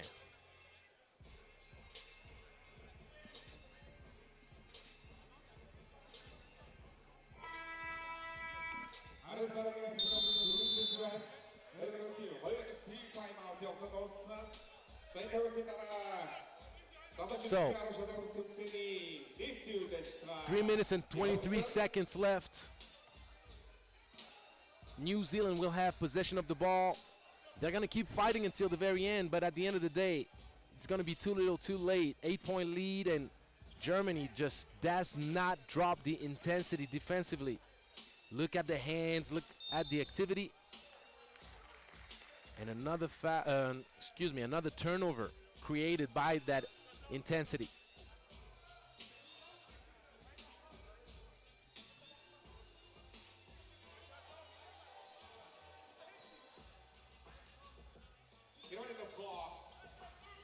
They're gonna go right there. Fatigue with the game winner. Yes, sir. Great execution. Team Germany sending a message to everybody. Guten Tag. See you later. 21-11. Ooh, Lord. Don't want to play Germany right now. Let me tell you this. They're looking good. They're looking good. So, New Zealand now is going to still have a chance to stay in this competition. They're capable of beating Israel. They're capable of beating Italy. But right now, there's a feeling of who's going to finish second behind Germany. We're going to have some highlights. And right after the highlights, we're going to have the opening ceremony.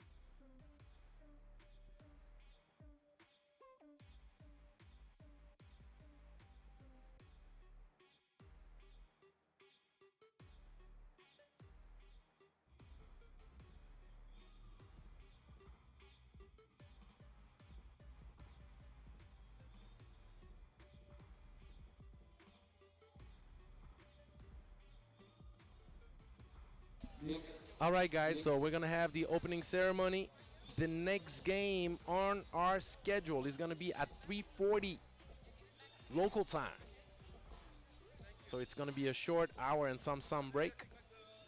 So that's going to be enough time for me to get some lunch, because I need to eat too, you know. Let me go eat some. And I'll be back with you guys for session 2.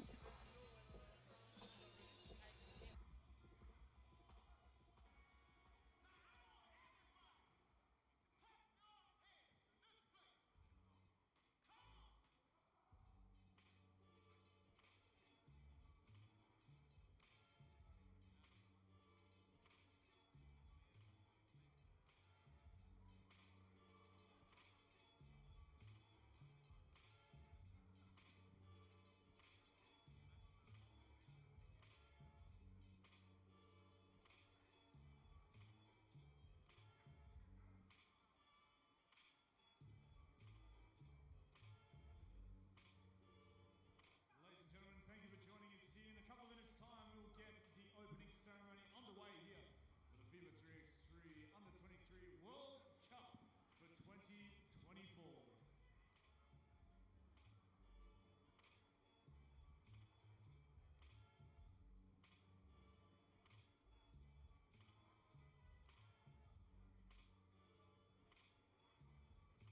Ego Euro on the stage, opportunity sono Pizzini, these two extra point for extract.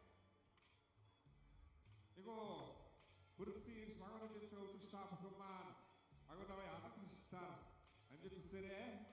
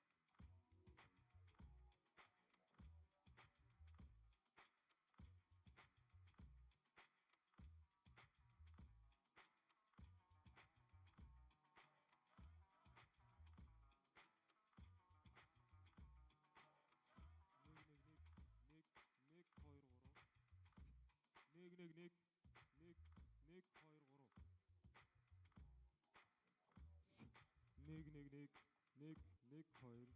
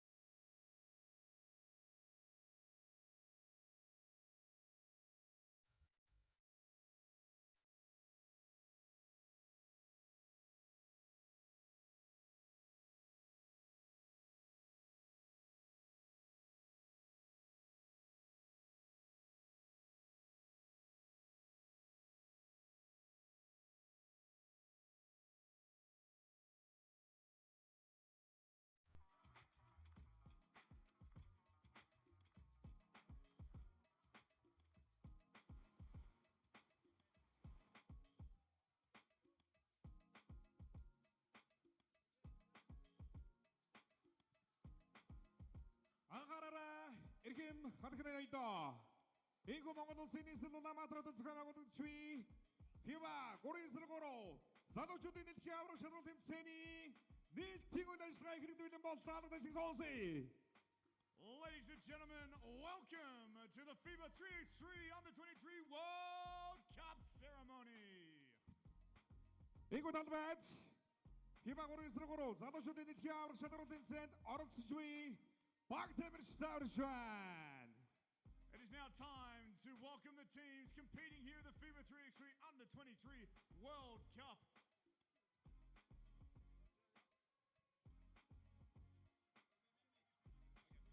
Please welcome Algeria. Is it all sweet? Algeria, Shishagi Gurchuan.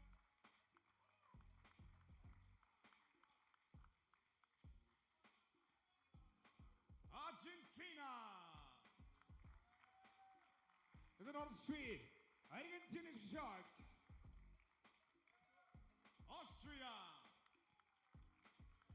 Zadocjutin on the street, Austria Shishag. Benin. What are we doing? Benin, Aussie, Shishagi Gurchuan. Chile. Chile, Shishag.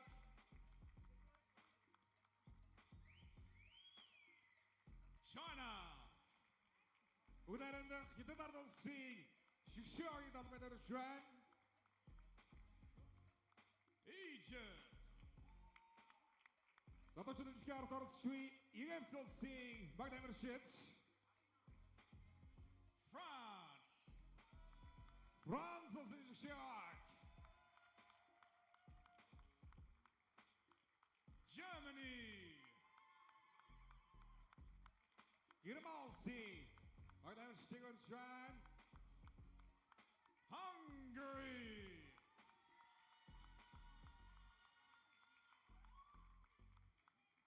Hongro zien, Shishag. Israel. Zadocjutin on the street, Israel zien. Back them shit. Italy. Italo zien, Shishagi Gurchuan. Japan. Japan zien. Back them shit. Kenya. Rusland en Kennel zien. Back them shit. Latvia. Latvia, Shishag Gurchuan. Lithuania. дэлхийн оролцогчийн лидер улсын багийн амирчид Netherlands. Нидерланд,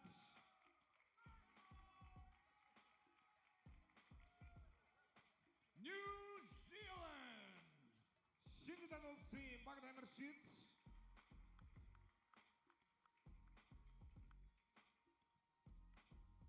Poland. Польш улсын багийн амирчдыг өрж байна. Spain. Спань улсын багийн амирчид орж ирж байна.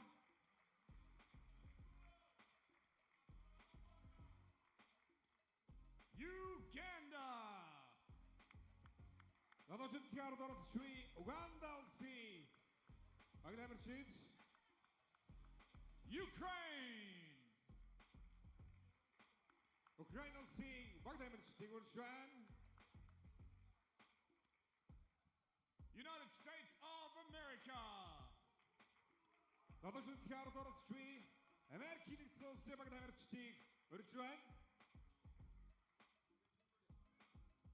And ladies and gentlemen, the host nation. Өдөрштэй айгуу та бүхнийхөө өмнө задочид дэлхийн оролцогчдын тэмцээнд оролцогчийн Монгол улсын багийн амирчдыг өрж байна.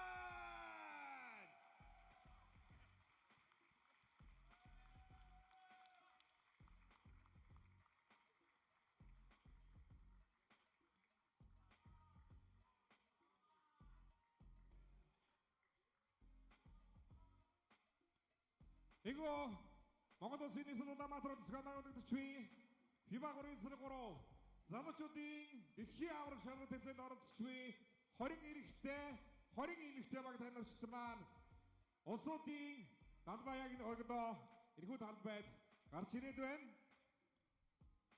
FIBA 3x3 залуучуудын дэлхийн аварга шалралт тэмцээний нийтийн ажиллагаанд хүрэлцэн ирсэн хүндэт зочдоо та бүхнийхээ өмнө танилцуулъя.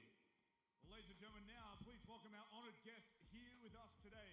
Please give a round of applause for Монголын сагсамгийн холбооны ерөнхий нарийн бичгийн дарга самбуугийн төгс жаргал General Secretary of Mongolian Basketball Association, Монголын сагсамгийн холбооны дэд ерөнхийлөгч Энх улдын Амар, Vice President of Mongolian Basketball Association, сагсамгийн холбооны дэд ерөнхийлөгч Баатаргүйгийн даваа очир, Vice President of Mongolian Basketball Association, FIBA 3x3 event supervisors Rado Peter, FIBA 3x3 Event Supervisor, залуучууд спорт хариуцсан зөвлөх даваа нэмийн даваад орж, Advisor of Youth and Sport of President of Mongolia, улсын хурлын засгийн газрын гишүүн, эрүүл мэндийн сайд, тогтмолын мөнгө сайхан, and finally Minister of Health Mongolia, Parliament Member of Mongolia, Vice President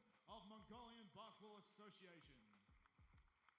Яг одоо FIBA залуучуудын дэлхийн аварга шалралт тэмцээний нээлтийн үйл ажиллагааг нээж Монгол улсын ерөнхийлөгчийн илгээмжийг Монгол улсын ерөнхийлөгчийн залуучууд спорт хариуцсан зөвлөх даваа нэмийн даваад орж уламжилнаа. Ladies and gentlemen, please welcome Advisor of Youth and Sport of President of Mongolia, Монгол улсын presenting opening speech. ерөнхийлөгчийн илгээл эрхэм хүндэт тамирчид багш тасгалжуулагчдаа сагсан бөмбөгийн спорт сонирхчдоо хүндэт хадагтай ноёдоо та бүхэн хүн төрөлхтний оюун санаа зүрх сэтгэл бие биедрийн өв тэгш хөгжлийн үндэс суурь болсон биеийн тамир спорт тэр дундаа сагсан бөмбөгийн спортын түүхийг бүтээлцэж улс орон баг тамирчдынхаа нэр алдрыг алтан үсгээр бичүүлэх торгон мөчийн өмнө ирээд байна. Дэлхийн хүүхэд залуучууд 100 дамжин сонирхож тоглож хичээлж байгаа багийн спортын төрлүүдээс хамгийн олон сонирхогчтой спорт бол сагсан бөмбөгийн спорт бөгөөд орчин цагийн хөгжил, техник технологийн ололт амжилттай уялдан улам боловсронгуй болж баг тамирчдын мэрэгжлийн ур чадвар жиг дээшилж байгаа нь энэхүү тэмцээний өрсөлдөөнийг улам өсгөж байна. Сүүлийн жилүүдэд манай улсын багийн спорт эрчимтэй хөгжиж байгааг нэгийн илэрлэл нь 3x3 сагсан бөмбөгийн спорт бөгөөд манай залуучууд эмэгтэй эрэгтэй ангилалд дэлхийд хүчтэй өрсөлдөг болж Токио 2020 Олимпийн наадамд идэвхтэй оролцсон түүхэн үйл явдал болсон юм а. Нэгдсэн үндэсний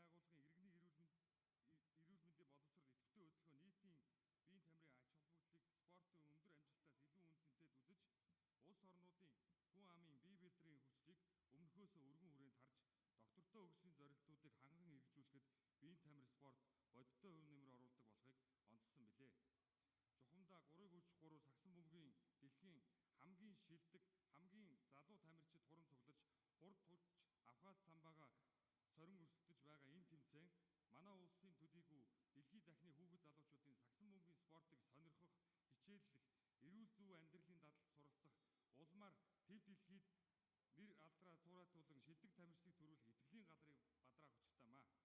Түүнчлэн дэлхийн шилдэг тамирчид өөр хоорондоо танилцсан нөхөрлөж, харилцан туршлагаа солилцож, ур чадвараа сайжруулахад залуучуудын дэлхийн авраг шалгаруулах 3x3 сагсан бөмбөгийн тэмцээн хувь нэмрээ оруулна гэдэгт итгэлтэй байна. Дэлхийн хэмжээний нэр хүндтэй тэмцээнийг эх орондоо амжилттай зохион байгуулж байгаа Монголын сагсан бөмбөгийн холбоонд талархал илэрхийлж, тэмцээнд оролцохоор хүрэлцэн ирсэн олон улсын нийт баг тамирчдаа спортын өндөр амжилтыг хүсье өрөөё. Мөнх тэнгэрийн хүчин дор Монгол улс мандан баатар болтугай. Монгол улсын ерөнхийлөгч Ухнаагийн хүрэлцэх 2024 оны 9-р сарын 11-ний өдөр Улаанбаатар хот гэжээ. Баяргий энэхүү Монгол улсын ерөнхийлөгчийн илгээмжийг хүлээн авч байна. Алдаршдаар баяргий. Ladies and gentlemen, now we will have the national anthem of Mongolia. Энэхүү талбайд дуучин жавхлан төгсдгийг үрж байна. Иргэн үзэгч та бүхэн суудаасаа босож, цэний нэмнэн сүргийн үг, тусан жамбын мөрдөрж нарын аялгау, Монгол улсын төрийн дуулааг хүлээн аван сонсноо.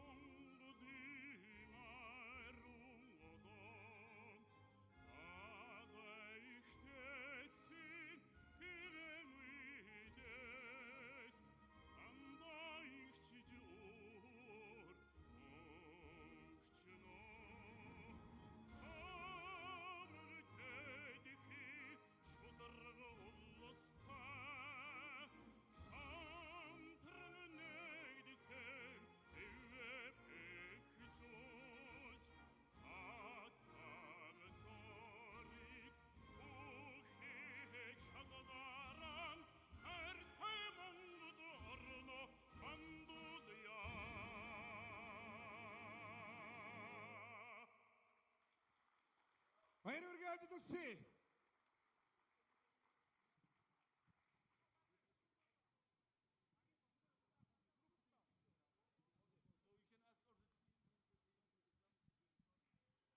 Ladies and gentlemen, all the athletes now, could we get you to gather in front of the basketball ring with your flags for your team photo to officially open the World Cup here in Mongolia.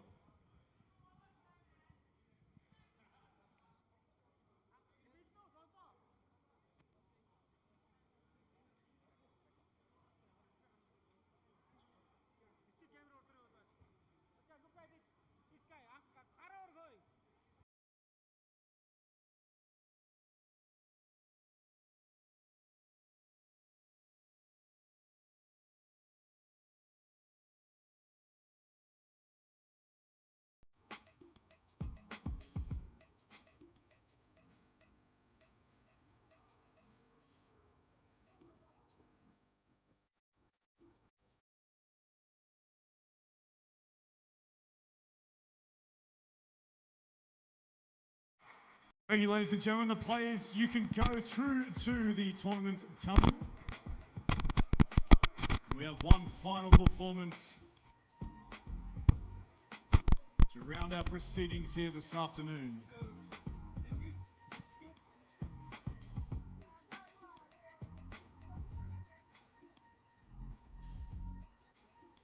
이거 먹어도 시리즈도 남아도 지가 나오는 추위 이마고래 쓰고 유어를 났으니 자다 초딩 가로 저도 템세니 니스티우 대지가 우리 질주한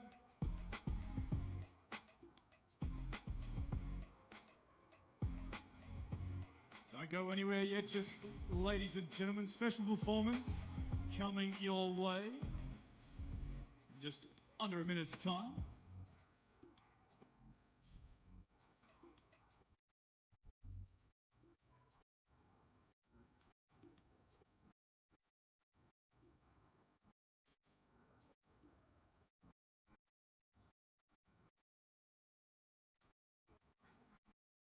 이 үргэлжлүүлэн нийтийн үйл ажиллагаанд хүрсэн миний бэлэг хамтгийг өрж байна.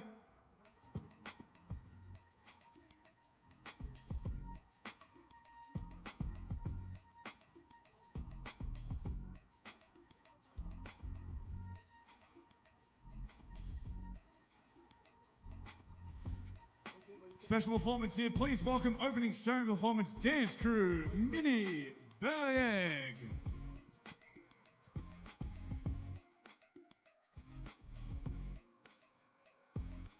миний бэлэг хамтгийг өрж байна.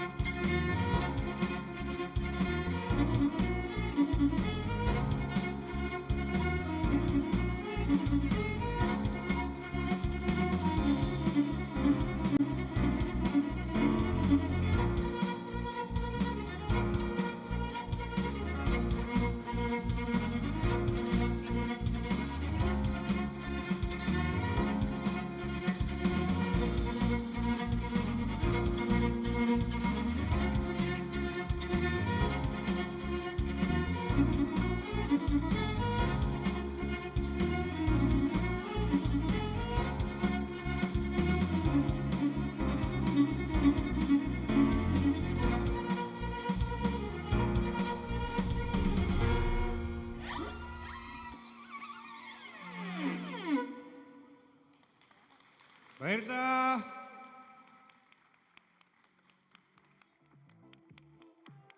Өрөөрчтэй баярлалаа. Инхо Монгол Улсын нийслэл Улаанбаатар хотод зохион байгуулагч FIBA 3x3 залуучуудын дэлхийн аврал шалгалт тэмцээний нээлтийн үйл ажиллагаа энэ дүрээр өндөрлөж байна.